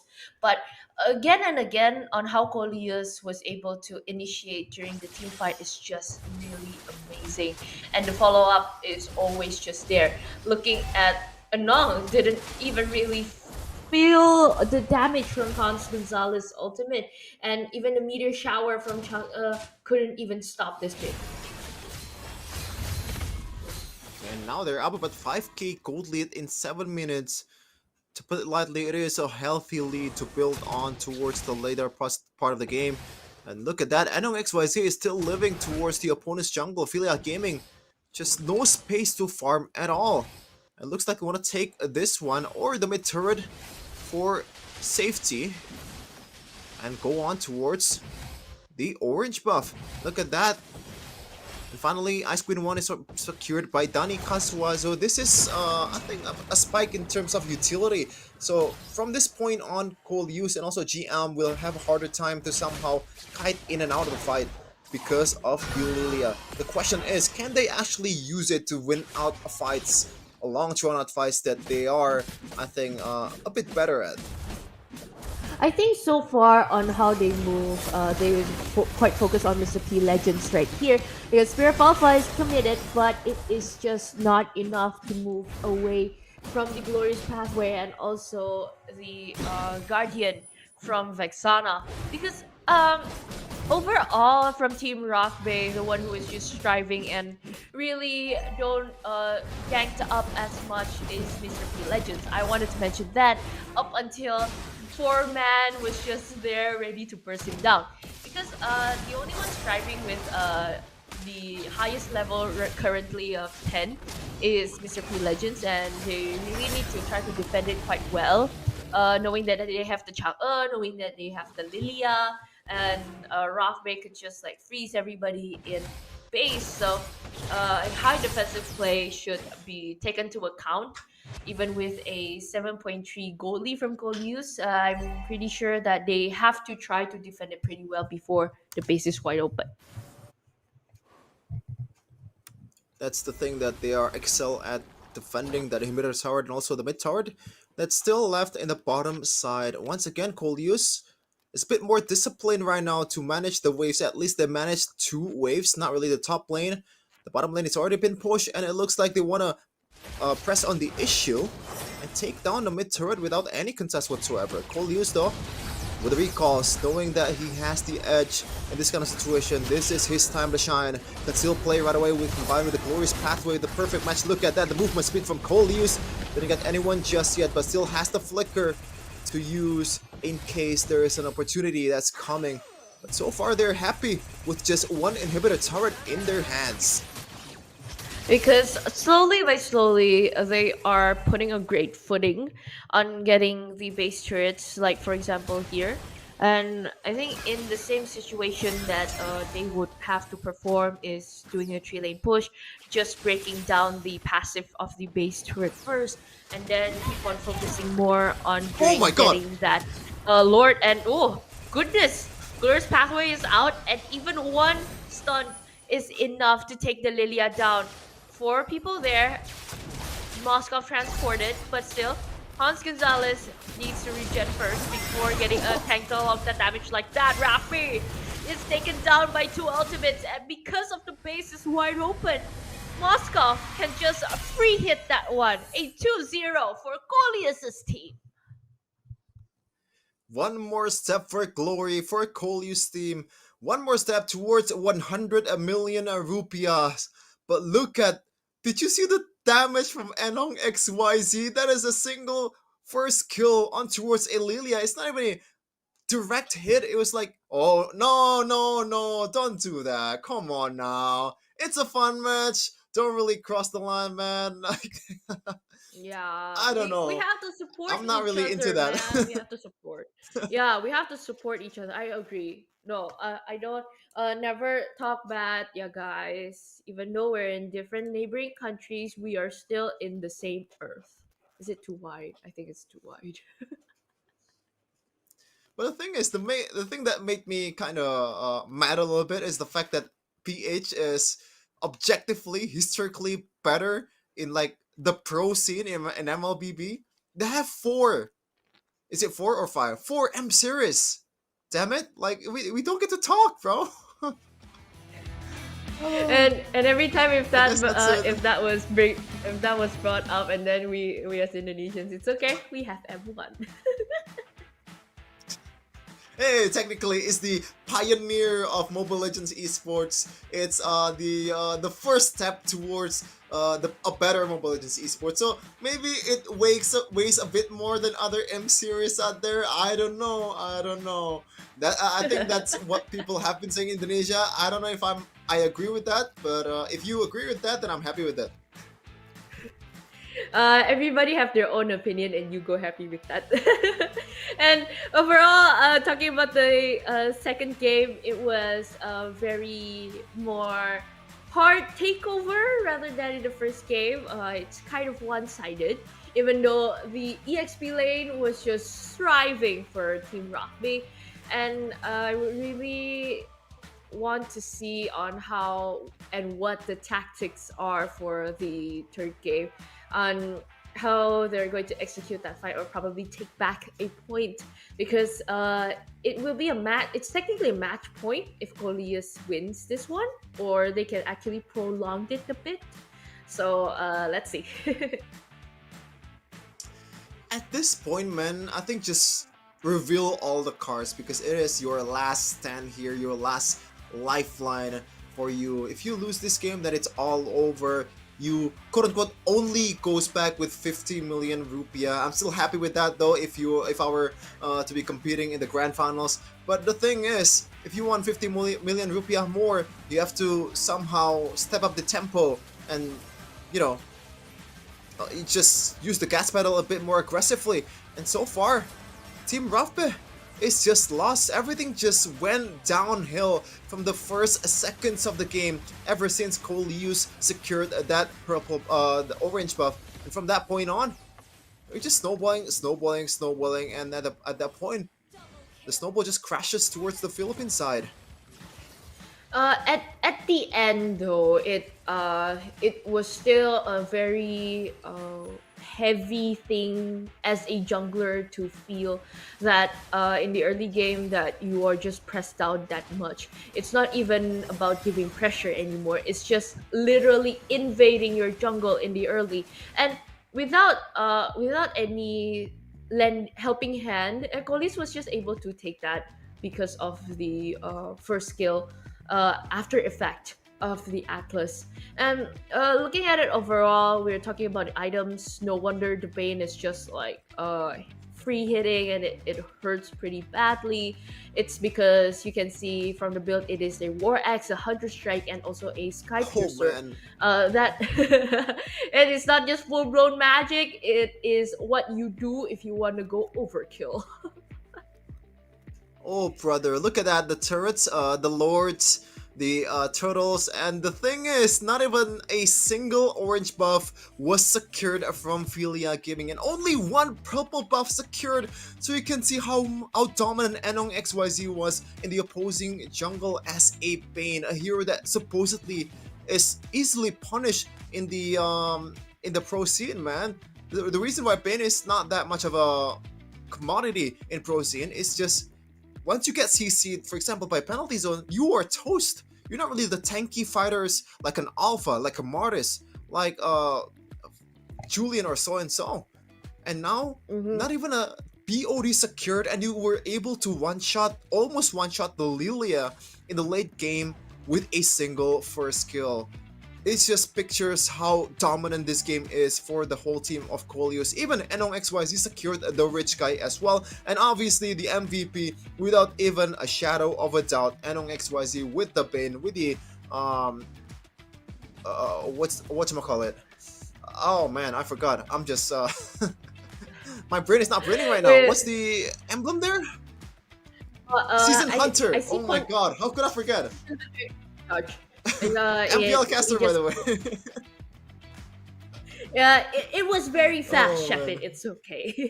It was very fast. I really like how the combination onto that with the Bounty Hunter, you get more turtles, and from the Quantum Charge, other than just agility, you can also give down the effect of the burst. So it actually helps a lot, and how it complements very well on how Enong tries to play it.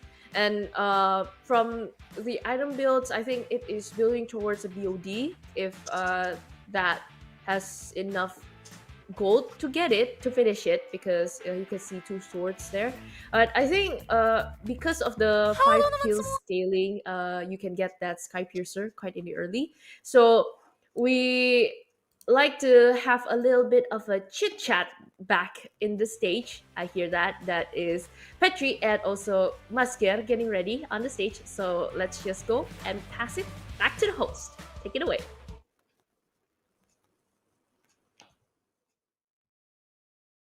Ini Pepo kan tadi udah keliling-keliling activity dari Korean Games dan juga Indonesian Games. Hari ini kan Pepo udah di sponsor zone. Dan pastinya Pepo akan nanya-nanya dan akan seru-seruan bareng sama kalian. Tapi kalian bisa ngeliat nih, Pepo lagi ada di boothnya Rexus nih teman-teman, luar biasa banget ya. Jadi buat teman-teman yang udah hadir di Ice BSD Hall 1 dan Hall 2, jangan lupa nih untuk main ke boothnya Rexus karena Rexus ini adalah produk gaming lokal ini made for everyone dengan kualitas premium. Jadi udah bukan kualitas main-main lagi, udah dengan kualitas premium. Dan lagi banyak banget promo karena ada promo dari headset, ada juga dari gamepadnya, ada juga dari keyboard, dari mouse dan lain-lain. Nah buat teman-teman bisa banget langsung main ke sponsor zone di area Rexus karena kalian bisa dapetin hadiah menarik lainnya. Bahkan kalian juga bisa dapetin produknya Rexus secara gratis di boothnya Rexus. Nah, kalau kalian pada penasaran gimana caranya nih bisa dapetin produk gratis dari Rexus, apa kita langsung tanya aja gak sih sama salah satu mbak-mbak cantik kayaknya di sebelah situ udah mau ngobrol-ngobrol sama aku. Langsung aja, boleh kesini kakak. Halo. Naik motor metik tiba-tiba ditodong. Hai cantik, kenalan dong. Aduh, namanya siapa? Halo, nama aku Bila. Bila. Iya, betul. Nah, Kak Bila, kamu kan tahu banget nih tentang produk-produk dari Rexus yang luar biasa banget kan. Apalagi sekarang lagi banyak banget promo-promo menarik yang hadir di WCG Festival 2024. Aku pengen tahu nih promonya apa aja, terus gimana sih kalau aku mau dapetin tapi gratis gitu loh. Oke, gampang banget nih kalau mau dapetin promonya, kayak kita tuh cuman bisa beli produknya Rexus, terus ntar ada free merchandise-nya. Terus kita juga ada diskon 90% nih untuk GX 300. Kayak gitu. Untuk yang mana? Yang mana? Boleh ditunjuk dulu. 300 yang mana? Ini. Oke, yang ini. Betul. Jadi tinggal beli produknya dari Rexus, Ya. habis itu bisa dapetin menarik ini dari stick, berarti sticknya dong, sticknya, Gamepad gamepadnya. ya. Selain gamepadnya ada lagi nggak? Selain gamepad kita ada merchandise-nya untuk membeli produk Rexus. Sayang banget nih kalau misalkan teman-teman udah hadir ke WCG Festival 2024 tapi nggak main ke boothnya Rexus. Kapan lagi dapat gamepad main sama temen sembari menghabiskan waktu luang gratis. Jadi langsung borong ke Rexus hari ini juga. Tapi kalau itu selain aku bisa dapetin promo gratis, promo-promo lainnya ada nggak? Ada promo-promo dari produk-produknya apa aja tuh selain headset, ada gamepad, ada juga keyboard ya, lagi promo juga ya? Waduh, semuanya nih kita mouse-nya juga lagi promo? Betul. kita Promonya semuanya promo. pasti langsung diskon gratis. Maksa, itu maksa guys, nggak bisa. juga. Nah, promo menarik lainnya bisa kalian langsung kunjungi booth-booth lainnya. Karena area sponsor zone ini tuh banyak banget booth-booth menarik dan hadiah-hadiah menarik lainnya. Jadi terima kasih ya Kak Bila, udah ngejelasin gimana caranya. Jadi langsung aja nih teman-teman, langsung datang ke WCG Festival 2024. Yang dimana kalian selain bisa dapetin official merchandise dari WCG Festival 2024, kalian bisa dapetin promo hadiah menarik. So langsung guys datang ke Ice BSD Hall 1 dan Hall 2. So kali ini kita sedang melihat pertandingan yang cukup panas di antara tim Indonesia melawan tim Filipina. So langsung aja kita back on the stage. Keser, take it away. What a lot of great promos in Rexus there. It's quite interesting if you get to see in the offline event right away. And we're back here with Mifei and also Sheffin and continuing to game number 3. How are you feeling, Sheffin, knowing that Indonesia is in a 2-0 lead? As a non-biased caster that is obviously not Indonesian, I feel like I'm very happy with the result despite the Philippines are down 2-0. Just kidding. For real though, I think it's super hard for the Philippines team at this point to come back. It is a bit more evident that there is I'm sorry to say this is a fun match. There's a bit of a skill gap there between the KOLs, but this is not the top of the the cream of the crop of the competition out there. So we can't really boast, this term and oh my goodness, we win, Indonesia win, yay! No, that's not the idea of this competition. This is a competition where everyone is having fun. Everyone gets a bit of a share with the money as well. And it looks like Coleus is gonna walk away, or at least Coleus' team is gonna walk away with 100 million rupiah after this game. Looking at what is happening, probably should happen. But let's see, probably they could rise up to the occasion also, take one game and prolong into the show. So, from what it was said during the interview, let's give the audience a good show.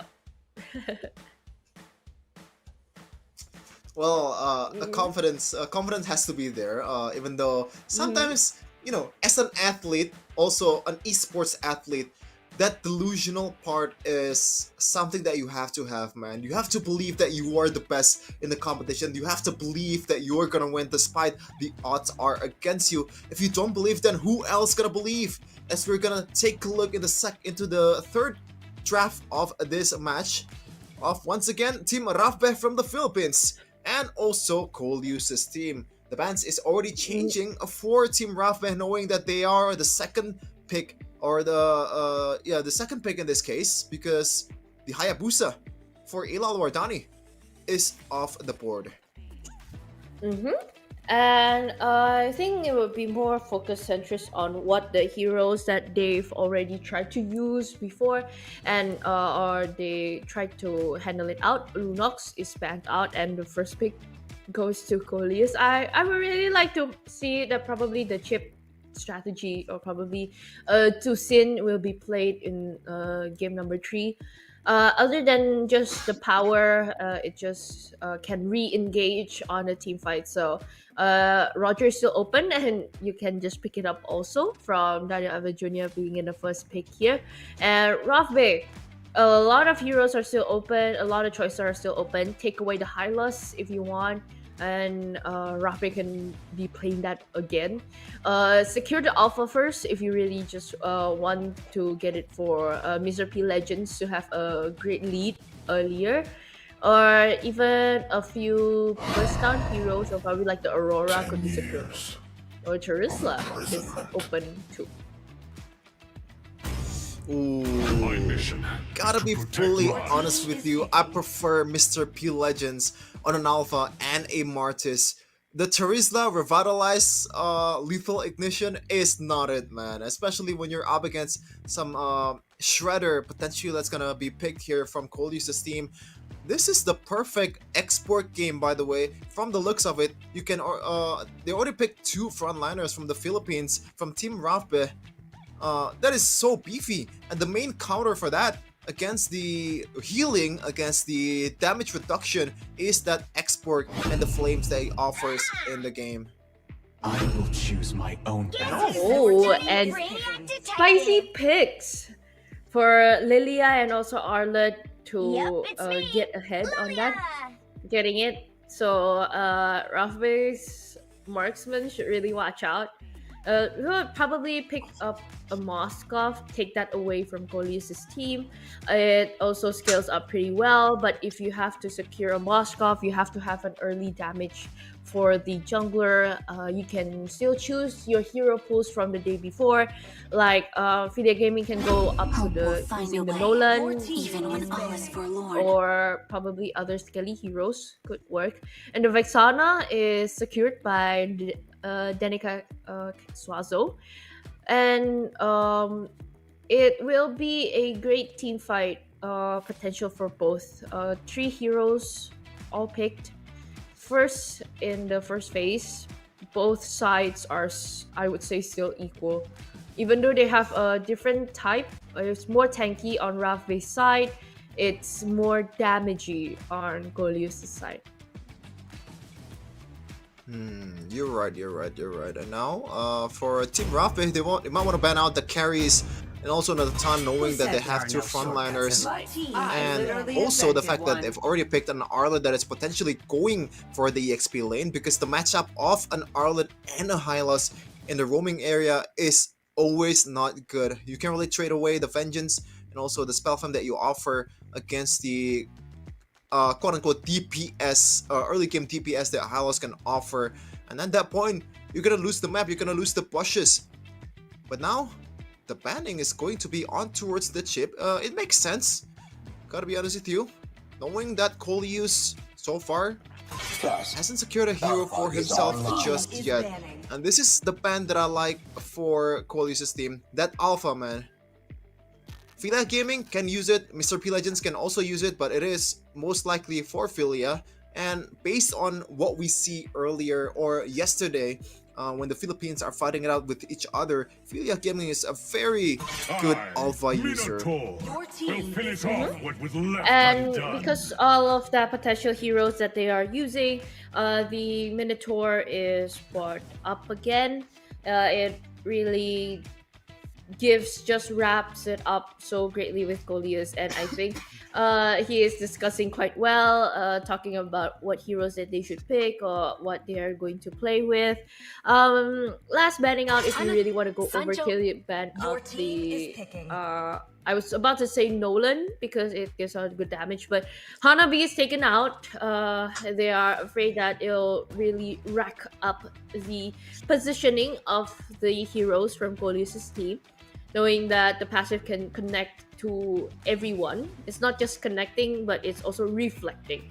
So Rathbay's team is next on to picking, and I'm actually pretty happy to see that all of the content creators that didn't get to advance into the final days today are still there. I see Hansen, big fan, shout out, and and everybody is just there supporting each other, I guess. Yep, and now, just like in the first game, looks like, oh, it is going to be the other cockroach here, they in Hellcurt, possibly going to the jungle. Not really the usual Hellcurt that we see in the roaming area for Mr. Big Man Beloy, but Filia Gaming is looking to make this one work. And I gotta be honest with you, with a Hellcurt, this is a hero that really forces you to adjust your team, the way you play and also the way you draft. So I like the the approach here from Team Rathbay, knowing that they need to reveal all the cards that is available in game number 3 because it is now or never. Other than that, they still continue on that burst potential type of heroes, locking into the Bane, and the last one is on the Edith.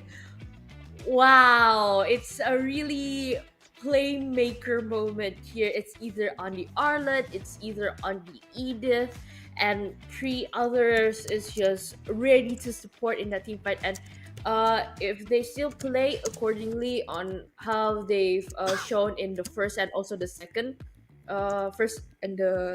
game, this lineup would really strive very well.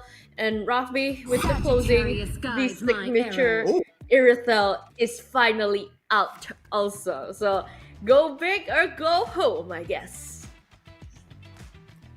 Yeah, Nirithal, a hero that hasn't seen the light of day in, I believe, any MPL out there because the damage is quite lackluster, but what it offers is that survivability and also that mobility for Hans Galendes. It's kind of surprising, the fact that he went to go for an Irithel, knowing that in game number 1, I believe he played a good Melissa, actually winning out in the lane against Ilal Wardani. The fact that he went for such a safety hero is quite peculiar, I gotta say, but it is his call. It is probably his comfort hero, but in this KOL competition, comfort is everything. Because we're not talking about the pro scene that much. It's more to they prioritize the comfort heroes because they've used it every day, probably in their daily content or probably in their streaming process. So without further ado, let's go in to game number 3, Grand Finals of Rivals MLBB. Let's see, will Coleus just take it away for a match point, or our friends from the Philippines to get to prolong another game? Yep, here we go. Look at Daniel Alvin Jr., by the way. He's playing like a pro, bro. Just like his squad name. The fact that he went to go for a zoning out as a mid laner is something that you don't really see for these KOLs. And he went and did it, and it worked. Right now, Kazuazo is still a level 1 compared to level 2 of Daniel Alvin. Meanwhile, the bottom lane, Ilal Wardani taking a lot of heat from Hans Galendes. Tian will go down for sure in this case after the... Oh, he still has a lot of HP there, or maybe a bit of HP, and somehow we're able to outplay Mr. P Legends. Coleus though still wants to go for more flicker forward, didn't really connect. It's gonna be an onward on towards Tian with the vengeance. And that is the vengeance that Tian presented to Mr. P Legends. The play of the early game, so fast hand, so amazingly executed. Phila Gaming almost spotted out, but Anong couldn't really force out that team fight, knowing that Phila Gaming is not on the 4th level yet. Bursting everybody down would be a hassle, but Rahmi on the back tried to follow in, bit of surf, but Nong with the deadly catch onto 2, and the last angry gloom with the double kill for Daniel Alvin Jr. Rahmi is still running for the hills and last HP. Ilal almost gets it, and with the last bullet gets to execute it quite well.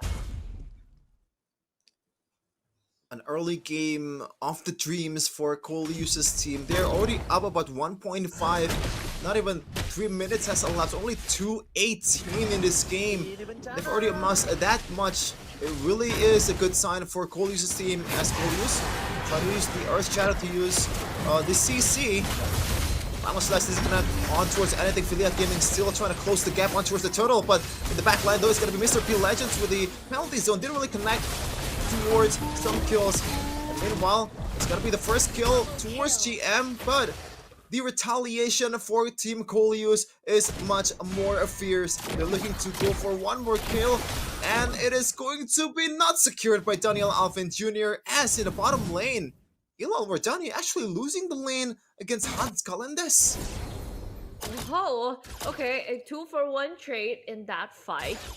You almost get another one, buying a lot more time. Coleus on the Primal Wrath is just amazing, taking down 2 kills. And on the bottom lane, Hans Gonzalez gets the lead because of the early fact that Rothbay is fully getting babysat. But like this, a make play right now with Coleus getting the Primal Wrath triggered and also the Glorious Pathway open. It's just not enough because dealing that damage from the Aerosol is not a fully potential burst down yet.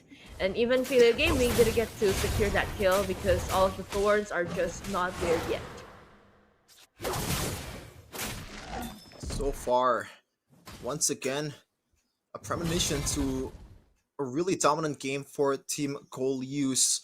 So far, Phila Gaming hasn't been able to use the early game kill pressure with the Hellcurt as well as the examples that we have in MPLID. The thing is, the good thing they can rely on is Hans Galendes in the bottom lane winning it out against Ilal Wardani. So do they want to actually capitalize on that and put more emphasis on the gold lane? And the early burst potential that you've mentioned before, they usually Hellcurt just roams around to the gold laner side, but sadly Ilal is just fully in mobility mode, and even now a mega kill right in the middle lane, and Daniel Alvin just gets to burst it out so easily, and using that black shoes as a last minute resort escape mode, it's just very smart. 2 neutral objectives, lightning quick secured by Enong XYZ. And this hero, Bane, if you already secured that War Axe, the farming potential is carry. And we might see another MVP game here once again for this guy at the rate we're going. Even Daniel Alvin Jr. is already securing 4 kills and 4 assists. Meanwhile, Coleus is gonna get caught out with the CCs. Not gonna result towards anything, but it is a pressure. From now on, Coleus might be eyeing for a more safe engage and also push checking. But on the other hand, in the middle lane, bursting down to and unstoppable for Daniel Alvin Jr. and even getting that mid-tier turret. It's just really amazing on how they try to press on the play. On the top lane though, both EXPs are striving very hard. Typical game number 2, they don't really want to lose their lanes or want to lose their turrets, so they just focus on more to the island battle. But since the island battle will still commence Philly Gaming, I think it is a good instinct to not check that bus because there's two people there. Patience is the key, and I think there will be another initiation starting right here. All locations revealed, and no plays are made yet. Yeah, that was a good macro sense. Something that you don't really see very often with this KOLs. That is the Filipino instinct by Affiliate Gaming. Gonna be a glorious pathway by Rappe. Still looking towards the opportunity. It's gonna be a penalty zone on towards Koliu. It's gonna get bursted down. But no problem, right? He's still there for Kolius, but it looks like the fight will be won by the Indonesians. A double for GM, a double two for Daniel Alvin. It might be a triple here with the flicker forward. It's gonna be Enrong XYZ securing the last hit. And that might... No, that's not it.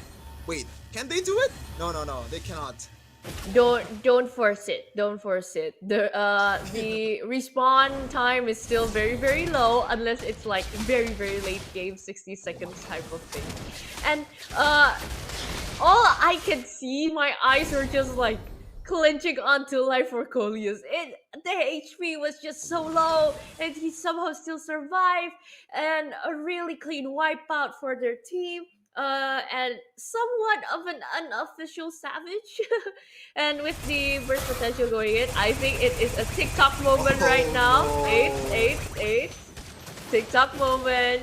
But the TikTok moment has to stop a bit because there is a concealed play going to happen. Anong spots up screen, slowing it down. Glorious pathway is open, but it is just being burst down by Daniel Alvin Jr. with the last resource popped up, trying to save up the healing process, but it is not enough, knowing that the turtle has started to be the Lord.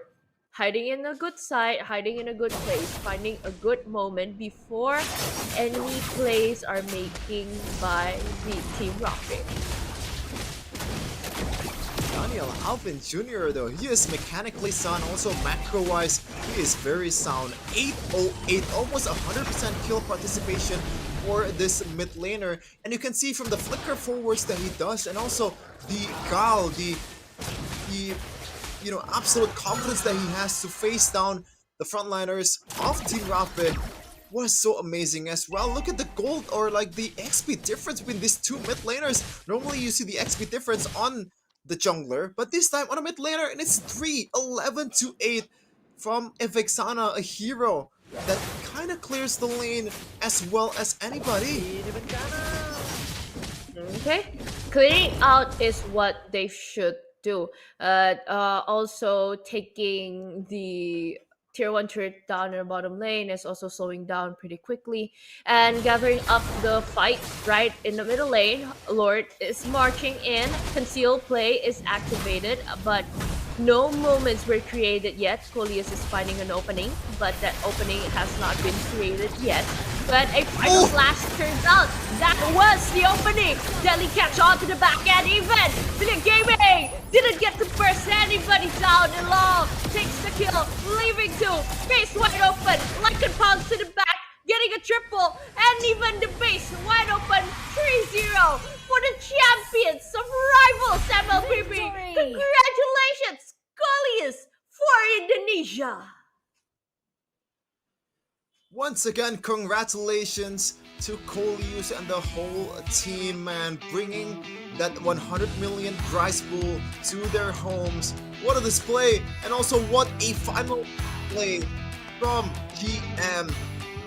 One guy that I kind of criticized the most out of all of them throughout this WCG Rivals with the final slash, and it really was the final slash in the grand final to put the nail in the coffin to Team Rappe. Beautiful display of skills by this whole team, and everyone is happy in the building. And in the building, everybody is celebrating. So, cleared 3-0, and that was the show brought up by Coleus and also Team Rockway both. Oh, very happy faces right over there. And I can see that he's starting his content now. on his little camera. And after all of that, I'm sure they will do a fist bump first. And we casters, we get to see the post-game analysis before jumping into the interview section onto our winners today. Okay, overall, it was a very, very fun game. Only the fun match of the MDL Showdown gets to break the cycle, and turns out the grand final still stays in the 3-0. My goodness. And I feel like they didn't even drop a game, not a match. They didn't drop a game so far in this tournament from the qualifiers, even here in the festival as well. A clean sweep, a pure 0 on the losing stat for Team Coleus. So you can see how prepared this team is, knowing that they were the reigning champions, or at least Coleus was the reigning champions of the WCG Festival Rivals MLBB in 2023 in Busan. Now he gets to be the defending champions. How crazy is that? It's very amazing. And other than that, it's also a shout out for EVOS Icon to show up from the last WCG in Busan before, and now happening again today. And it was a very, very fun day for today. And also congratulations to both of the teams that have won amazing prizes from WCG, and also gets to secure a very, very fun match for today. And it was a closing statement, I might say. So it's a clean 3-0 game. Wow, it really is a joy to see these content creators, man, just fighting it out in the Land of Dawn with the fun vibes as well, the recalls and all that stuff. It's a bit personal because historically we've been absolutely demolished by the Philippines, so it is a sight to see when you're winning it out in the KOL competition. But yeah, once again, oh man, it's just a joy to be here and also an honor to be able to cast this competition. I am also honored to be able to see that it's not just in the pro player scene or just a specific player field in the competition. It's really gaming for everyone, so even content creators can have their fun too. Yeah, we're gonna take a look maybe at some of the highlights earlier. We're still waiting for the screen, and there you go. An early game right from the get-go. It is still a dominant showing for Coleus' team. GM falling a few times, but it doesn't really matter as he deals definitely the final blow at the late part of the game. And this is the big team fight that really absolutely puts the Philippines team to the ground, because it was a full-on wipeout without a single member of Coleus' team being the casualty, and the kills was spread out evenly. Daniel Alvin getting 2, Enong XYZ getting 2 as well. And there you go. That might be the play of the day, or maybe the play of the match in this grand final. That final slash from GM on towards a 3-member to win out the WCG Rivals 2024. So we're going to take a look at the statistics and also the builds that these two teams have secured. And I expect a full-on gap on the gold side. And once again, look at that. Zero Lord and Zero Turtles, absolute domination. This time around though, the orange buff and the purple buff is spread out a bit more evenly than the first game or the second game. I agree with that, and seeing on the KDAs there is still a lot of assist from Coleus. I think the best wingman will go to him again, and I am actually quite stunned and unique by the Sky Piercer that was bought by Philia Gaming.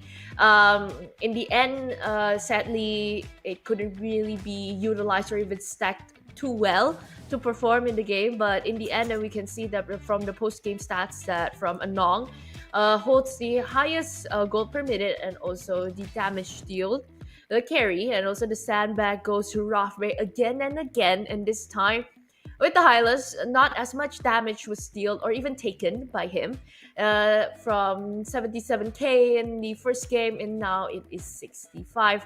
Honorable Wingman, best Wingman for 3 times in a row now is Coleus. Vision Dime serving it up to anybody on the court is Colius, as we are gonna see the MVP of that game earlier. It is Mr. Liu Sandre, the one of the richest caster out there. It's crazy to think that we have the same job here in the esports industry, but he's much more, you know what I mean. You look at the items, he is on his way towards a Calamity, not the Calamity Reaper. What was it? Starlium Sight to enhance the damage for this Edith at this part of the game, and it's a good build to go on because they were up about, like, I don't know how much gold that is, but it is a lot, right? And how you accumulate it during all of that is just a great way to start off the game. You get to gain it very well and leading up until to the last moment of the winning game. And I think the grand finals for Rivals MLBB is done today. Closed off with a 3-0. And once again, I would like to thank our sponsors to help us host WCG Festival 2024. It's fully presented by Big Picture, founded by Smilegate, and supported by PBSI, Komite, Chakra, the Korean Embassy, and our partners and sponsored by Ticket.com, Grab, Rexus, Coca-Cola, IOH, World Class, Revival TV, and also Tango. WCG Festival 2024 is partnership with People and also Stove.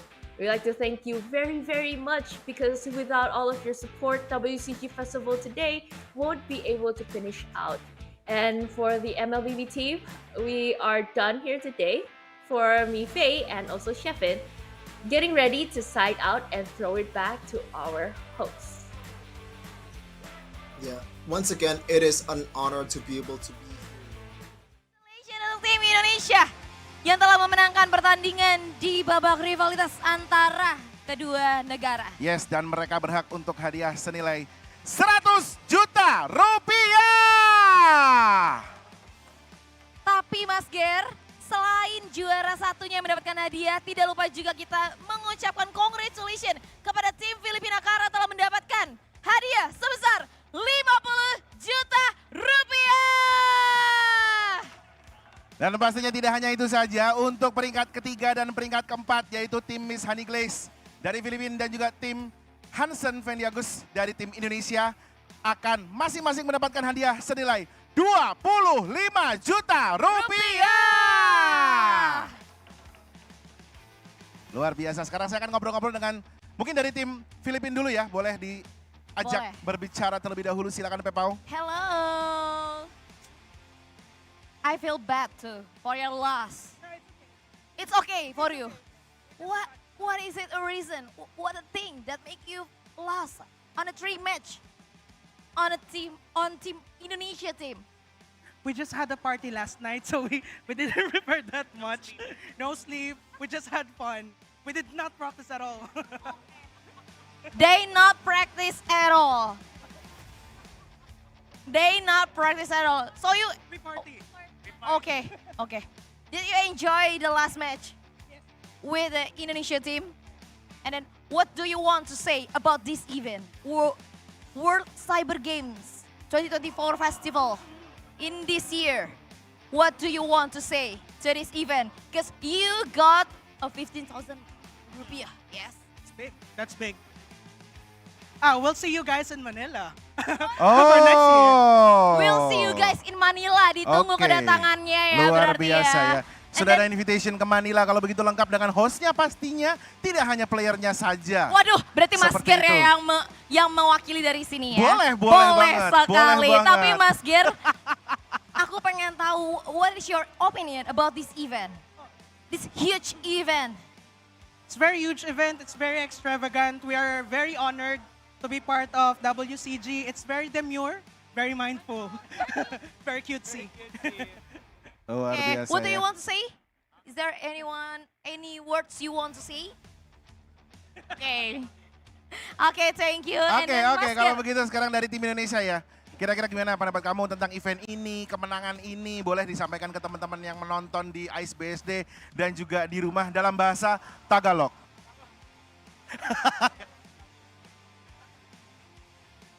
Makasih buat teman-teman, keluarga yang udah datang, yang ngedukung Indonesia, makasih banget. Dan kita juga nggak bisa sekarang berdiri di sini tanpa kalian semua.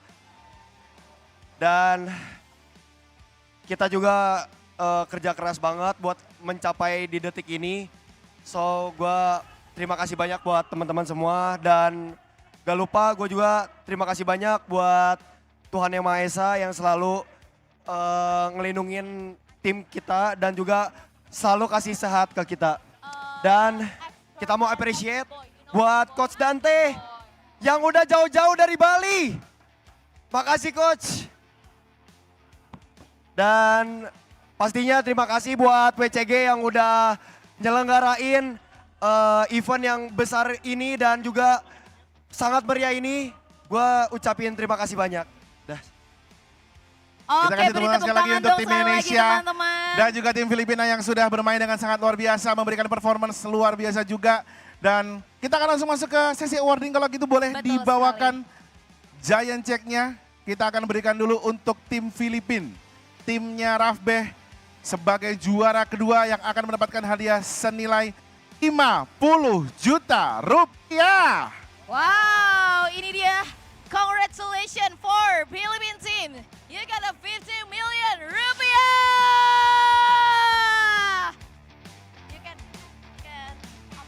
Selalu ada yang ajaib ya dengan CO2-nya ini ya.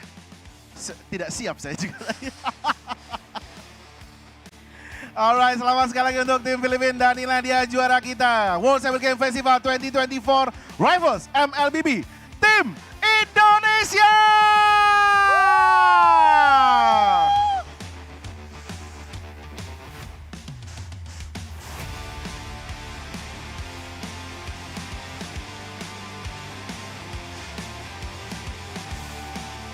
Luar biasa sekali.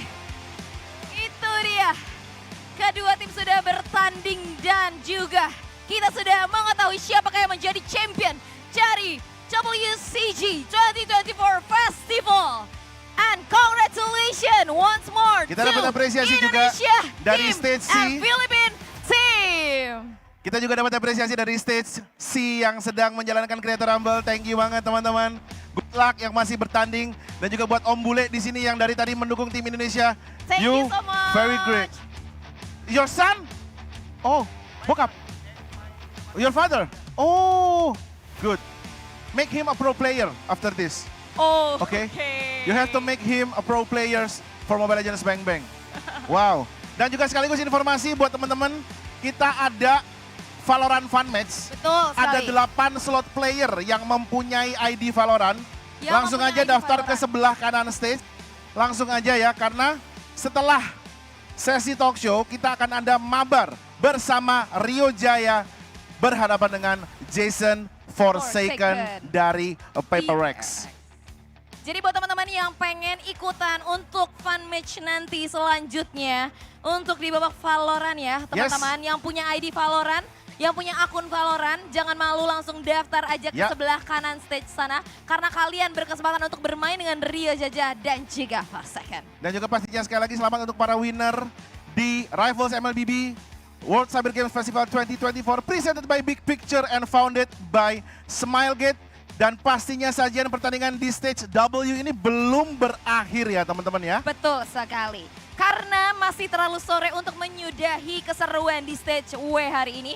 Dan setelah kita berbincang-bincang dengan para player yang telah menjadi pemenang bahkan menjadi runner up di babak rivalitas MLBB di antara kedua negara. Hari ini kita akan menyaksikan cabang esports Valorant dan juga nanti akan ada sesi mabar fun match ya teman-teman. Jadi teman-teman jangan kemana-mana. Karena kita akan selalu menemani kalian di stage W hari ini. Yes, betul, dan itulah tadi untuk Rivals MLBB dan kita akan break sebentar untuk mempersiapkan pertandingan-pertandingan dan juga keseruan-keseruan lainnya. Dan jangan lupa di akhir acara kita masih akan ada penampilan dari siapa? Tiara Andini! Setelah yang satu ini, jangan kemana-mana.